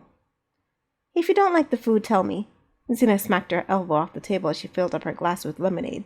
I'll try and fix it. It's not the food. Your food's good. Cathra took a bite of her sandwich. Better than the restaurants, even. Then why do you look so gloomy? I want to be with my friends. Catherine crossed her arms and pouted. Everyone eats out when we have no school. If that's all, you should bring them over to eat. Zena sat with her sandwich at the table. You don't mind? I like cooking. Maybe I can get the guys to dress up like waiters and serve you all. Zena took a bite of her sandwich. It can be like a real fancy restaurant. I don't think your friends will go for it, Catherine said, slurping her lemonade.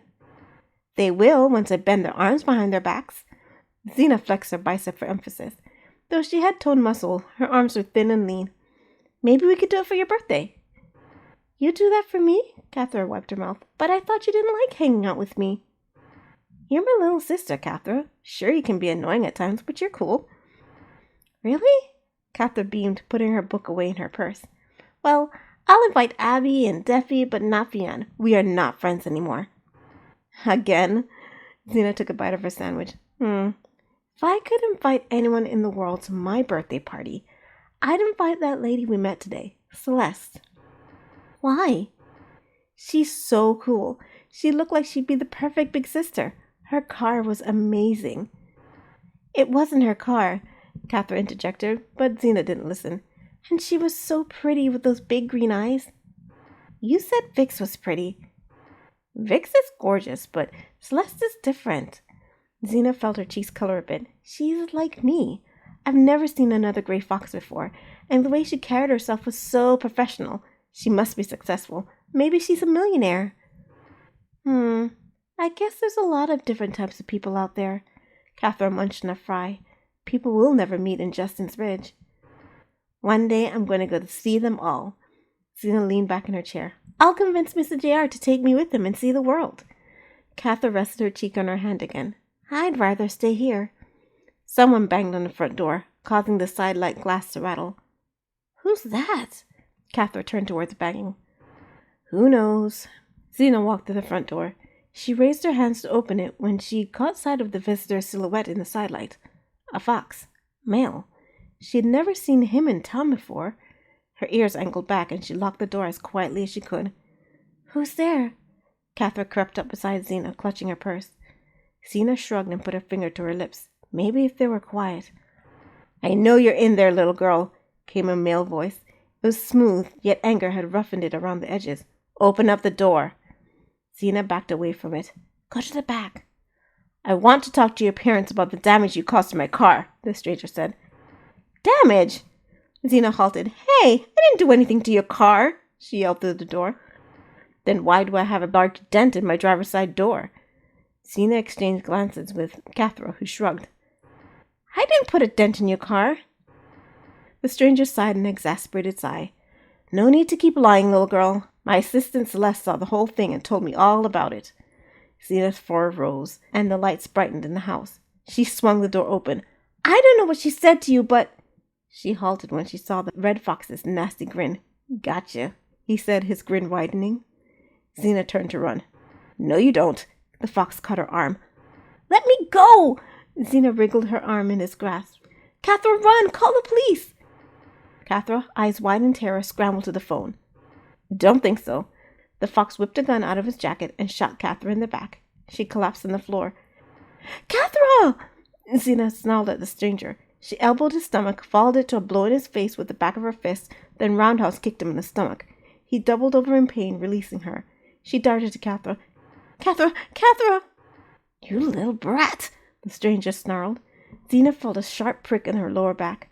A tingling sensation spread throughout her body. A cold weight dampened on her arms, legs, and paralyzing her limbs. She collapsed. "Come on, legs, move!" She tried to stand, tried to reach Cathra, but her legs wouldn't cooperate. Her vision blurred, darkening to a point before it went black. She passed out inches from reaching her sister. "This is why I hate kids." Max set his laser pistol back in his jacket holster. He walked over to the gray kit and examined her fur. "It's more magnificent than I would have imagined." Then his eyes fell on the white furred kit. "What a problem." He rubbed the back of his head. "I should leave her here, but she's a witness. Maybe I should." He reached for the gun. "Max, what's going on?" Celeste appeared at the door. She gasped. "Oh my! Are they dead? Did you kill them? Why would you do that?" Max didn't know why he jumped when he heard Celeste approach. "They're not dead, they're stunned. What kind of person do you take me for? Help me carry them." He swung the gray furred kit over his shoulder. But... Celeste gazed at the white fox. She stooped down to pick her up, but quietly felt for a pulse. Max pretended not to notice. "I get what you want with her." Celeste pointed at the gray furred kit with her chin. "But what do you need with this one?" She struggled to hoist the girl. Max shot her a glare. "Too many questions, Celeste." "Sorry," Celeste said, following him out. He led her to the car and set the kit on the back seat. He arranged her to look like she fell asleep in the car, putting on her seatbelt to make it look legitimate. The stun should be strong enough to last them until they got to the high-speed transport chamber, where he'd give her enough sedatives to keep her unconscious until he could get her under proper lock and key at MFP. As for the white kit... Max looked around. Celeste had paused in the front walk, gazing into the distance. "Max, look." Celeste's eyes were fixed on a spot above the trees. "Smoke. I think there's a fire in town." Max turned in the direction she was looking. Black smoke billowed above the trees. Looked like Jordan did its job well. "I wonder what caught on fire." Celeste remembered herself and carried the white kit to the car. "Who knows?" Max smirked. "There's always some crisis going on in a small town like this." Chapter 36. JR closed his laptop computer and stretched out on the love seat in Vix's apartment. The city lights twinkled through the windows, as stars would have if the light could have competed with the cityscapes. Though they shared the same name, New Jaloo was not at all like its predecessor.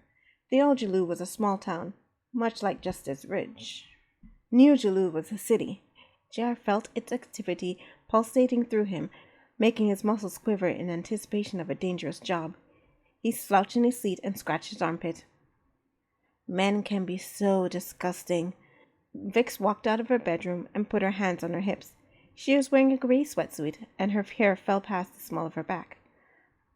"I'm enjoying this time off. Haven't been able to do whatever I wanted in years. Those kids of mine." "Your kids?" Vix said. "You're not going to get distracted thinking about those brats, are you?" "I'm a professional, Vix. I've got all the information I need for the job. Old Max is not going to know what hit him." Vix eased down beside him. "We can get started tomorrow." "Anything to eat?" "What do I look like, a chef? Order something. Your turn to pay." JR pulled his phone from his jacket. "What do you want?" Vix draped herself over a couch and blew her hair out of her face. "Surprise me." "Pizza it is, then." JR gazed at the phone, his fingers hovering over the buttons. When was the last time he'd had pizza from a restaurant? The kid always cooked, and her pies were much better than the takeout places. Xena, Cathra. He hadn't spoken to them for a few days. "I'll check on my kids first." Vix jerked her head around. "Are you kidding me?" Jared pressed the power button on his phone. He had turned it off to prevent distractions while researching. As soon as the phone powered on, a jingle rattled its speakers. He glanced at the name flashing on the phone before he answered. It was Melody. "What's up, Mel?" "Where have you been, JR?" Melody shouted so loud JR had to hold the phone away from his ear. "I've been trying to call you." "Been busy. I turned off my phone to—" "I don't care. Zena's missing, so's Cathra. They're not at the house or with any of their friends. I tried calling and I can't reach them. That fox you told us about did something to them, and I can't leave the hospital because Dad's in rough shape and—" JR sat up in his chair. Whoa, whoa, whoa, whoa, Mel. You're going too fast. "Zena and Cathra are gone, JR. Zena must have done something to the fox's car. He came in here furious. He tried to find her, but when we refused to tell him where she lived, he shot Dad and left someone who set her store afire. They barely managed to get me and Dad out. He's in critical condition, and you know how sick he's been lately." JR fell silent. His lips receded from his teeth until they were all bared. "JR?" Vix rested his hand on his shoulder. "Are you all right?" JR shrugged her off. "I'm coming back now. Don't worry, Mel. I'll get him back. I swear I will." "And when you do," Melody's voice dropped to a growl, "make them pay for this." JR didn't respond. If he said something to her, he wouldn't be able to stop cursing for hours. "What's going on?" Vix said. "Sorry, Vix." JR spoke through his teeth. "I can't do the job with you." "Why?" "Someone stole my kids. Mine." "Oh." JR clenched his fist. "And you know what I do to anyone who muscles in on my territory."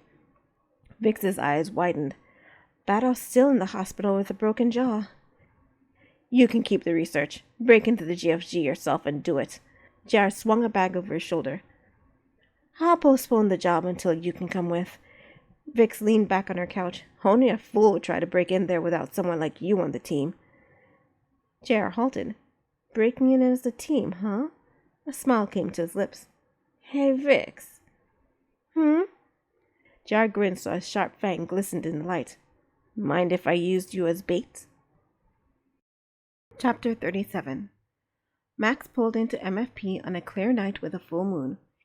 Instead of taking the road around to the parking garages, he drove up the main driveway to the main entrance. As he drove down the gravel driveway, he passed all sorts of exotic greenery. Dozens of flowers from all over the globe had been planted in shrub-enclosed gardens, and the gardeners had set up lights to change colors and illuminate the flowers in various shades of color depending on the time of year. Low green walls, fenced-in trees, and sculpted topiaries covered the grounds. Around the entire complex stood a high wall. A set of white marble stairs led from the driveway to the main entrance, but Celeste didn't notice any of it. She was too taken up with Max's demeanor. When they had first picked up Zena, he had been so excited he could barely sit still. He'd even turned on the radio and hummed tunes coming over the radio waves. She had been tickled to learn he loved the oldies, but once they reached the high-speed transport station, his smile faded. He turned the radio off, became snippy, and snarled more and more. At first Celeste thought it was another transport headache, but even after he had taken medicine, his mood deteriorated. By the time he got to MFP, he was positively furious. Celeste didn't know what she had done. He pulled up to the front entrance and reached back to feel Zena's neck. Pulse is still strong. He flung himself back to his seat. Then why won't she wake up? The stun should have worn off hours ago. "Maybe she's allergic?" Celeste suggested. Max threw open the door. "No one's allergic to a stun gun, Celeste." He rolled his eyes as he got out of the car, stomped to the back seat, and threw Zena over his shoulder. "What about Cathra?" Celeste stumbled out of the car after him. "What am I supposed to do with her?" "Who?" Max looked at her over his shoulder. Celeste pointed to the white fox in the back seat. "Should I take her to the medical complex? She's not awake either." "Do what you want with her." Max turned his back on her. "I don't care." "Okay." Celeste opened the car door as a van pulled up behind them. "Oh my goodness! Look at it! It's magnificent!" Tess squealed as she hopped out of the van and rushed over to Max. She ran her hand the wrong way up Zena's fur. "Isn't it, though? But we may have a problem. Set up the main lab for her," Max said. "Yes, sir." Tess balled up her fists and squealed again as she rushed inside. "Who is this?" Janae climbed out of the van and approached Max and Zena. "My daughter." Max walked up the stairs to the complex without another word. Celeste halted, her breath catching. Why would he say something like that? "All right, Celeste." Janae put her hands on her hips. "Who is she really?" Celeste thrust her nose in the air. Didn't you hear him, Janae? It's his daughter. She climbed up the stairs. Max was waiting for her inside. I'm going to be busy for a while, so you may not see me around. Then what should I do all day? Celeste asked, aware of Janae approaching behind her. What you've been doing. Max carried Xena down the hall, ignoring all the questioning looks he got as he walked past person after person. It's back to cleaning lady for you, huh? Janae chuckled as she unpacked her things from the van.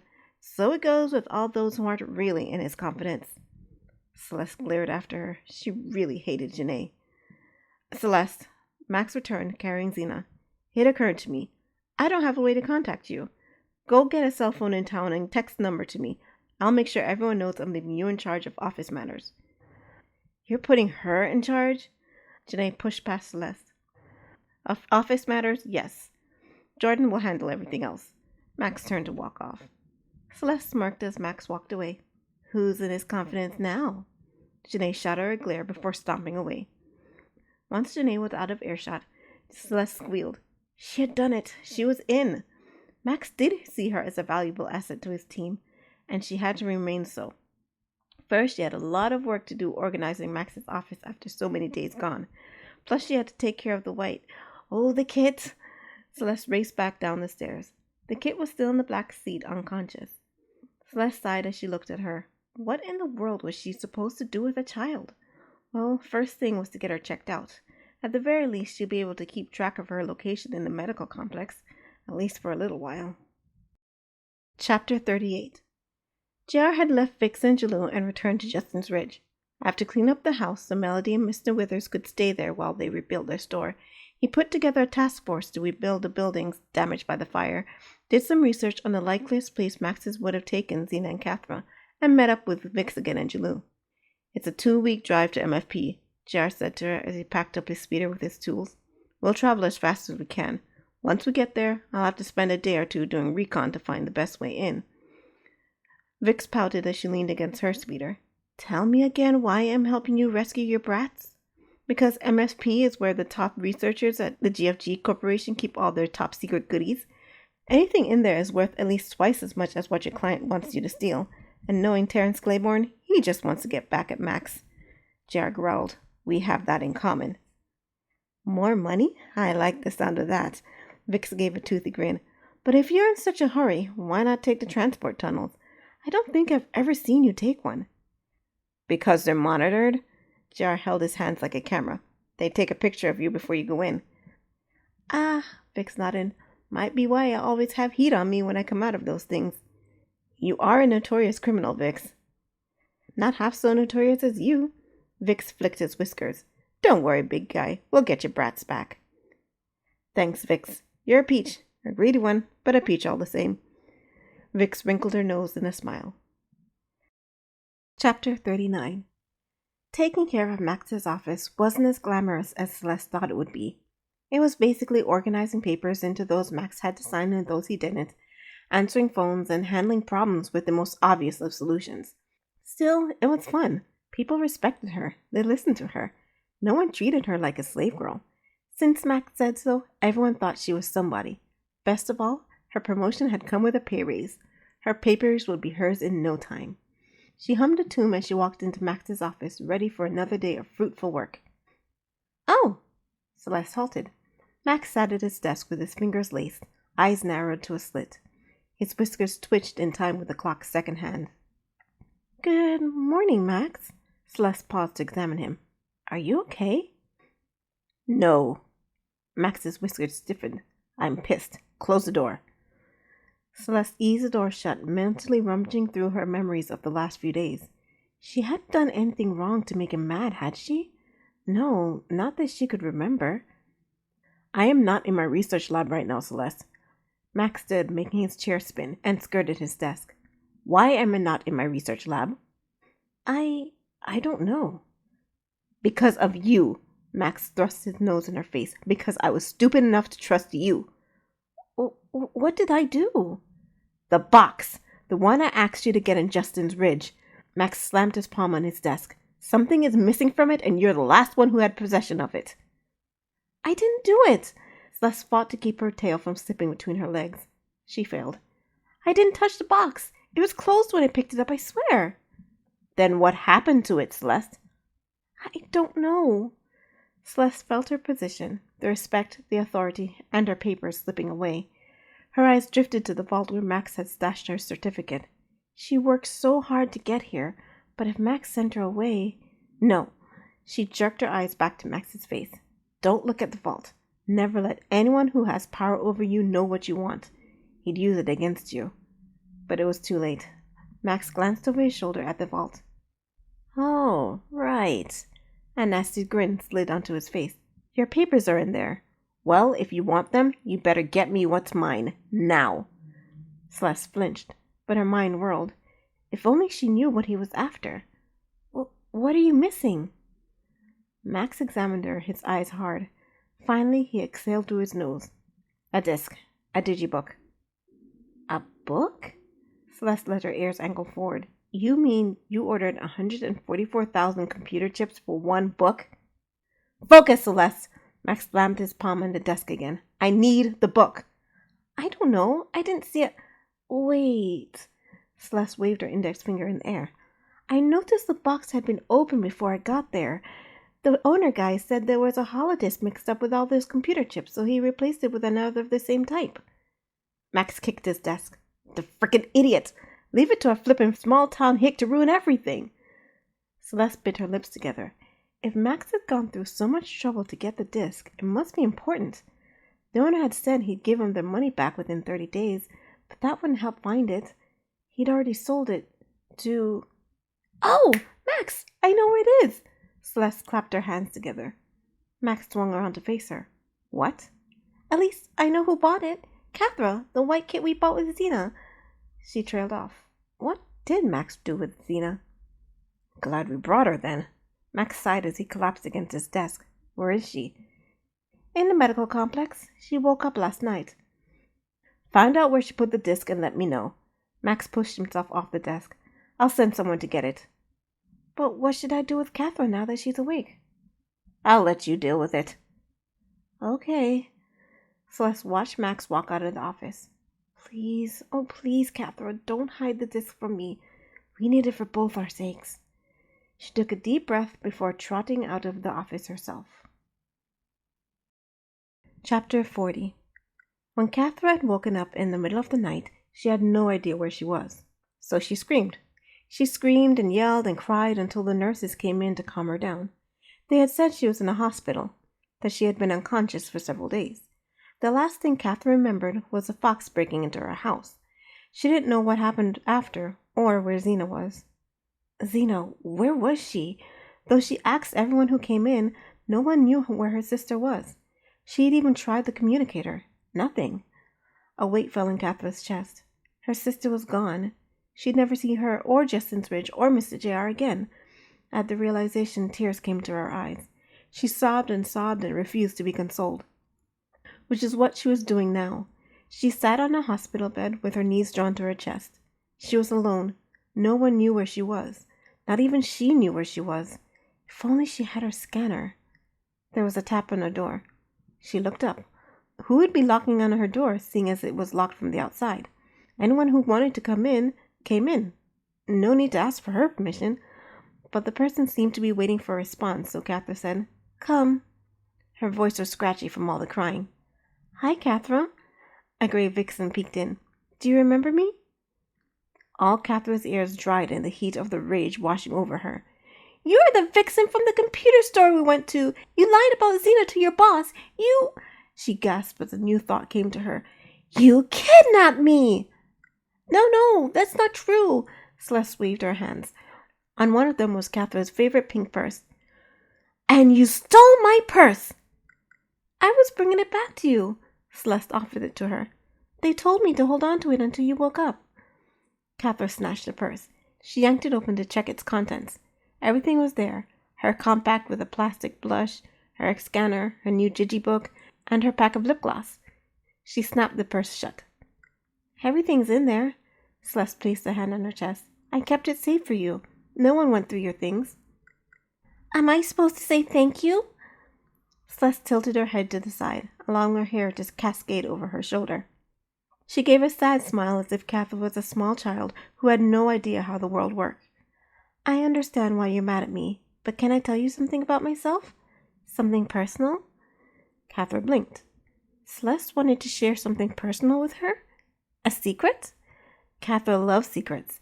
Keeping one made her seem more grown up. Before she realized what she was doing, Catherine had leaned in closer to Celeste. She had something inviting, soothing about her. With a smile that set Catherine at ease, Celeste sat on the bed beside her. I was a slave, she said. Really? Catherine's eyes widened. I belonged to a terrible man named Terence Claiborne. Celeste gripped her hands tightly. He was evil, cruel, devious. I had to escape, even if it meant he'd kill me if he caught me. I risked everything to run away. But how did you get a job if you were a slave? I met Max. Celeste smiled as if she was in a spring meadow on a warm day.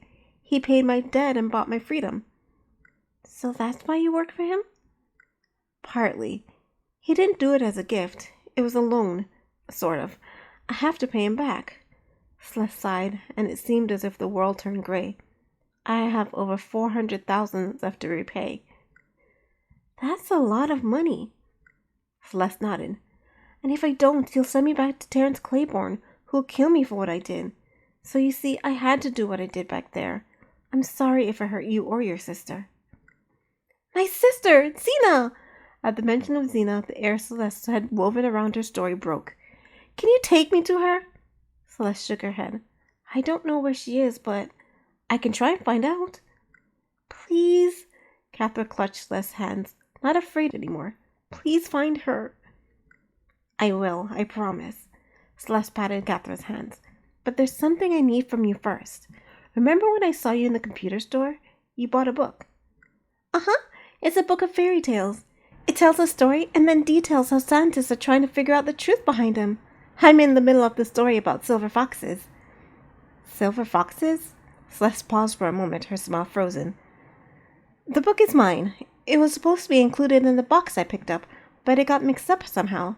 Please tell me where it is. Catherine clutched her purse to her chest. But I'm not done with it yet, and I paid for it. It belongs to Max, and he's mad he doesn't have it. If I don't get it back, he'll send me away and... Celeste paused a moment, staring at her hands on her lap. In a moment, she looked up at Catherine, her eyes hard as emeralds. If he finds out you kept it from him, who knows what he'll do to your sister? You don't want to be the cause of her pain, do you? Catherine gasped. She shook her head. Then tell me where it is. Catherine took a shaky hand and pulled out the disc. You have it with you? Celeste gazed at it. Tears pooled in Catherine's eyes. The thought of Zena getting hurt because she wanted to read her book. Oh, Catherine, I'm sorry. The hardness in Celeste's face melted away. Look. She turned around, tiptoed to the door, and peeked outside. Listen, she said, her voice lowered to a whisper. I'll come back in 5 minutes. Why don't you finish your story? When I'll come back, I'll get the disc. But my sister, will Max... I won't tell. Celeste put her finger on her lips. What Max doesn't know won't hurt him, right? She winked at Catherine. 5 minutes. Then she slipped out. Catherine didn't have the heart to read the story after Celeste left. Not if it meant Zena could get hurt. Instead, she waited for Celeste to return and handed it to her. Celeste took the disc, said some comforting things to her, and slipped out, leaving Catherine alone. It was only after the door closed that the question dawned on Catherine. What if Celeste had played her somehow, manipulated the entire meeting to get Catherine help her find the disc she wanted? With a shudder, Catherine threw out the idea. She didn't want to believe she could be so easily swayed, or that someone could play on her emotions so readily. Besides, the thought of someone as innocent-looking as Celeste molding Catherine into whatever she wanted sent chills up Catherine's spine. Chapter 41. Max ran his hands over his hair as he made his way back to the laboratories. Hopefully Celeste would be able to find the location of the disc, but if it was hidden in Justin's ridge, it could be days before he could get his hands on it. He growled through his nose. Nothing was going right since he got back from that stupid town. For 7 years he had been searching for the fox kit, all the while planning how he would unlock the secrets hidden in her fur. The blood and enzyme tests as well as DNA mapping were all underway, and he had set up a series of physicals, x-rays, and CAT scans for her. Every chemical Mac could think of would be injected into her in order to document how she reacted to each one. Every part of her, inside and out, was to be measured, categorized, and catalogued. But there was a hitch. She had not yet woken up from the stun he had given her 10 days ago, which meant all the plans he had for her were at a standstill. "I've got to figure this out," Max muttered as he marched down the hall. "Talking to yourself again?" Jordan fell into step beside Max. "What do you need, Jordan?" Jordan handed him a tablet. "Sign." Max did so. "You could have left it with Celeste, you know. She would have put it in with all the other things I need to sign. She even has the authority to sign minor documents herself." Jordan grunted through his nose. "Problem?" "Hit Celeste." "Oh," Max let it roll off his back. "I know you don't like her, Jordan, but you don't have to like her to work with her." "That's not my problem." "Then what is?" "You are!" Jordan pulled Max to a stop. "You're giving her too much power. First she cleaned her office, and that was fine. But now she has the authority to make decisions in your place, signing your documents?" Max continued down the hall, forcing Jordan to keep up with him. "You, Janae, and Tess all have the same authority in different capacities. There is a big difference between her and us." "What's that?" "She's a glorified slave girl. She doesn't know anything, and she's too hard to read. I can never tell what she's thinking. You shouldn't be putting so much in her hands." Max halted. "Are you telling me how to do my job?" Jordan stiffened. "No, but the way you're coddling her makes me think you're grooming her for phase 2. "I was considering it." "We're using Janae." "We were," Max said, "and now we might not." "What is wrong with you?" Jordan stared at Max as if he had a green antenna shooting out of his hair. "Ever since she came, you've been going off your nut. This is something you should have discussed with me. I'm your second in command. I care as much about the success of phase 2 as you do." "I don't have anything to discuss with you, Jordan." Max narrowed his eyes. "And no one could care more about the success of phase 2 than me." "But why would you make such a critical change when we're so close? Janae knows exactly what to do. She's ready." "Janae is not... She's not..." Max gestured with his hands. "I'm not sure what she's not, but whatever she lacks, Celeste has. People trust her for no apparent reason, which is what I need." "You're going to regret this decision to trust her, Max." "We'll see." "Max! Max, I got it!" Celeste sprinted down the hall, accompanied by the pock-pock of her heels. "I have the disc!" "That was quick," Max said. "It turns out she had it in her purse." Celeste looked at the disc in her hands. "Truth Behind the Legends. Is that it?" "That's the one." Max took it from her. "You have no idea what I've been through to get my hands on this." "A book of fairy tales?" Jordan crossed his arms. "I would have had it sooner, but I let her finish reading the story she was on." Celeste held her hands behind her back. "It was the one about silver foxes." Max noted her eyes never left his face. She was fishing for something. But before Max could address it, Jordan burst out. "Silver foxes? That tears it. Max, you have to stop." "Stop what?" Max turned his attention to Jordan. He could deal with Celeste at his leisure. "This obsession you have with gray-furred foxes." "Obsession?" Celeste's ears stood on end. Max chuckled. "I do not have an obsession." "Oh, yeah?" Jordan's tail flicked his legs. "What about the name you chose for this organization? GFG? Gray Fox Group?" "I chose it because gray foxes are rare and unique, an anomaly among their normal counterparts, as is this company." Jordan raised an eyebrow. "Then what about Celeste?" "What about Celeste?" Max said, acutely aware Celeste was watching this exchange. "She came to me, and I don't care one lick about her fur. I hold her to the same standard as anyone else. Don't I, Celeste?" Celeste nodded. "Then what about the rumors?" Jordan raised his nose into the air. "They say you think you have a silver fox in your laboratories. It's the reason you're always down there lately." "Really?" Max pressed his lips together. Someone in the laboratory had a big mouth. "People are going to think you're crazy," Jordan said, and when Max didn't respond, added, "They'll stop following you." "People will keep following me as long as I give them what they think they need." Max glared at Jordan. "And I'd appreciate you squelching rumors instead of taking them seriously. Now, don't you have a job to do?" "Yeah, I do." Jordan turned away from them. He shot a glare at Celeste as he marched down the hall. Celeste hung around after he had left, absently stroking her fur. Max rolled his eyes. He didn't feel like dealing with her at the moment. Something you want, Celeste? Well, no. Then I suggest you get back to work. Max continued his trek towards the laboratory. Do you? Celeste called after him. Max stopped. Do I what? Celeste trotted over to him.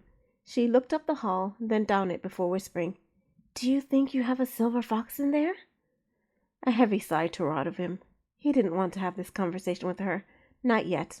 But if he didn't squash her curiosity now, it could grow out of control before he was ready to use her. And if he had to get rid of her, all this work grooming her would be down the drain, and she was working out so well. Because it would make sense if you did, Celeste said before he could make up his mind. How do you figure? It would explain why you went through such lengths to get Xena. Celeste ran her hands over her fur. You didn't give two kicks about my fur, but as soon as you saw hers, you went crazy for it. And it would make sense why she's down there. It's where you're keeping her, isn't it? Max nodded. Celeste glanced in the direction of the laboratories, her ears falling. I take it you don't approve? I know what it's like to only be valued because of your fur. Celeste gripped her arms close to her body. It's not pleasant. I feel for her. Max bit his bottom lip. This seemed like a critical turning point. Should he take a chance on her? Celeste. Max took a step closer to her. If silver foxes existed, and if I found one, don't you think it would be my duty to extract all of her first secrets? Secrets? Celeste turned her big green eyes to Max. According to the stories, silver foxes had the ability to manipulate electricity, magnetics, and in some stories they could fly. If they do exist, why should those powers be reserved for this select few? Why should they get to keep it to themselves? Why can't we all benefit? Max turned to Celeste with his biggest smile on his face. I've been trying to develop bioelectrical technologies for years. Yes, based on the Silver Fox legends. Imagine a world where you didn't have to physically interact with a machine. All you had to do was think about a task and it would be done. It would revolutionize the security industry. It could have military applications, devices keeping you and your freedom safe. Max took a moment to study Celeste to see if she was following his vision. Judging by the way her eyes sparkled and the wide smile on her face, he was painting the right picture. I'm not holding on to the girl to have her on display. Max raised his hands to the ceiling. It is my duty to do what it takes to benefit the world, and that vixen is a key to it. Oh, wow. Celeste raised her eyes to the ceiling. Max could almost see the idealistic utopian world she was generating in her mind. Time to bring it crashing down. Of course, if you're against that sort of thing, Max turned his back on her. I'll have to let you go. No! Celeste blurted at the top of her lungs. She clutched his arms. I don't want to go. Don't send me away. Max smiled. That had been easier than he thought it would be. So you're on board? Celeste nodded. But you don't believe the girl is a silver fox. Celeste studied the floor a moment. I believe you think she is. All right then. Max headed down the hall. Meet me tomorrow morning at 8:30. You can decide for yourself. Until then, back to work. Yes, Max. Oh, and Celeste? Celeste turned to look at him. This is classified. No one is to know what I told you. Max gave her a smile. Not even Jordan. A smile spread over Celeste's face. She nodded before turning to skip down the hall. Max grinned at her retreating form. He didn't know what Jordan had been talking about. Celeste was all too easy to read. Chapter 42. It was 8:25 a.m. when Celeste walked into Max's office. Max sat at his desk, reading the disc Celeste had retrieved for him. You aren't late, Celeste, but you're cutting it a little close. Max rose to his feet and walked past her. Sorry. Celeste scurried after him. I had a few things to take care of before my schedule could be cleared for the morning. I'm going to reiterate, Celeste. What you're going to see today is classified. Max paused to look into her eyes. You've seen how I handle people who defy me. I don't want to have to do it to you. Celeste swallowed hard. She nodded and scampered after him as he strode down the hallway again. He led her to a corridor with an arched sign that read, MFP Research Laboratories, authorized personnel only, over it. The door had been shut. Max placed his hand on the scan pad to the right. The door slid open, and they walked into a white hallway. A purple light washed over them. How pretty! Celeste put her hands out into the light. It tinted her fur violet. A smile tugged at Max's lips as he watched her. It's ultraviolet. It eradicates viruses, bacteria, anything that could contaminate my labs. The light faded, and he continued to lead her past closed doors to another locked door. Max stood still in front of it. A warm wave of red light caressed their forms. Celeste let her mouth curl into a pout. This one's not as nice. Max chuckled. It's an access scan. Unauthorized personnel detected, said a digital voice. Celeste started. She glanced around, but Max stood as still as stone. Add unauthorized personnel to access list, he said. Authorized user access ID required. User access ID A855679, Max said. Access ID confirmed, the computer said. Unauthorized personnel, please place your hand on the handprint scanner and state your name. Oh, Celeste placed her hand on the same place Max had. Celeste Cincinnati. Please confirm personnel information. Celeste Cincinnati, employee number 54323-6, age 22, birthday June 21st, date of freedom April 22nd. The computer continued to rant off her information. Celeste's mouth dropped open. How does it know? Max didn't answer. When the computer finished listing her information, he said, Confirmed. Access level, the computer asked. Level 5, Max said. Access list modified, the computer said. New user access ID added, R397287. The door slid open. Keep a note of your access ID, Celeste. Max strode through the lab entrance. It's the only way you can access anything in here. Oh, I wasn't paying attention. Celeste scurried after him. Always pay attention. Max didn't even look at her. I'll give it to you again later. You now have limited access to this lab, but do not come down here without my knowledge and do not tell anyone I gave you access. He narrowed his eyes. Understand? Yes, Max. Good. Celeste walked through the door. A cold blast made her fur fluff out, and soon she was shivering. Why is it so cold in here? For the equipment. Max handed her a white lab coat and donned one himself. Celeste gazed at it before putting it on. It looked like Isha's lab coat. She let her ears fall. She hadn't thought about Isha in years. She hoped she wasn't Terrence's new favorite. Keep up, Celeste. Max had donned black rubber gloves. Looking around, Celeste saw more hanging on the walls, along with the lab coats and black rubber boots lined up on the floor. She scampered to join Max. Beakers, Bunsen burners, centrifuges, computers, and other bright steel contraptions Celeste had no knowledge of filled the tables set up around the lab. Max had stopped in front of a chamber that ran the height of the room. It was made of metal and had a glass front. All around the edges of the chamber ran multicolored wires. Scientists in white lab coats and black rubber gloves scrambled up and down, scribbling on clipboards or tapping on computers. Max! One of the scientists rushed up to him. Take a look at this! He pointed to the chamber. Max leaned in to see what he was pointing at. Celeste peered over his shoulder. Xena was hanging inside, suspended by fasteners around her hands and feet. Her breathing was deep and even, and her head bowed, making her chin rest on her chest. But that wasn't what made Celeste cry out. It was her fur. It had become silver. Not merely shiny gray or shimmery, but a dull sort of silver, like scratch-polished jewelry. Max, how did you make her fur like that? Celeste swung around to him. What did you do to her?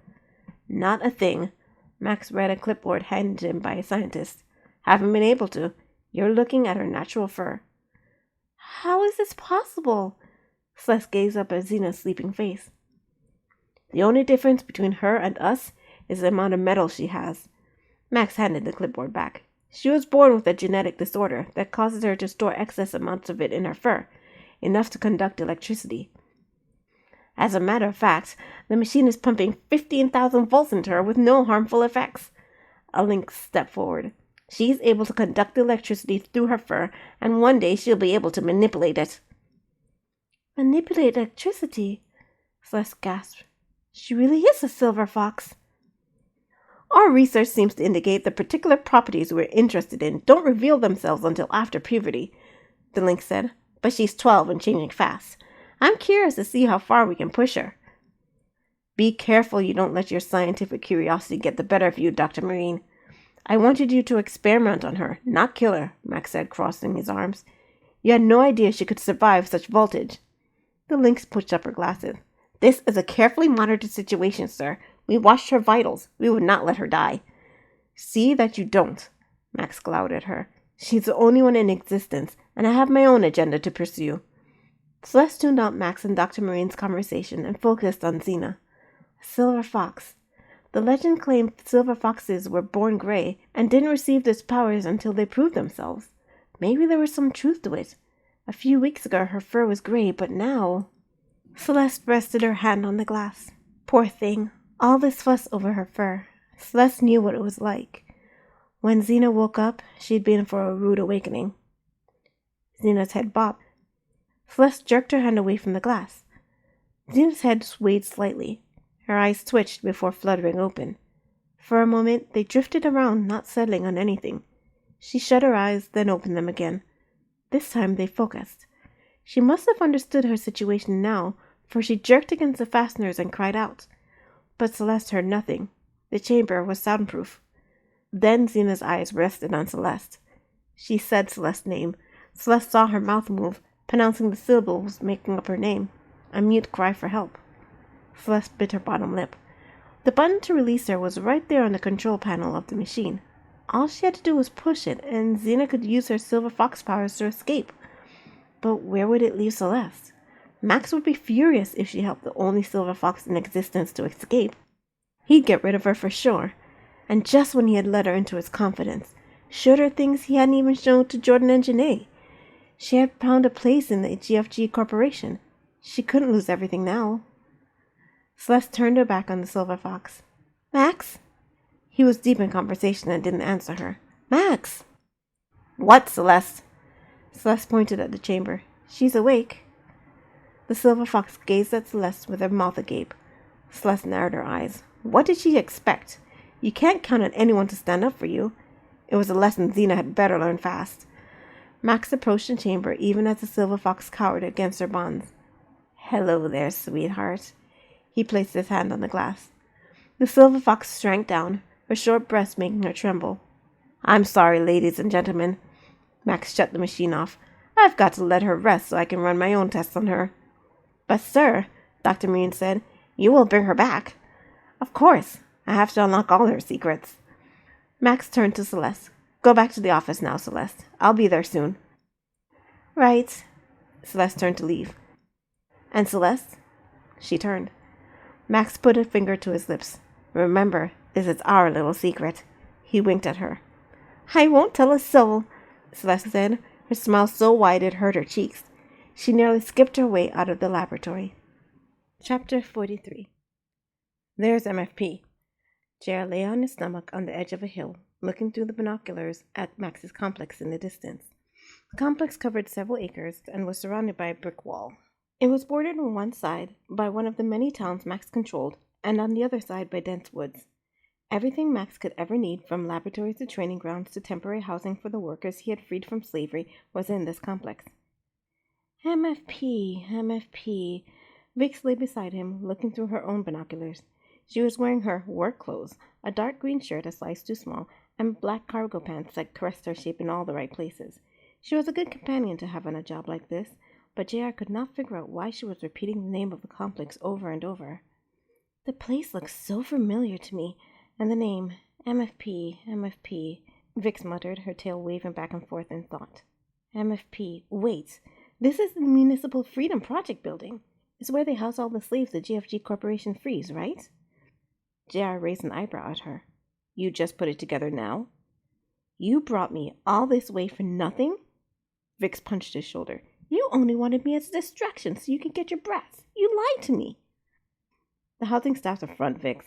JR continued peering through his binoculars. It's also where Max keeps all the stuff too controversial or too illegal for his company to have a public hand in. Oh.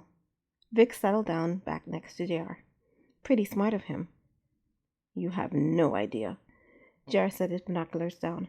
Max really has a racket going. It seems like a bad idea, spending all that money on freeing slaves and re-educating them and stuff, but he's created a super loyal workforce, full of janitors and construction workers. Vic stood to dust off the front of her pants. Good for him. You have no idea how much power janitors and construction workers have. One knows exactly how a place was built, the other has the keys to it, Jar said. But he doesn't stop there. Some of his freedom workers have moved up to government positions, high-level business positions, military positions. He's got people all over the place loyal to him. It's a brilliant plan. I guess we shouldn't underestimate him. Vix turned to the complex. How long until we get there? 4 hours. We'll have to travel around. If we set foot in town, Max will know about it 5 minutes later. As long as you get me in, I'll do my part. But I still don't get why Max would want those brats. Vix adjusted the gadgets hanging off her belt. You're dangerous when someone touches your stuff. I don't know. Jared's voice dropped to a growl. But when I do come across Max, he cracked his knuckles. Hope someone is around to plan his funeral. Jared glared in the direction of Max's complex. Let's go. Lead the way, Vix said. JR barely gave the towers surrounding Max's complex a glance, but Vix gazed up at one of them with wide eyes. They had left their speeders in the woods bordering the building and now stood at the base of the wall surrounding it. A series of gates were interspersed along the circumference. The main gates were for visitors and unauthorized personnel, like delivery persons. They were checked and scanned and issued ID cards, which linked them to the alarm system. Should a visitor wander into the wrong place, the alarm would sound and Max's guards would swarm to the area of intrusion. Jar smirked. He had been the cause of that upgrade. He skirted the main gate and approached the secondary gate on the west side, one for employees only. What are you doing, JR? Vix followed him. You can't get into this place through the gates. They're all electronic and tamper-proof. I know, I've tried. Only if you don't have the right tools. Jar pulled a card from his belt of tools and swiped it into the card reader. With a long beep, the gate swung open. Stay close and shut up. Snippy. Jar and Vix approached the building and snuck around to the side door, where Jar again used his device to open the door. Nifty card, Vix said. Where'd you get it? Shard. Jar squinted into the light as he entered the building. Pretend like you belong here. We're supposed to have been checked by security 5 times before reaching here, so everyone will assume we belong. Once we get some appropriate uniforms for this department, we'll be able to go anywhere without trouble. I know where to keep the extras. See, there's a reason I chose you to do this with me, Vix said as she trotted to keep up with him. Jar ducked into a closet where he and Vix donned lab coats. Once done, he peeked out to make sure the hall was clear. This is it, Vix. Here's what I want you to do. Down there is the R&D testing lab. If you want to find something to satisfy your client, go there. I'm going to find Xena and Cathra. It won't be easy to transport my kids without getting caught, so when I give you the signal, make a big stink to attract as much attention as you can. Then get out of there. I won't stop to get you if you get caught. You're a real gentleman, JR, Vix sniffed. But I suppose it's the least I can do since you got me in. Though I'm going to get the true story of where those brats came from one of these days. JR grunted. I doubt it. We'll see, big guy. Vix waved back at JR as she walked down the hall he indicated. JR watched her go before creeping out of the hallway. According to Sherd, Max had indeed brought 2 girls into the complex. He couldn't pinpoint the location of one of them, but the other had been in the medical ward. If they had done anything to hurt either Xena or Cathra, this entire complex would be reduced to rubble by morning. Jar swore to himself. Chapter 44. Cathra pulled her knees to her chest and wrapped her arms around them. To the casual viewer, she looked like a timid, shivering kit, overwhelmed by the way her life had been altered in the last month. Kidnapped, stripped from everything she knew, only to wake up with a massive headache and severe nausea ought to reduce any 8-year-old to a blubbering mass of nerves. But in reality, Cathra was scheming. With no one but herself to count on, she had to escape, find a way out of the hospital, get to a phone, and call Mr. JR to come get her. She didn't even know where she was, but she had her scanner. The minute Celeste left her, Cathra ran a thorough scan of the place, but to no avail. There was something blocking the scan from accessing the GPS satellite, so she couldn't tell where in the world she was. She was, however, able to generate a map of the complex itself. With no context, though, all those halls and rooms meant nothing. But the scan did ping something else. Xena. She still had the communicator Gerald was working on in her ears. The signal was weak, coming from somewhere on the other side of the complex, but she was here. And when she had seen that blip, Cathra had clutched her scanner and cried from sheer happiness. She had to get to Xena, but how? And how to get out of here? Sure, she had been locked in this room, but shortly after being able to walk around, Cathra found the windows hadn't been locked. The day she had discovered it, she nearly jumped out into the garden, but a flashlight stopped her. Guards, of course. If she was going to escape and get to her sister, she had to figure out when and where the guards would be at any given moment. Again, she turned to her scanner for the answer. After a few days of watching the guards' movements, she had their schedule down to the minute. And today was going to be the day she escaped. Catherine watched her scanner as the usual blips made their way around the building. Just a little more. A new blip appeared on the screen, coming straight for her. Shoot! Could it be Celeste already? Celeste had been the only one to visit Catherine all the days she had been here. Zena had been right about her. Celeste had been kind and sweet, bringing Catherine treats and chatting to her every day. But as nice as she was, Catherine had to escape. Hopefully Celeste wouldn't stay long. Catherine shoved her scanner beneath the sheets and stared at the door. A silhouette, much larger than Celeste, appeared in the door's window. It eased it open, slipped inside, and closed it. Catherine gasped. Though clad in a lab coat, she'd recognize those pointed ears anywhere. "Mr. J.R.!" Catherine launched herself at him, barely giving him enough time to turn and catch her. "Cat!" J.R. held her close to him. As soon as he did, as soon as Catherine smelled his fur and felt his warmth, a sob escaped her. She didn't mean to cry. She knew J.R. hated tears. But after so long being alone in this strange place, to feel safe and comfortable. "It's okay, kitten, I'm here." J.R. patted her back. He didn't even bother to tell her to knock off the wailing. "I'm sorry I left you, but I'm here now." Catherine got a hold of herself. She pulled away from him and dried her tears. Now wasn't the time to cry. She had to act. "Zena's here too, Mr. J.R. We have to go get her." "Any clue where she is?" J.R. set her on the bed. "Only this." Catherine showed him her scanner. "See? Her communicator is over there, but the signal's weak. I can't tell exactly which room she's in or how to get there, and she won't answer me." J.R. studied the map displayed on the scanner. "But it corresponds to the restricted laboratories. That can't be right." "My scans are never wrong, Mr. J.R." J.R. played with the fur on his chin. If we can get closer to the signal, can you get a more accurate scan?" "For sure." "Then the only problem is how to access the labs." A new silhouette appeared at the door. The door opened a crack and Celeste's voice drifted in. "No, I understand, Doctor. I'll move her soon." J.R. put a finger to his lips and hid in the bathroom. Catherine scrambled back into bed as Celeste stepped in. "Huh?" The door wasn't locked. "Catherine?" "Hi, Miss Celeste." Catherine waved to her. "There you are." Celeste walked over to her. "How are you feeling today?" "Good." "Excellent." Celeste held her hands behind her back. "Guess what? The doctor says you can be discharged. How would you like to be my roomie for a while?" "I'd rather see my sister," Catherine said, trying not to look at the bathroom. "Can't you take me to her?" Celeste inhaled through her teeth. "That's difficult, sweetheart. I still don't know where she is." Catherine hung her head. A whimper escaped her. "But don't worry." Celeste placed a hand on hers. "Once I find out where she is, I'll take you to her." "You'll be able to keep your promise sooner than later." Jar stepped out of the bathroom shadows. Celeste swung around. "Who are you?" "Doesn't matter." Jar stepped closer, making Celeste back away. "What matters is who you are." He lifted a scanner of his own. On it was Celeste's employee profile. Celeste in today. Level 5 access, huh? Low, but enough to help us get Zena. Celeste's eyes widened. "You're trying to steal Max's silver fox." Catherine exchanged a glance with JR. She had no clue what Celeste was talking about. "I won't help you." Celeste pressed herself against the wall. "I don't even know where she is." "That's fine." JR grabbed her wrist, causing her hand to spread. "I just need this." "Let me go!" Celeste writhed in his grasp. "Shh." JR pressed closer to her. "Be quiet. Catherine." He looked over his shoulder at her. "Get your stuff while I convince Celeste to help us." Catherine dove under her bed where she had stashed her purse. She pulled on her shoes and grabbed her scanner. By the time she was ready, Celeste had calmed. Her ears were flat and her eyes raged with fury, but she didn't move or shout anymore. "Celeste has graciously decided to help us." Jar held his mouth close to her ear. "Isn't that right?" Celeste spat a curse at him. "Not in front of the kid." Jar pressed something against Celeste's lower back.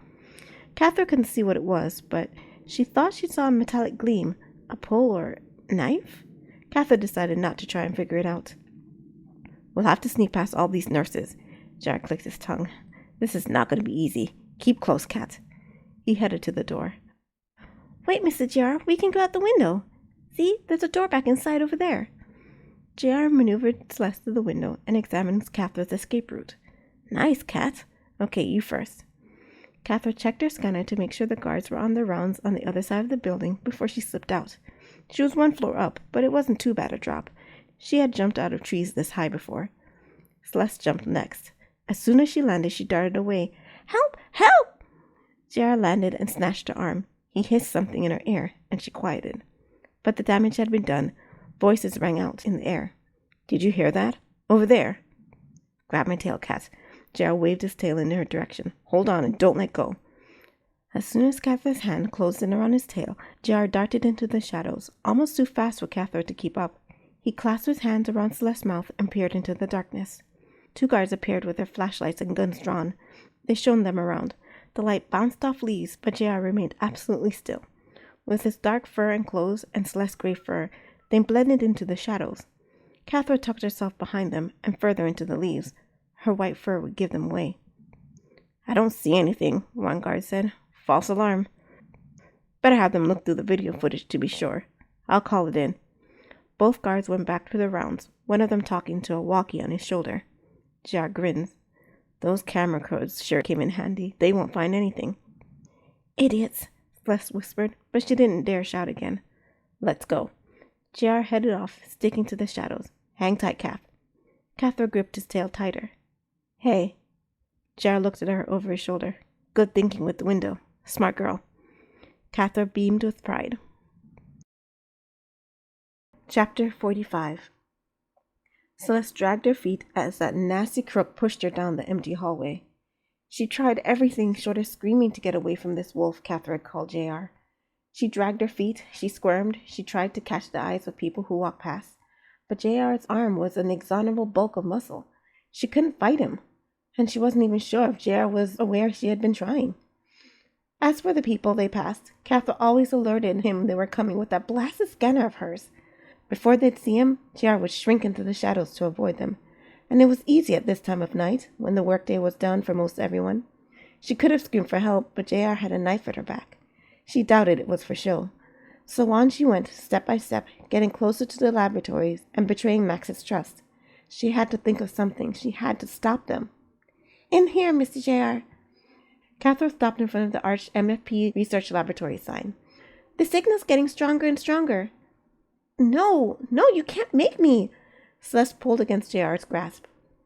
JR gripped her arm. Shut up. He pulled her to the door and pressed her hand against the handprint scanner. The door whooshed open.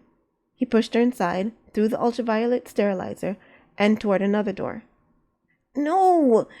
Celeste tried to pin her hands to her sides, but JR pulled her arm up and pressed her hand against the other handprint scanner. Warm red light ran over them. Unauthorized personnel detected, the computer said. Celeste smirked at him.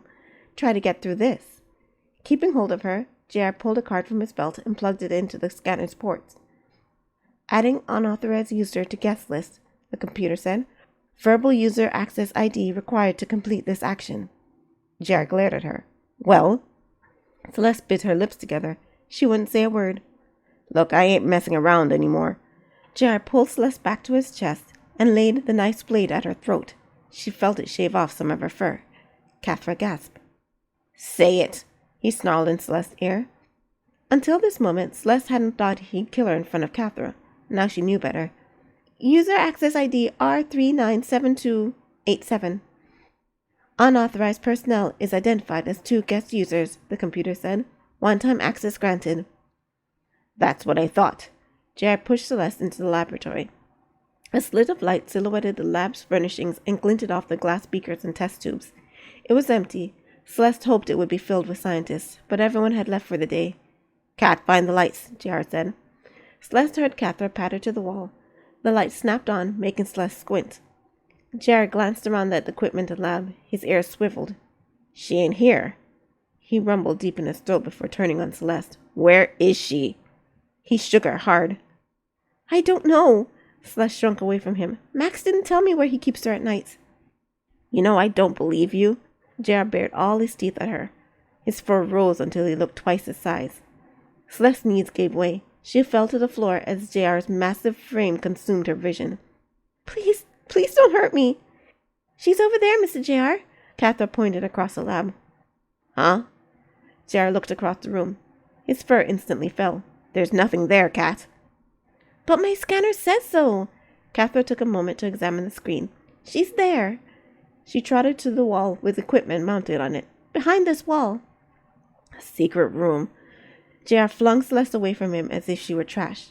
She rolled to a halt and tried to keep herself from bursting into tears. JR ran his hand against the wall until he found something. He slid aside a section of the wall to reveal a handprint scanner. Immediately he pulled his card from his belt. Celeste clenched her teeth. She had to do something. She couldn't let JR walk out of here with Max's silver fox. But what could she do? She glanced around for inspiration. The red paint of the fire alarm caught her attention. Of course, if she tripped the alarm, Max would have to come down to evacuate the silver fox. It was her only chance. Slowly, quietly, Celeste got to her feet as the door unlocked with a click. JR pulled it open. Through the gap between him and the door, Celeste caught sight of the silver fox sitting on a bed with her back to the door. In her hands was a spear, shedding a flickering golden glow on the surroundings. She had one hand turned upward to hold it in place and was spinning it with her other hand. The strange thing was she didn't seem to be touching it at all. The sight made Celeste pause in her trek to the fire alarm. It was a ball of pure electricity. Kid. JR swung the door open. His booming voice jerked Celeste back to the task at hand. She kept watching them as she resumed her journey to the fire alarm. The glowing sphere disappeared from the silver fox's hands. She swung around. Mr. JR! She vaulted over the bed into his arms. I knew you'd come for me. Celeste didn't have much time before JR would be ready to leave. If she didn't act now, she'd be too late to stop him. She bolted to the wall and yanked the alarm. A shrill bell pierced the silence, clattering in her eardrums. JR swung around. Now you'll never get out of here. Celeste smiled in triumph. It faded when she saw JR charge towards her. She squeaked and dove out of his way. He didn't chase after her. Come on, let's go. Cather darted after him. The silver fox tried, but collapsed halfway across the room. She screeched in pain. Kid? JR darted back to her. What's wrong? They injected... The silver fox held herself. My muscles hurt every time I move too much. They injected? JR turned his puzzled glare to Celeste. What did you do? Even if I knew, I wouldn't tell you, Celeste said from her place against the wall. I don't care what you do to me anymore, as long as Max gets you afterwards. Let's not be overly dramatic, Celeste. Max stepped into the lab beside her. Max! Celeste jumped to her feet. How'd you get here so fast? Max gave her a look. The computer always notifies me when someone accesses this lab. Celeste shrunk down. He knew she had betrayed his trust. Without another word, he walked to the alarm, flipped it off, and picked up the phone mounted on the wall. He dialed some numbers. Ladies and gentlemen, that was a false alarm. Please disregard. False alarm. I repeat, false alarm. The words echoed from the intercom system overhead.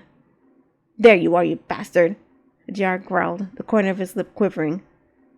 When I received words Terence Claiborne had hired some muscle to steal my intellectual property, I should have known you'd be along eventually. Max strode over to JR without any fear at all. I have one question, though. Max cocked his head. How did Terence find out about her? This has nothing to do with Terence Claiborne. JR's ears were flat against his skull. Then what are you... Max's phone beeped. A long, high-pitched tone. The emergency signal. Hang on, JR. And to Celeste's surprise, JR did. He waited until Max answered the phone, though he did take the time to check on the silver fox. Max, there's a break-in at the R&D department. Jordan yelled so loud Celeste could hear him over the phone. What? Max's ears flattened. Stop them, now! That would be Vix liberating some of your top-secret items for Terence.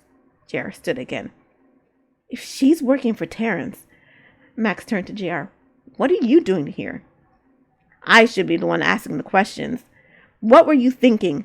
I let you come into my town and you pay me back by burning my buildings, shooting my friends, and stealing my kids? Your kids? Max's ears flicked back. Oh, wait. It was you.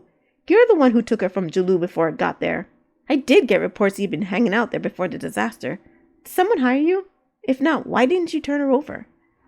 JR snarled at him, all teeth bared. None of your business. What is your business is what you did to what's mine. Right. Max held his hands together. Look, JR, I'm sorry. I didn't know it was your town. I thought it was some random place you chose. I wouldn't have done it if I'd known. I'm not stupid. JR's first settled a bit. Still, I can't let you off without teaching you a lesson, Max. And what were you thinking, injecting my kid with stuff? See, now we have a problem. Max picked something off of one of the tables. It looked like a blood pressure sleeve. You seem to have some sort of claim on her, and so do I. Unfortunately, I can't let you leave with her. He strapped it on his arm. I'm not done with her yet. Zena whimpered. She ducked behind JR. Max, what are you doing? Celeste's eyes widened. You can't take him on. Listen to her, little Max, JR scoffed. You're going to get yourself in a world of hurt. You'd be surprised how quickly the tables will turn, JR. Max flexed his arm with the sleeve on it. But don't worry, I won't hurt you too badly. JR snarled. He lunged himself at Max. Max stood still, a small smirk on his face. He didn't even flinch at the massive fangs of muscle barreling towards him. Rather, he stood motionless, like a tall tower in the middle of a storm. Nothing could move him. At that moment, Celeste knew she would follow him anywhere. Chapter 46. JR rushed at Max, all his rage propelling him forward. Max was going to pay, for Melody, for Mr. Withers, for Catherine, and for Zena. JR drew his fist back to deliver a punch that would knock him out and break his nose, at least.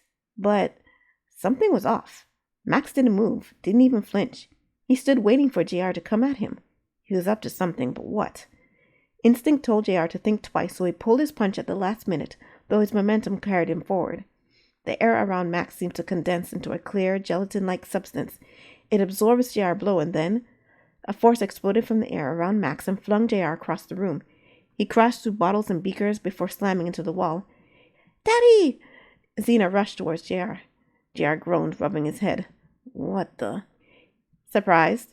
Max held the arm with a sleeve on it into the air. It's something I've been working on. With this young lady's help, of course. This prototype provides me with an energy shield that's powered by bioelectricity. JR's eyes widened. You figured it out. I did. I created a mesh made of a special proprietary alloy I developed that amplifies electricity, like a silver fox's fur. Max grinned at Zena. I couldn't have done it without you, sweetheart. It's why I can't let you leave. Zena clutched JR's sleeve. He could almost feel her fear as an electrical charge in the air. Back up, kid. JR pulled himself to his feet. I'll take care of this. Max rolled his eyes. Don't you know when you're outclassed, JR? I haven't even begun to develop the abilities of this prototype. All the powers of the Silver Fox will be mine to wield. Silver Foxes? What are you talking about? JR said. You've gone crazy, Max. Max sighed. I don't expect you to understand, but if you leave the girl, I'll let you go. You can even take the white kit with you. I have no use for her. No! What's the big deal? Is someone paying you to retrieve her? I'll match the price. I'll even exceed it for all the trouble I put you through. Name the figure. This ain't about money. True, money never meant that much to you. Max screwed his mouth into a thoughtful pout. What are you doing with them anyway? This isn't you. This isn't your style. I can't imagine you giving up your life for those two brats. JR glanced at Zena and Catherine. They were counting on him to get them out of there and back home where it was safe. And Melody was counting on him to bring them home. He got into a fighter's crouch. Get ready, Max. I'm coming for you. If you insist, Max shrugged, but remember, you asked for it. This time JR and Max rushed at each other. JR aimed a punch at Max's face, but Max jumped over him and landed behind him. JR swung around. Right, Max was like Zena, not powerful but lithe and quick. He had to adjust. JR swiveled around and ducked under a blast Max had thrown and grabbed his leg. He swung the fox forward and hurled him across the room. Max sailed through the air, twisting around as he went. He held out his arms and slowed down as he approached a wall. He bounced off and landed next to Celeste. Take cover, Celeste, he said, his eyes never leaving JR. I don't want you to get hurt. Celeste gazed at him a moment before retreating to the lab entrance's doorway. JR didn't need to tell Zena and Catherine what to do. They had already ducked into the secret room where it watched through a sliver of the open doorway.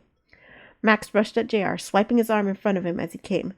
JR saw the rush of air before him, a rippling, hazy space in front of the energy blast. JR dodged it, but Max came right behind with a kick to the chest. Pain exploded in JR's sternum. He staggered back. Max's kick was twice as powerful as it should be. Before JR could recover, Max punched JR over and over in his chest, stomach, and face. JR collapsed on the ground. Max leapt into the air and bent his knee, a blow that could snap JR's ribs. JR rolled out of the way and into a standing position. Spinning around, he kicked Max in the stomach and followed it up with a punch to the face that threw Max to the far wall. Finally, the upper hand. JR charged at Max with all his might. At the last moment, Max held up his hands to block JR's attack. Drawing energy from his prototype, he threw a blast of energy into JR's face, slamming him into the ground. JR groaned. This couldn't be it. He had to get up, for Xena's sake. A foot slammed into JR's chest. Max stood over him. It's amazing how this device increases my abilities. He examined the device on his arm. Tess would be pleased with the field test. Now how are we going to solve this little problem of ours? Will you leave her to me? Even now I'll pay you handsomely for the trouble you went through in coming here. JR's chest heaved up and down. Never. Too bad. Max raised his hands, and energy built in it. No! Xena rushed out of the room. She plowed into Max. Leave him alone! Kid, get out of here, JR said. Move! Max shoved Xena aside. She latched onto his arm. Get off of him! She pulled at Max so hard her cheeks turned pink. Leave my daddy alone! That's it! Max stepped off of JR to turn to Xena. He grabbed her shoulder. You need to learn your place. He raised his hand at her. Eep! Xena flinched. Kid! JR jumped to his feet. Don't touch! He froze mid-sentence. Max's eyes had widened. He twitched and convulsed, but no sound came out of his mouth. Always first and an end. JR caught a waft of burning fur. Sparks flew. Mr. JR, help! Xena pulled and pulled away from Max. I can't get him off! What the? JR took a step forward. Oh no, oh no, oh no! Celeste darted over to them. Get her off of him! Make her stop! What's going on? Celeste clutched her hair. She's electrocuting him! She's killing him! What? Daddy! Xena turned to him with tears pooling in her eyes. Help! Do something! Cathro shook his arm. JR gaped at Xena tugging and Max switching. His mind's gears screeched to a halt. For the first time in his life, JR had no idea what to do. Max, no! I won't let you do this! Celeste scrambled for a pair of black rubber insulating gloves hanging on the wall. She pulled them on, stepped into matching black rubber boots, and grabbed Max and pulled. Right. JR's mind started to turn again. Donning a similar pair of rubber gloves and boots, he pried Max's fingers off of Xena's shoulders. Max fell to the floor with a thud. Xena fell into JR and buried her face in his shirt. Daddy! It's okay, kid. I got you.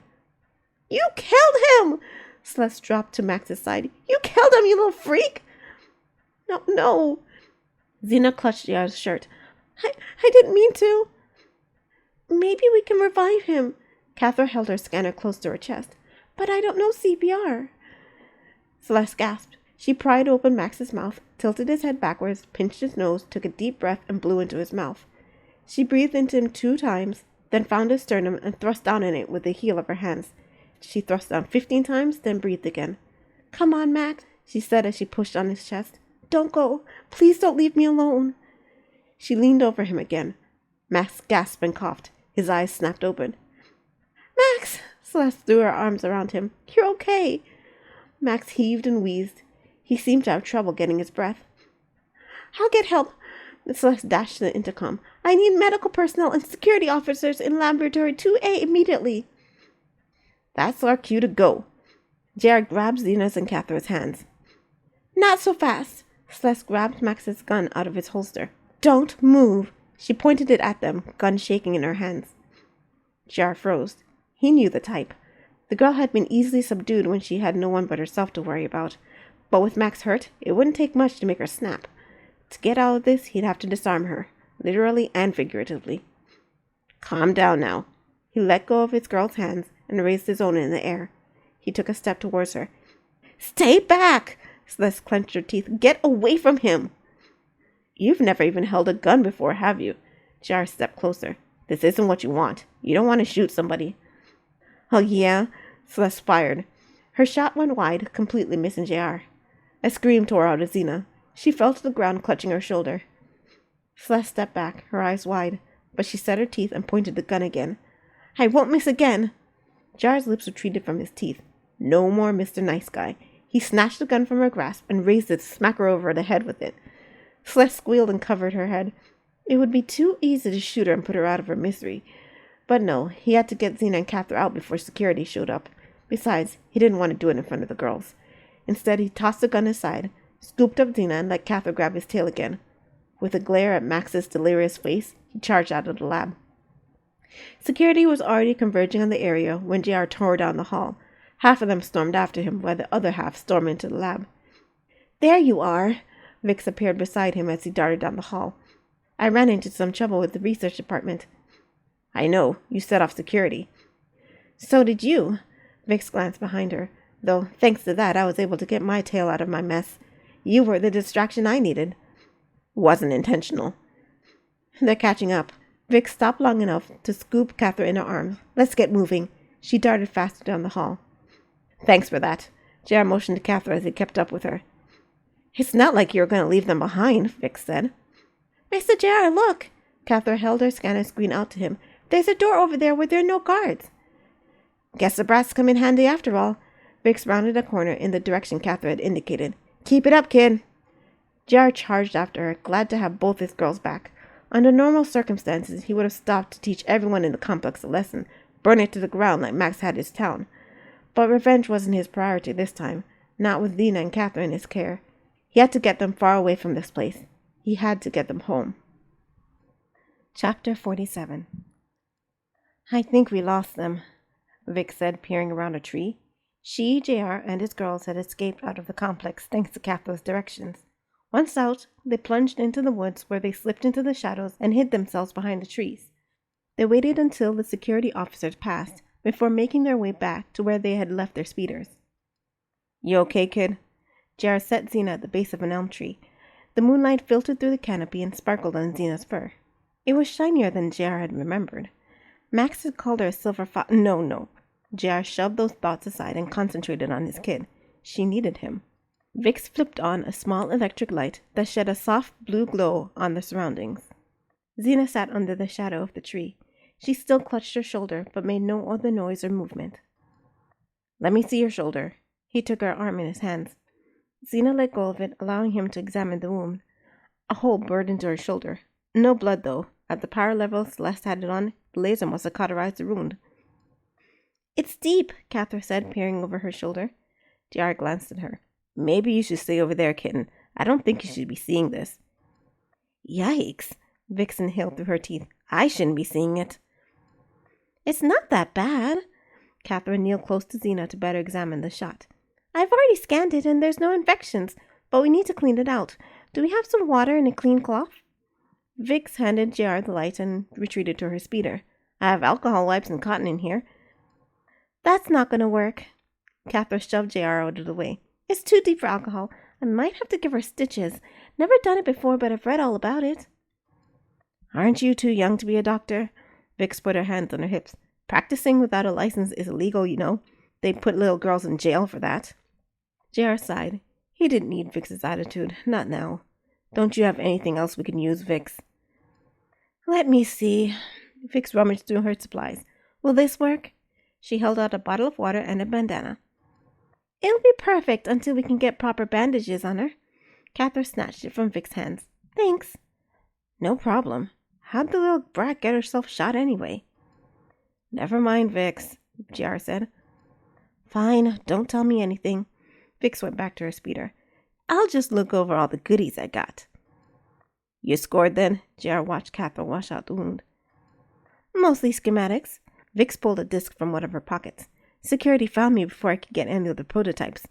Old Max sure is into bioelectrical components." JR's ears pricked. "What?"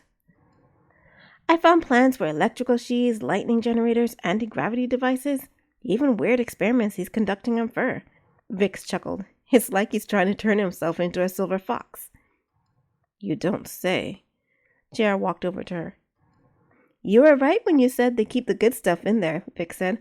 "I can't wait till old Terry sees what I nabbed." "Sorry, Vix." JR snatched the disc from her hands. "I'll need to keep this." "No way!"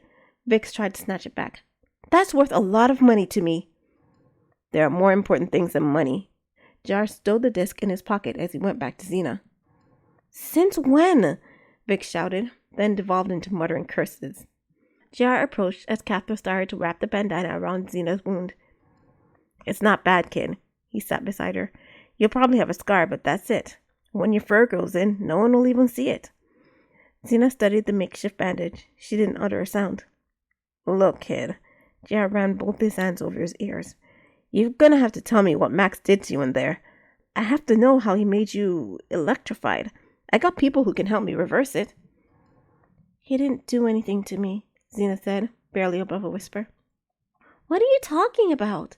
Catherine tied a knot in the bandana. You electrocuted that guy. I saw you. Zena fingered her dressing. Can we go home now, please? JR lifted her chin to face him. We're not going anywhere until you tell us what went on in there. Zena averted her eyes, her mouth pinched shut. No matter what he did to you, you can tell me. JR tilted to see her face. It's not your fault. He didn't do anything to me, okay? Zena gazed at her hands. He took blood from me and made me do some physicals, but that's it. Everything else was me, and I almost killed him. She buried her face in her hands. JR patted her back. I don't know what he told you, but... Daddy, don't you get it? Zena shouted. I'm a freak. He didn't make me this way. I was the one making the electricity short out back home. It happens when I get mad or scared. JR glanced at Catherine. Her mouth dropped open. Zena, be reasonable. You want proof? Watch this. Zena held her hand out. Her fingers tensed and shifted, and her other hand clenched into her fist. A glowing ball materialized in her open hand and grew until it was the size of a softball. It's pure electricity. I've been hiding it because I didn't want you to get rid of me. I don't want you to stop loving me. That's why Max wanted my book. Catherine grabbed JR's sleeve. He took my book on silver foxes, Mr. JR. That's why. What are you all talking about? JR jerked his head around. Vic stood behind him, her hand raised to pick his pocket. Enough, you two. JR swung around to face Vix. We can talk when you get home. Forget it, JR. I can catch a hint. Vix moseyed back to her speeder. Now I understand why you won't let me keep the loot, so I'll leave Daddy to deal with his kitties. JR caught the speeder's handle before she could drive off. Don't tell anyone about this. Who would believe me? Vix shoved his hands off. She sped off without another word. I know you too well, Vix.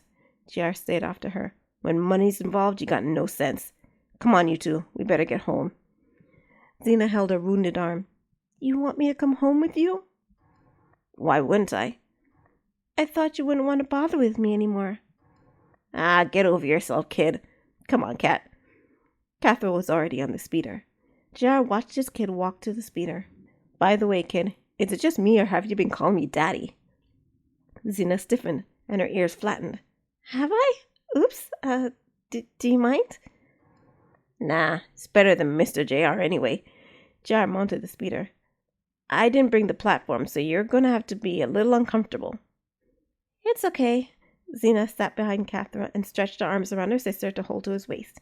I don't mind, Daddy. I want to call you Daddy, too. Catherine bounced on the speeder seat. Can I? JR stifled a smile. No one's stopping you. He started the speeder. Zena leaned her head on his back. I love you, Mr. JR. You mean Daddy, Catherine said, also leaning her head against his back.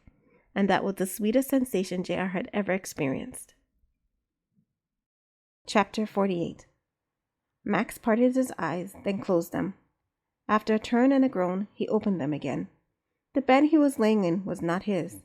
White sheets covered him, and the sun was being blocked out by heavy white canvas curtains. The wall in his room had been painted white, and the air had a clean, slightly plastic smell to it. Sterile would be the word he would use to describe it. His head was propped on fluffy pillows. To his left was a table filled with flowers and cards and balloons with "Get Well Soon" printed on them. To his right, Celeste was curled up in a chair with a bag sitting at its base. A jacket covered her, though her bare feet were exposed. Her breathing was light and even. Max sat up and winced. Pain shot down both his hands and his legs, and something tugged at the inside of his arm. He lifted the covers and looked at himself. An IV was attached to the inside of his elbow, and his arms and legs were covered in bandages. On his chest were sensors monitoring his vitals. With a soft murmur, Celeste stirred. When she turned to him, her eyes widened. Max, you're awake. What happened to me? Max cleared his throat. His voice was hoarse. Don't you remember? Max glared at her. Would I ask if I did? Sorry. Celeste tucked the sheets around him. Well? Max, I'm so sorry. I didn't mean to let that wolf into your lab. He forced me to. He did. He had a knife and... Celeste, don't worry about that. Max laid his head back on the pillows. The minute I saw JR, I put together what happened. He's an unstoppable force. He would have killed you if you didn't do what he said. If I had known what would happen, that he would steal your silver fox, I would have let him stab me right there in the medical ward. I'm glad you didn't. Max rubbed his sore legs. I'd rather have you alive. You're more useful to me than the silver fox was. Celeste's ears stood up. I am? Max threw the sheets off him again. Why are my legs sore? The doctors say when you get electrocuted, the electricity has to travel through your body and exit somewhere. It exited through your legs, apparently. Electrocuted? Max searched his mind. He had no memory of it. The silver fox did it. Celeste bared her teeth. The next time I see her, I'll wring her neck myself. Her fingers curled as if she was choking the life out of her right then. Max raised his eyebrows as he watched her. Celeste had a dark streak he hadn't known about. As he watched her, he had the vague impression of her mouth on his. Did she kiss him? But no. She said he had been electrocuted. Then she must have been reviving him, which meant... Celeste. He turned to her with wide eyes. You saved my life, didn't you? Celeste's ears stood straight up. She averted her eyes, lowering her ears, and nodded. Max let his ears ankle backwards. And are you regretting that decision? Of course not. It's just... Celeste lowered her head. If it wasn't for me, you wouldn't have been in that situation. And if it wasn't for you, I wouldn't have known the silver fox was in that town. And I wouldn't have gotten my disc. Max patted her hand. You're the best business decision I ever made, Celeste. Celeste gazed at him. Her lips widened in a smile. I'm sure I have a ton of work to catch up on. Max laid his head back on his pillow. How long was I out? About 2 weeks. The doctors had you under an induced coma thingamajig. Max set his feet on the floor. I've got to get back to work. Celeste caught his arm. You can't, Max. The doctors say you have to rest. They say they'd have to sedate you again if you don't. I'd like to see them try. Celeste held him fast. Max, stop. If you don't, I will make you.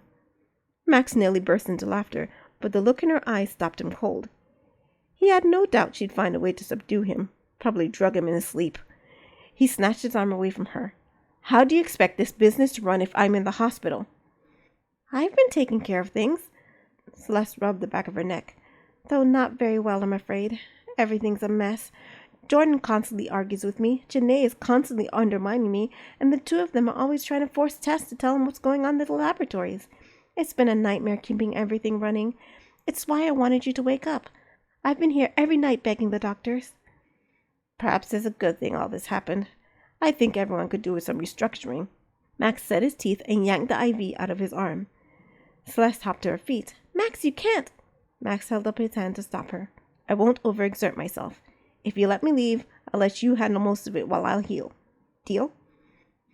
Will they just let you get up and walk out? Celeste said in a more mellow tone. She helped him to his feet. It doesn't matter, 'cause I am. Max felt a cold breeze brush past his tail. His hospital gown left his backside exposed. Can you get me some clothes, Celeste? Here. Celeste held up a bag at the base of the chair. I was hoping they'd let you go today. Max took the bag and headed to the bathroom. He had been right to trust her. She was already anticipating his every need. But there was one more thing to take care of. She deserved it after all she'd done. By the way, Celeste. Max paused at the bathroom door. Yes, Max? Do you want to know the combination to my vault? Max gave her a knowing smile. You know, the one where your freedom papers are kept? Chapter 49. The moon rose and two fox kits huddled behind a wolf on a speeder traveling 60 miles per hour. The older kit, a silver fox, kept nodding off. She was holding on to the younger kit, a white fox, who was fast asleep. The wolf was trying to make it to the next town as soon as he could. He didn't want them to have to sleep on the ground for a fourth night in a row. And he certainly didn't want them to slip off of the speeder and onto the road. JR hit the accelerator and brought his speeder up to 70. He flew past the city limit sign, leaving him only a few seconds to read, "You are now entering New Jaloo, a city brought to you by the GFG Corporation." JR refused to give the tagline a second thought. All they wanted to do was find a remote place where two grown kids could find a soft bed to sleep for the night. He wouldn't dare go to his place in the heart of the city's underworld, not with his kids. Xena picked up her head with a start. Mr. JR, where are we?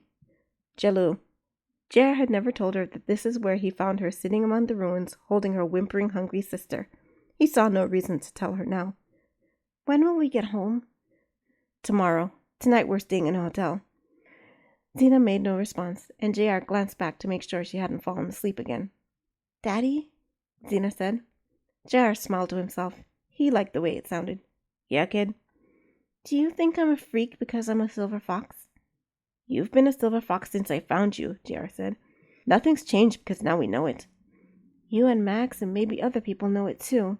Xena stroked her sister's hair. I'm beginning to think I'm the reason the town you found me in was destroyed. It had nothing to do with you. You really think so? JR's ears pointed, and he looked at her. Everyone thinks silver foxes are a myth. No one would have known what you were. You weren't the reason. For a moment, JR heard nothing but the engine, but he knew Xena was processing what he had said. You're lying, aren't you? Through my teeth. Xena leaned her head on his back. Once the news gets out, people are going to start coming for me, aren't they? JR pulled over to the side of the road. I will never let anything happen to you, kid. I will always take care of you. Xena threw her arms around him. I'm so glad you found us, Daddy. I'm glad you found me too, kid.